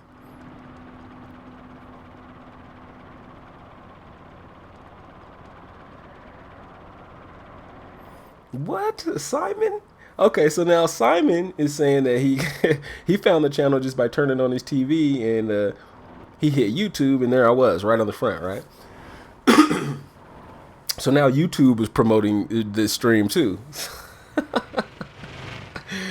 I can't believe it. Wait.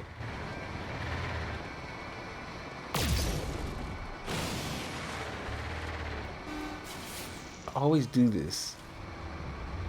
There we go. I always do that. Like I always forget how to use my mining laser. It's just because I do not drive the Exocraft very often.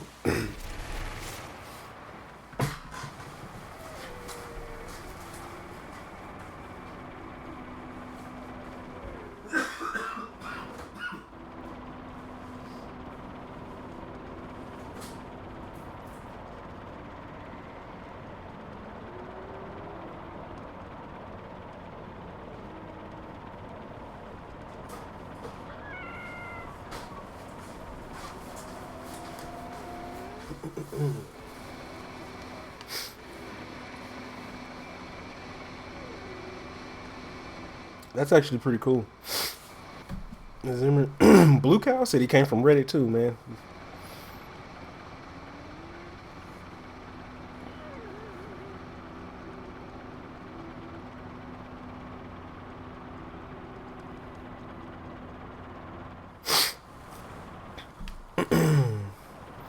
He said the thumbnails are very eye-catching, and that's what I was going for. I didn't want to do too much of that busy stuff because you see a lot of those thumbnails are just so busy. You know, they got so much going on. So I just wanted to keep mine simple. Keep it pretty simple, just with a lot of, you know, big text. Make the text big, but keep it simple. And I think it worked out for me.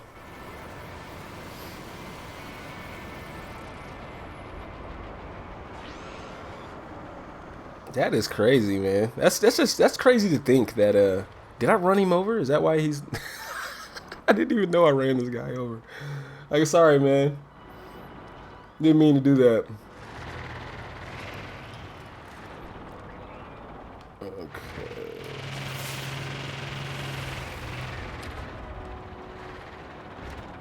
That wouldn't have been a good drop.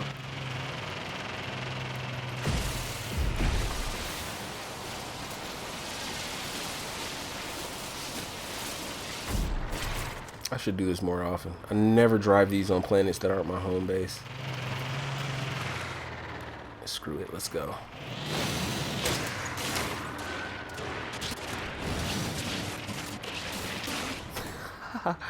Yeah.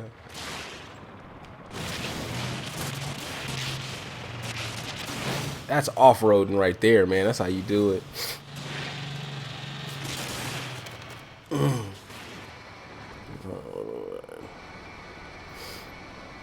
Simon, he said, I bought this game when it first came out and it was so disappointing. I will definitely buy this game again when it has a few more updates, or maybe even just the next update. I think you should just wait. Just go ahead and wait for the next update. When you bought the game initially, it was very, very, very vastly different than it is right now.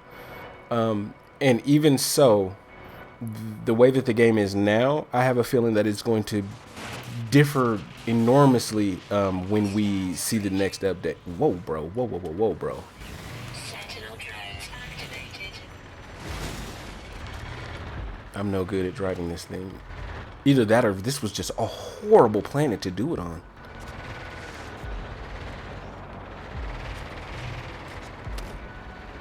The planet is just pas terrible. But yeah, I think the next update, if you just went ahead and got the game again when the next update came out, you'd be good to go.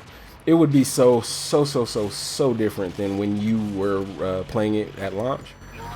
So Sentinel combat unit deployed. yeah, I would give it a go.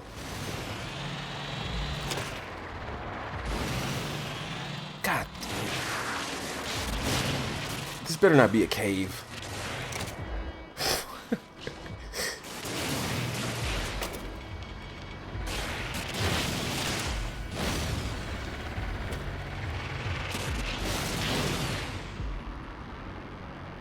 This was like the most horrible planet.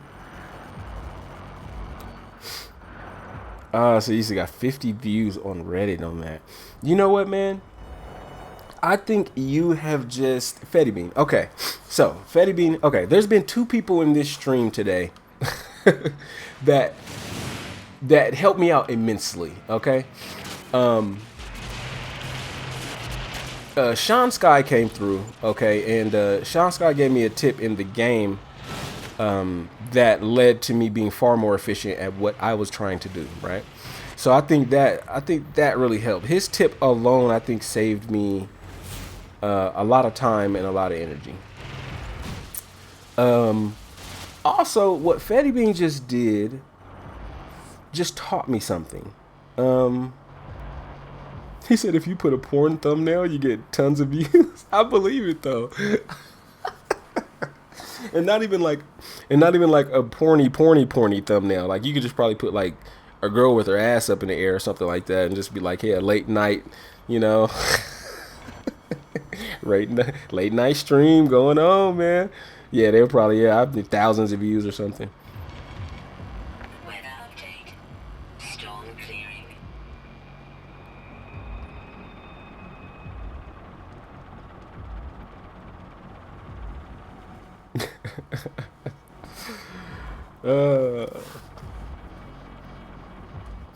But yeah, I think Fetty Bean just taught me a real big lesson. And this was something that I was talking about. I actually just talked about this earlier. I was saying that, I had uploaded a video that I thought was a really good video, except it wasn't getting any views, or, well, it was getting views. It just wasn't getting a lot of them. And somebody made the comment in here that, I tried to give it a go, man. Dude, did it work? It worked. But yeah, it was getting views, but it just wasn't getting the amount of attention that I thought it should get, especially for the type of video that I thought it was, right? So I think that the lesson that I learned from there really quickly was that I went and I immediately went and shared it in a group. I think I shared it in like 2 groups or something like that. Nothing crazy. But I went and shared it in a couple groups, and the amount of views just skyrocketed. It went from like 60 views or something like that to like 300-400 views, like overnight. So, god damn it, I'm gonna keep trying. But that was cool. And so now we get here today. Here we are in this stream, and Bean tosses it up in Reddit, gets 50 views on it. But at the same time, the viewership on my streams kind of hangs around maybe 10 or 15 or something like that, but to look up, at any point in the last hour and see 25 or something like that, 25 or 30, that was awesome, and it was all as a result of, I believe it was all as a result of that post up in Reddit.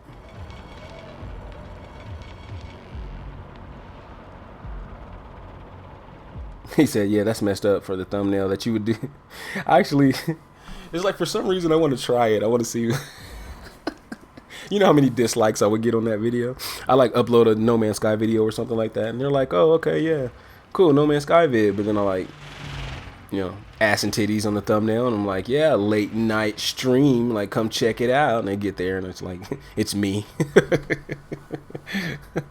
Yeah, they would be so pissed. Like, that would be the like 3rd most disliked video on YouTube. Bro, I promise you, this has got to be the worst planet ever for this.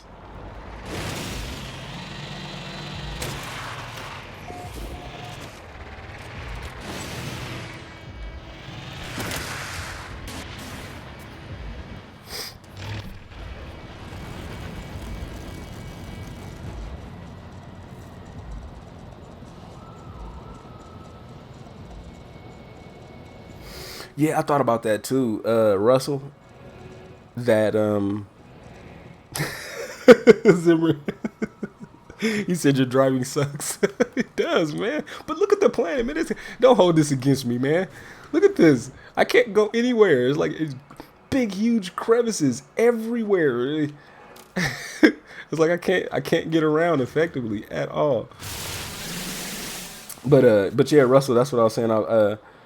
I have a feeling that if they don't do what every other game developer does, like every game developer is like, okay, we had a really good release of the game. Okay, let's go ahead and let's do No Man's Sky Love 2 in 2018. I'll be like, or in 2017, I'm sorry. They'd be like, let's do No Man's Sky 2 in 1 year. That would have been, ugh. That would have made me mad. Like, if Hello Games would have tried to release a No Man's Sky 2 in August, that would actually upset me. That would actually upset me.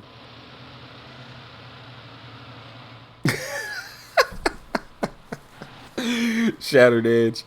You say you walk right in, and the first thing you hear is ass and titties.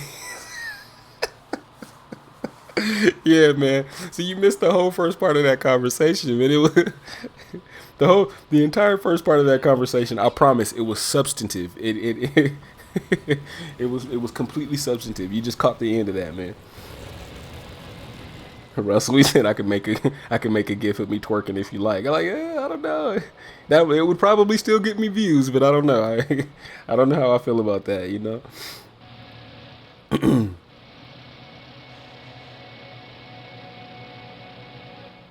Swiss said if it's just a minor UI update, he's not gonna be too happy about that. I could imagine.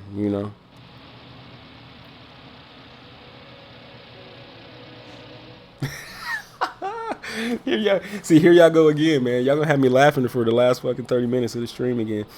But Luferon, he said you could always add a girl twerking, and you can always add the girl twerking animation every time you get a donation, so it's not a complete bait and switch. Hey, man, that's a good idea.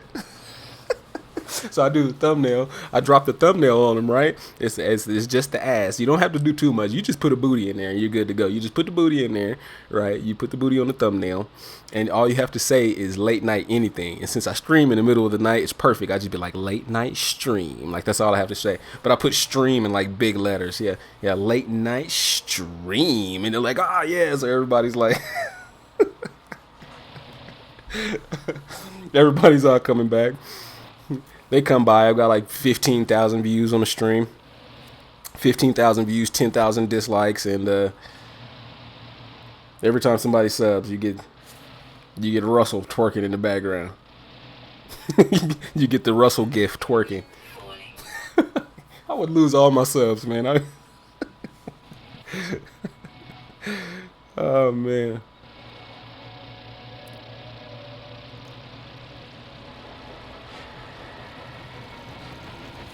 He said, I know the planet ain't drivable.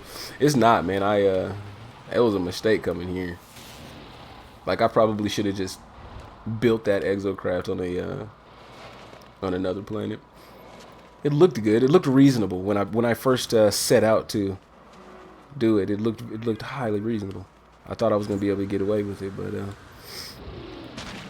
turns out that is not the case. Okay, so how do you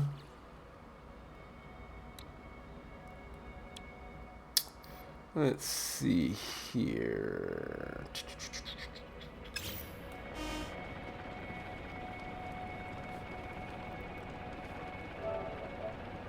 Oh, that's what I'm looking for. He said add Sean Murray twerking. Oh, man.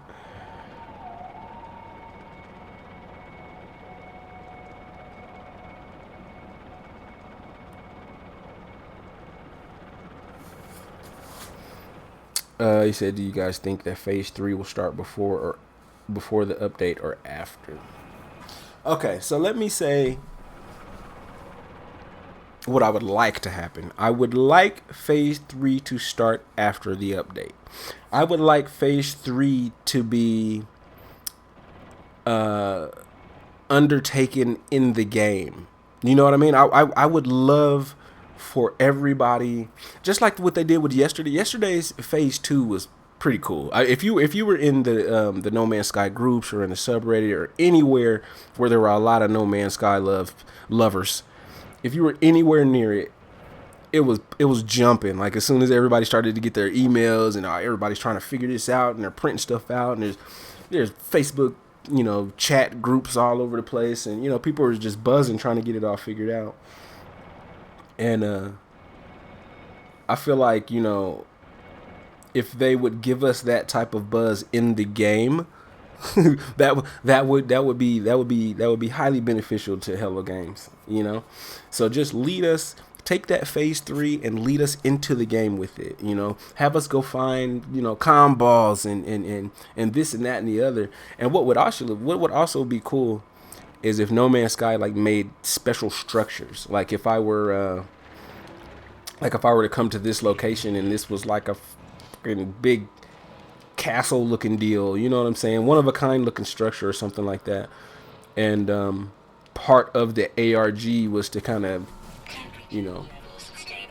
travel the galaxy and to collect artifacts or to do something like that that'll build to this bigger picture, but I think most of all I just really would like I just really would like it to be in game. I just want Phase 3 to be in game. And part of it is because I just want the damn update. And then the other part of it is because that would just be cool, right? I mean, you know, this whole ARG outside of the game is, I mean, it's cool and all, but, you know, I think the ARG outside of the game at this point is for smart guys only.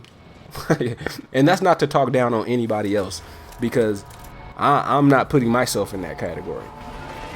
And I'm not a stupid guy, so what the No Man's Sky love community and what they've been doing on the Discord, because they over there killing it on the Discord. They're killing it.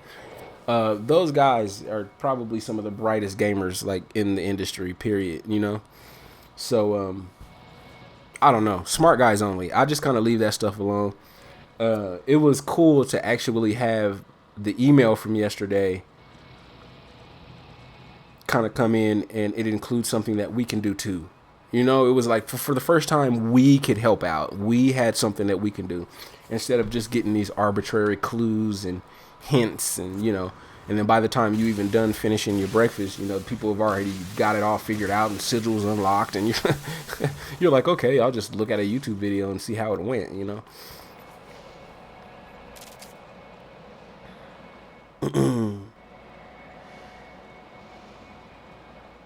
Shattered Edge. So basically, bow chicka bow wow, the late night NMS ass and titty stream. Like I wonder how fast my video would be taken down if I used that right there as the title. I'd be like, come check me out. That's the name of the title. Bow chicka wow wow, late night NMS ass and titty stream. And the same way he spelled it too, titties with 2 eyes. I would just copy the whole thing. YouTube had this much shit taken down so quick. Thermal protection falling.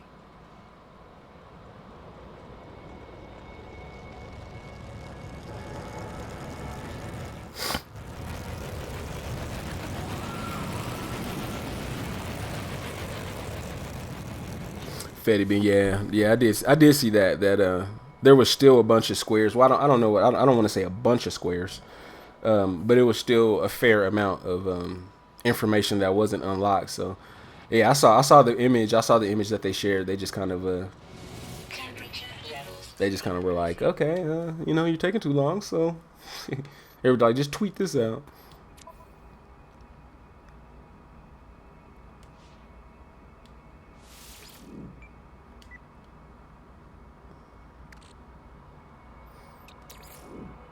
Let's get you filled up now. Technology recharge.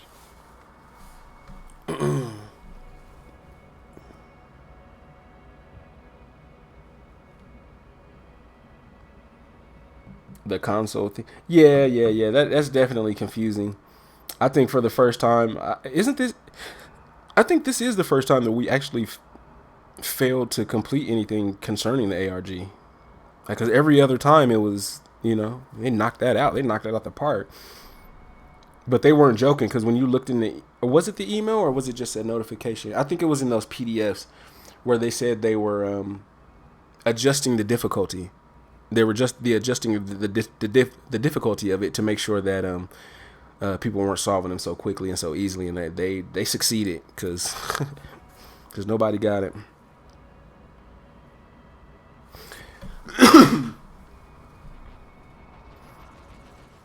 Oh my god. Big buildings. Yeah, big buildings confirmed. Hells yeah, man.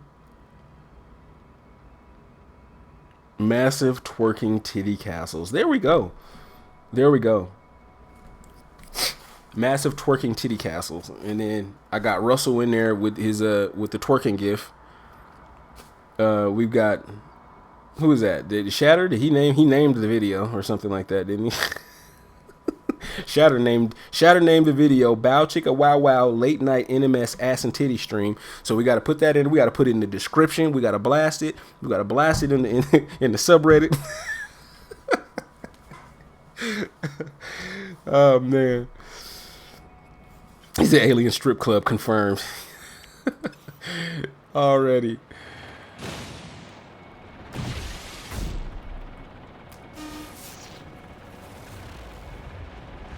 Minor warning. Incoming storm. How the hell? I have not driven my exocraft in so long. I forgot how to use it. Extreme night temperature detected.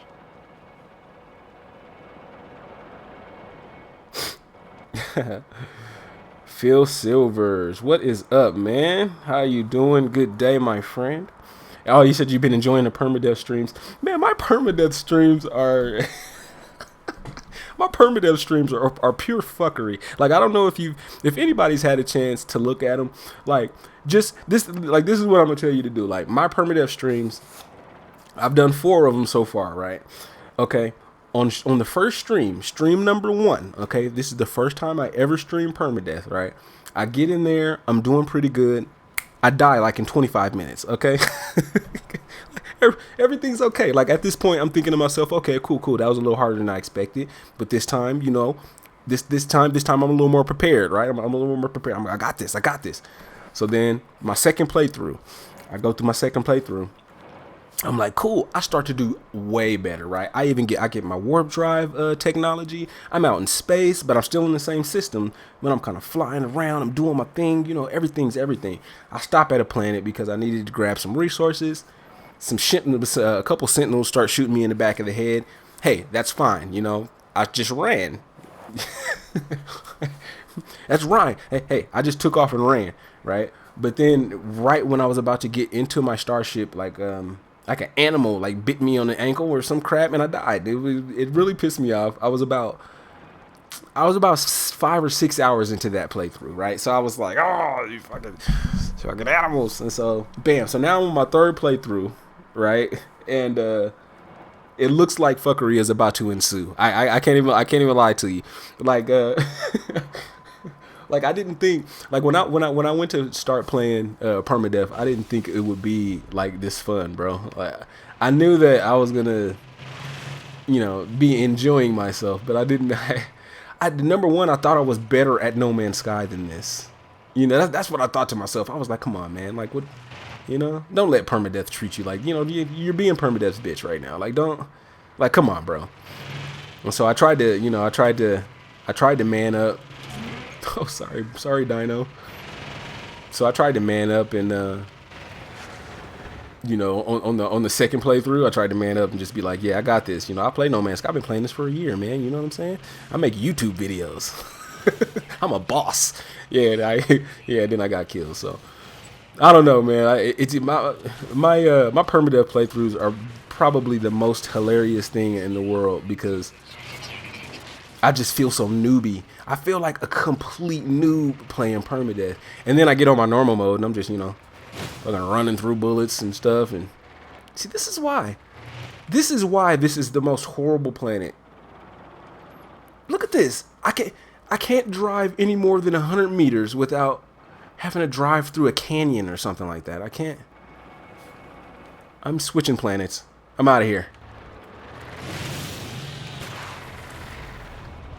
Poor Dino. Yeah, I'm sorry about that, Dino. That's the second time I done ran a Dino over. That's on purpose. Watch out, buddy. That was on purpose.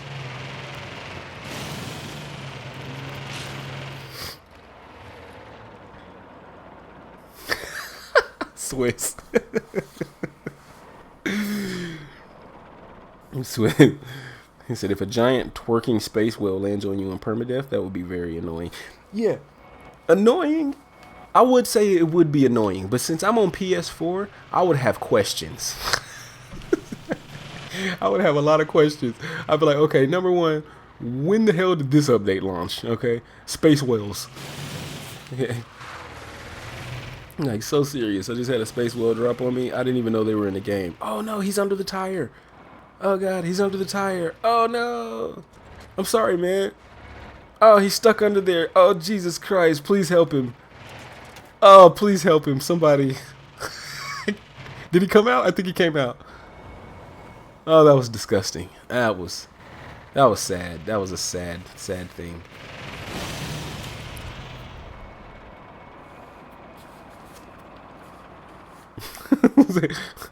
Said permadeath, bitch. Yeah, I own permadeath. I'm such a noob at permadeath, bro.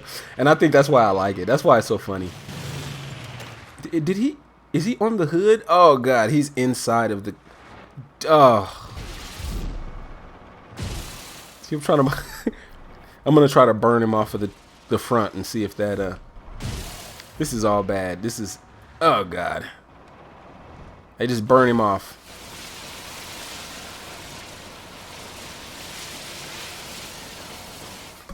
Oh god. Shattered Edge. Did I catch the cage match with Iceman and Boondock? Yeah. I actually did catch that stream yesterday. I was in both. Yeah, I should take a picture of this. But I can't. It's like I want to take a picture when the beam is still going, but photo mode turns it off. What happened, man? Look at the hood ornament. Check out my hood ornament, man. Hold on, where's the sun? Give me the sun. This is my new, you know how they have the Dodge Ram?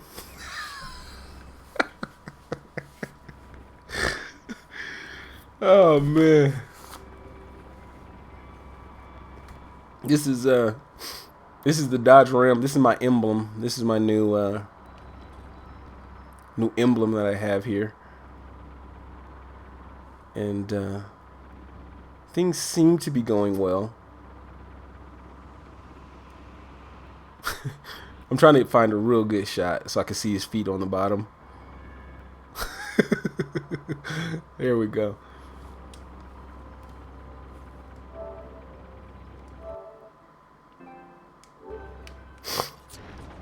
Poor fella. He'll be all right. He'll he's at the Dodge Ram. Yeah, man, I'm telling you, this is the Dodge Ram here.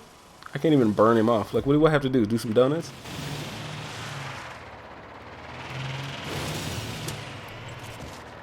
Oh, there he goes. There he goes. He disintegrated. We're good to go.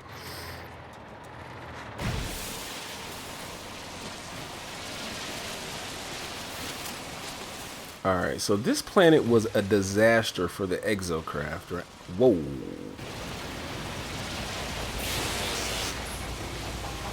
I think that's worthy of a screenshot as well.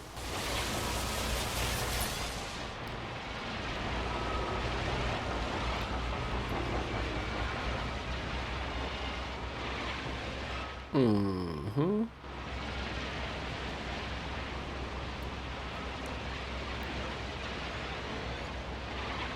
Trying to find the best shot.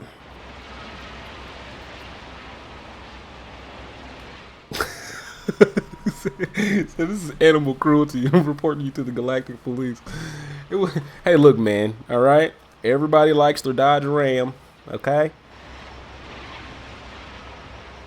Everybody likes their Dodge Ram, so I had to improvise. This wasn't. What is that? A Z? I thought it was an M. I was about to say, this is a Nissan. I definitely needed to put a Dodge and put a Ram on the front. Oh, there we go. It looks like I'm shooting the Sentinels in this shot, which is very misleading, but it looks like I'm shooting the Sentinels. So I'm taking that shot too.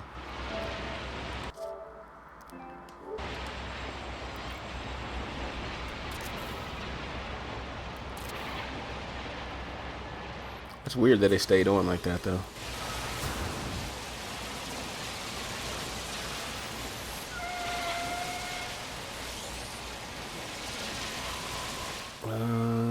Boom.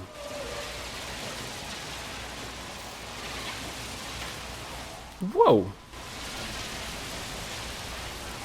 Like, seriously, bro? You see him just push my... Like, come on. Have a little bit of respect.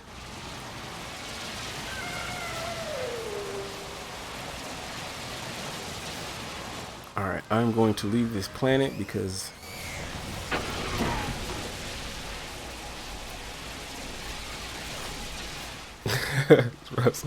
Yeah, man. I thought he was gonna be okay. I don't know. He looked all right to me. I was just everybody else is freaking out. I don't know. He looked okay to me.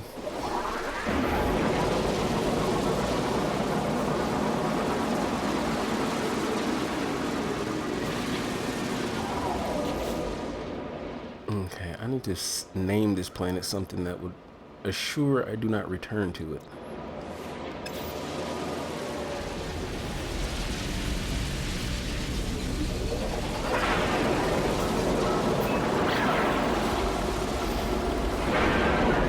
Alrighty.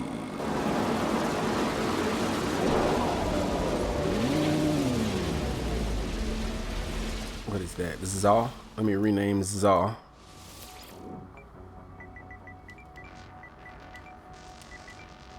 Units received. And I need another planet. Prince YT, what is up, my friend? Thank you for dropping in. I really do appreciate it.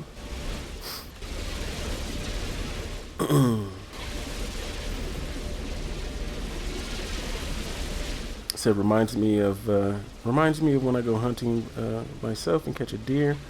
I usually strap it to my hood for about an 80-mile trek from the cabin to the city. I looked about the same, except whatever it was that was on my hood, you did not want to eat that. I don't know what that was. It already looked spoiled. I don't know, but we didn't want any parts of whatever the hell that was. So.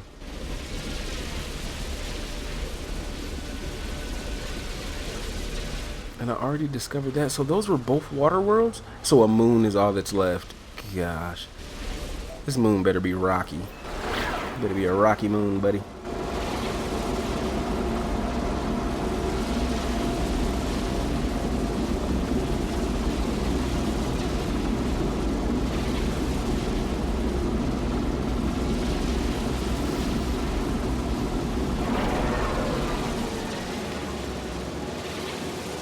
Oh, it looks rocky. We're good to go. I think we're good to go. BTS moons are usually best, yeah. I mean, I don't know where I would be without the stream, man. Without the stream chat, y'all, man, y'all have helped me out immensely today. Y'all have enriched my NMS life, right? You have enriched my No Man's Sky life by giving me very useful tips. Please don't be a dead world.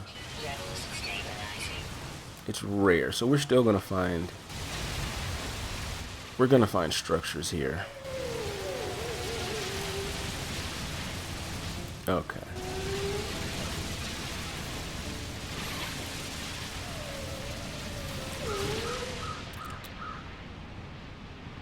Moons are usually the best, yeah, definitely. Toxic protection falling. Doo-doo. And see, these are the type of streams, man, where oh my god, how long have I been streaming? Can anybody see how long I've been streaming? I can't check myself.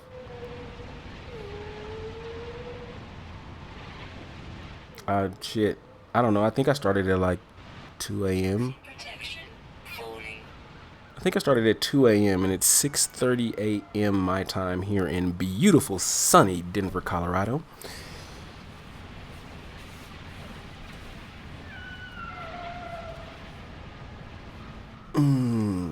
But I am going to give it another few minutes before I end the stream. But I needed to do one more thing. I will not be defeated. I will not be defeated. Ah, damn it. I forgot about that. Damn Chrysanite. Toxic protection offline.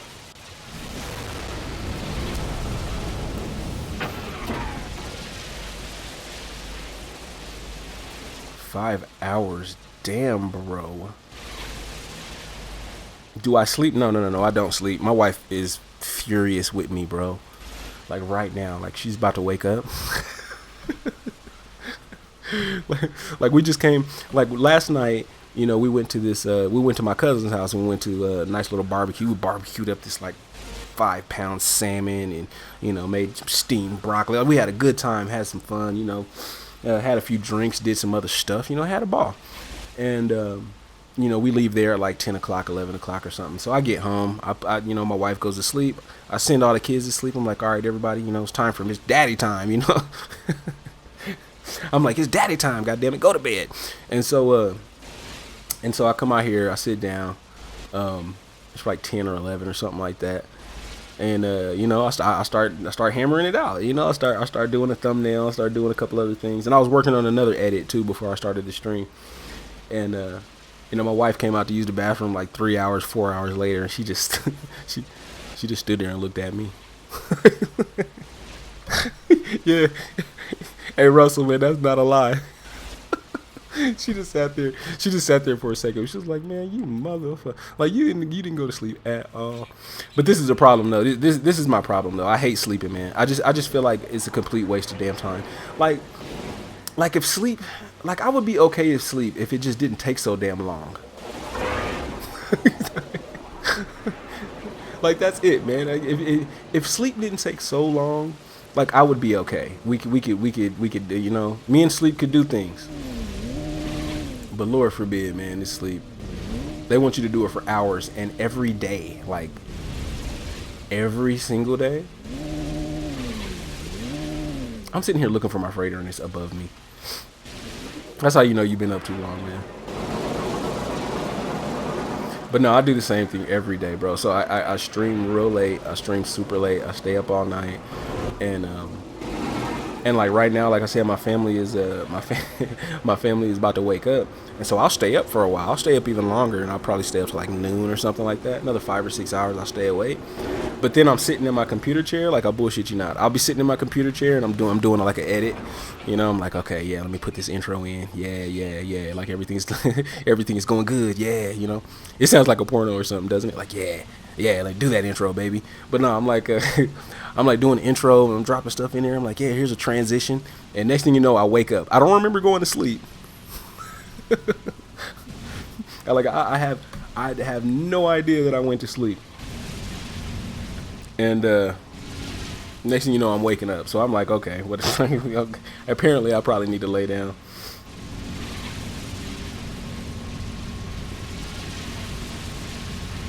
He said my wife was annoying sometimes too, till I killed her. He said, "Oh God."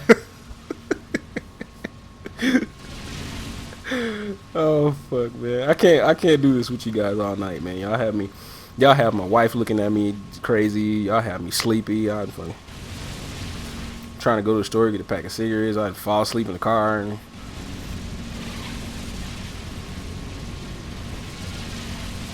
he said I'm watching from low security jail. He has one of those TVs that are still glass in the front. I'm like, how the hell are you getting? How are you watching YouTube on that TV, man? like he's a boss. Like Swiss is a boss, man. I don't know how he did it, but he's got one of those glass TVs and he's like watching YouTube on it. I don't know what the fuck.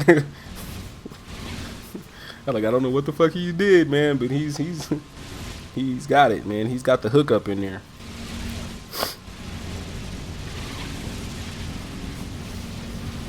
Russ, man, yeah, she giving me the look, bro. She giving me the look. Like as soon as she wake, like, cause I'm gonna go smoke with her, like, cause she usually wakes up in the morning. She's like, I'm gonna go smoke, you know, make her some coffee.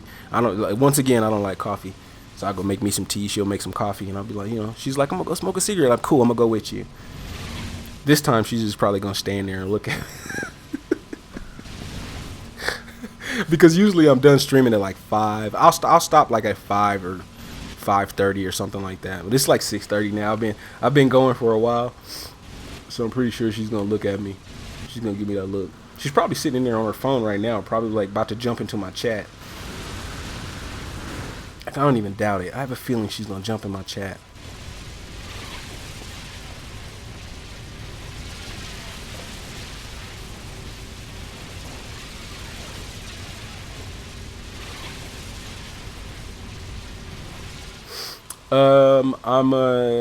Let me see. So when am I on next? I probably won't stream again until tomorrow. Obviously, I probably won't stream again until tomorrow night. But I think I have 2 videos that'll be going up during the day today. I have that 100 subscribers special, just talking about a giveaway that I'm gonna be doing, and I think I'm almost done with that edit completely. So I think once I'm done streaming, I'm probably gonna have a smoke and probably come back upstairs and finish the edit. And so I'll probably be dropping that like in the next couple hours or something like that. And then I think I got another one. I think I got another one I want to do, but maybe not. I think I'll just hold off on that one. So I'll probably just do one upload during the day today, and then I'll probably stream again tonight. He said he had to trade them Pokemon cards to get the TV.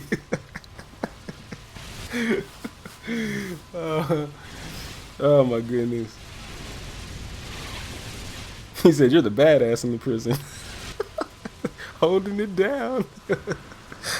Oh my god. At the end of every stream, it has this is how it must go.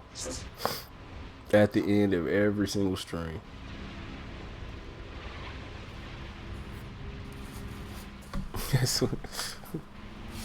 Giveaway.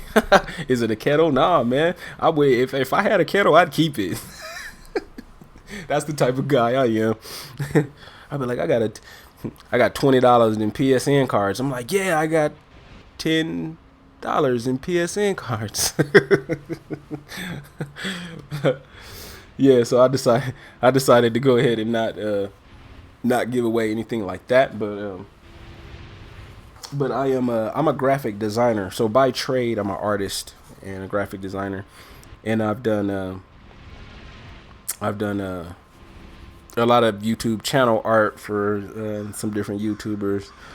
I've done a lot of work for Twitch streamers. So I've done overlays for Twitch streamers and panels and banners and stuff like that. So you know, I'm gonna just stick to what my strength is, and I'm gonna include a full, like, complete graphics revamp for whoever I decide, or whoever I choose at random to be the winner for the giveaway. And I'm thinking about choosing 2, because why not? It's 100 subs. 112. I should do the 112 sub special. That'll be funny, but I already did.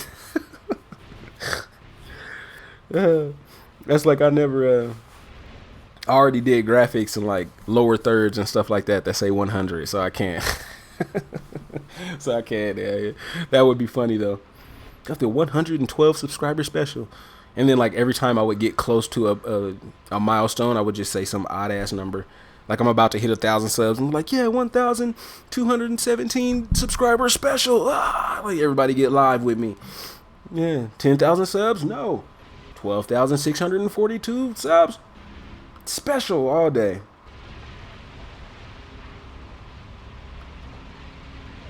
He said no singing at the end of the stream. No, sir. My wife is it's a funny thing you said that. My wife is a performer, and she is a vocal artist, and she's bad, bro. Like she can sing her ass off, and it's so funny, man. It's like she has like this really, really, really beautiful voice. Like, I bullshit you not. And every time we're in public, like, she always does this too. We be in a grocery store, and she'll just like start singing and shit, And there'll be people, literally, they can't even see us, and there'll be people in aisles next to us going, "Woo, wee, girl, you better keep it." I'll be like, "Baby, if you don't shut that shit up, like, you need to stop singing, because you gonna have somebody get their ass whooped in this grocery store because you want to sound sexy." So think about your decisions and how that affects that person's life over there, that guy right there, how it affects his life. So, oh, Russell, you said you're a graphic designer too? Dope. Hey, you should check out my Twitter at LawOfEvolution. That's where I post most of my artwork. And so I think I just posted one earlier today of some stuff that I did for No Man's Sky. So man, I want to see some of your work, man. I'm definitely I'm a lifelong artist. I started by drawing with my hands. I did portraits. I did portraits and family portraits for money. I did that in my 20s. That's what I did my entire 20s, is do portraits and family portraits, because that's where the money is. And then the money started to shift, right? In the mid 2000s, kind of towards the end of the 2000s, the money shifted to this kind of graphic design thing, and I had no experience. Like a year and a half ago, I had absolutely no experience with computer graphics. I was just hands-on, I didn't want to do anything else. I mean, I do paintings and murals and abstract paintings and carvings, and yeah, I do every manner of art you can put your mind to. I've just been a lifelong artist. And so when the money went to graphics, I was like, fuck, man, what am I gonna do? Like I've spent my entire life, doing this, and then all of a sudden I'm like, okay, now I want to make a change. But it was actually pretty easy for me because I would just hand draw everything and I would just scan it into the computer. And that was perfect for me. I just scan it to the computer and then just Fetty Bean. What did I say? Edie Bean or something? Eddie Bean? You missed off the F. But yeah, like in the last year and a half, I've gotten really good, man. I've spent a lot of time working on my craft, and I've gotten pretty damn decent at it. So, Shattered Edge, he said, bro, he said my channel art is blank. Just saying.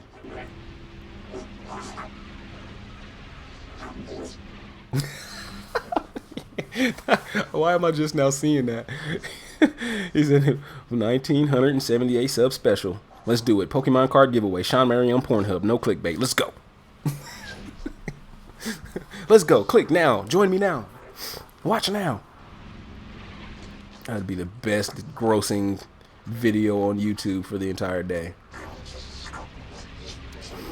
Was it Heridium? Was it Heridium or was it... It was Chrysanite. That's what I was looking for.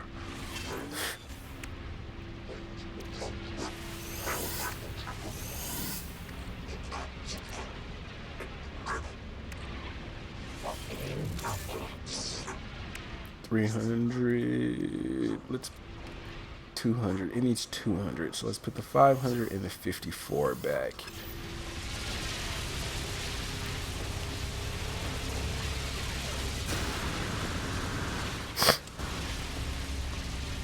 Yeah, he said he'd check out the Twitter. Yeah, I appreciate it, man. That's where I post pretty much everything. So I do a lot of vector mascot logos and esports logos and stuff like that. And most of the orders that come in through Twitter are just people that want channel art, stuff like that. So, all right, which ship? I'm taking that ship back down. Okay.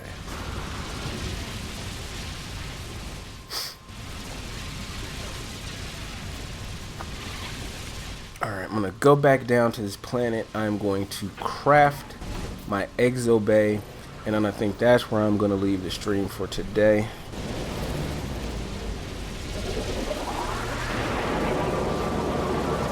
Is this the moon?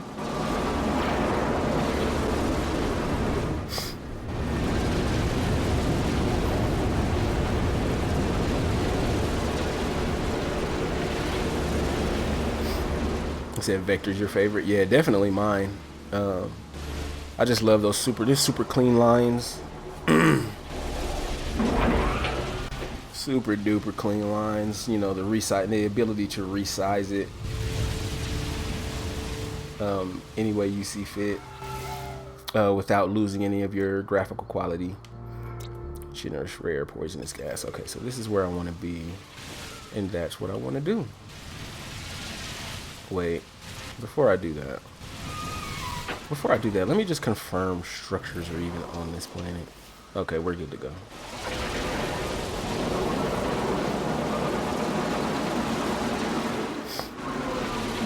Thanks for the streams, been fun. Maybe do one if there's some big news later. Yeah, I had a couple guys that are regulars here, man. Some of the guys that come and stop, some from the very first stream that I ever did. I have guys that just continuously come back, and I appreciate these fucking guys so much. But they've been trying to talk me into doing what's the word I'm looking for? Updates on the ARG and updates on Waking Titan, and when the 1.3 comes out, they're just trying to have me do like reviews of 1.3. I'm completely capable of doing it. It's just that it's not my speed. You know, usually I just like to jump on a game, have some fun, and I try not to concern myself with all of that because it gets pretty tedious sometimes when it gets kind of tedious sometimes when you're kind of expected to do these kind of news things, and then you know it's like you're always hunting for the best way to get that information first, and you want to get that information out there first, and the grind just that's like an additional layer of grind that I don't know if I want to add to YouTube just yet, but I've been considering it, and I have a feeling that it would be received well, even if I'm not the first to put it out there. You know what I mean? So I'll just kind of put my flavor. On it, and hopefully it would be held in good light. But I think I'm gonna take your advice on that. There's a couple guys, like I said, who's been trying to talk me into it, and for you. For you to say it too, I think there's starting to be something to this, right? Like I've never heard a guy, tell a shitty YouTuber or a shitty streamer or a shitty commentator that he should probably do more videos. Like that's not, that doesn't happen. You know what I'm saying? So I'm gonna take it as a sign. I'm gonna take it as a compliment, and definitely put that in. Put that into consideration.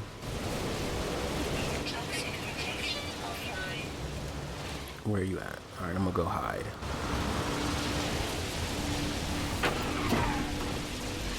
Ooh, that looks sweet right there. Almost looked like a starship when I jumped in or something. He said, please do one if there's big news. You'll definitely join in.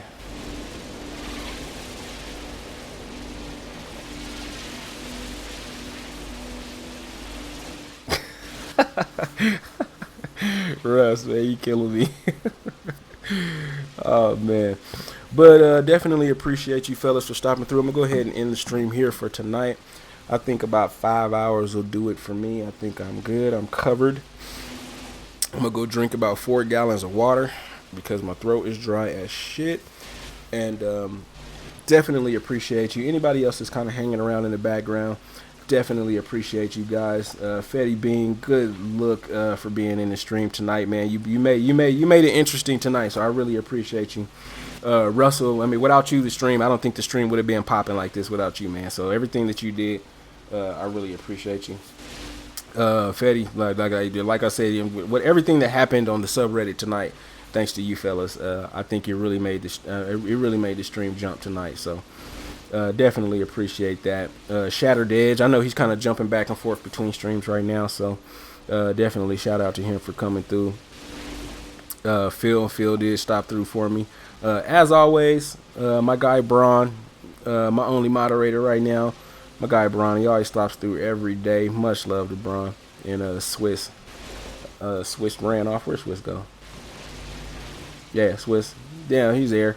Much love, Swiss. Much love to everybody that's still hanging around. I will jump in and stream. Like I said, I'll be streaming again tomorrow, late night ass and titties. You can catch me here. Sean Murray twerking. You can catch it all here. Law of Evolution channel. Yeah. And I will catch you guys tomorrow. Like I said, I have another update coming about midday. So that coming about midday, and then another stream tomorrow night. So I will catch you guys later, and I appreciate you.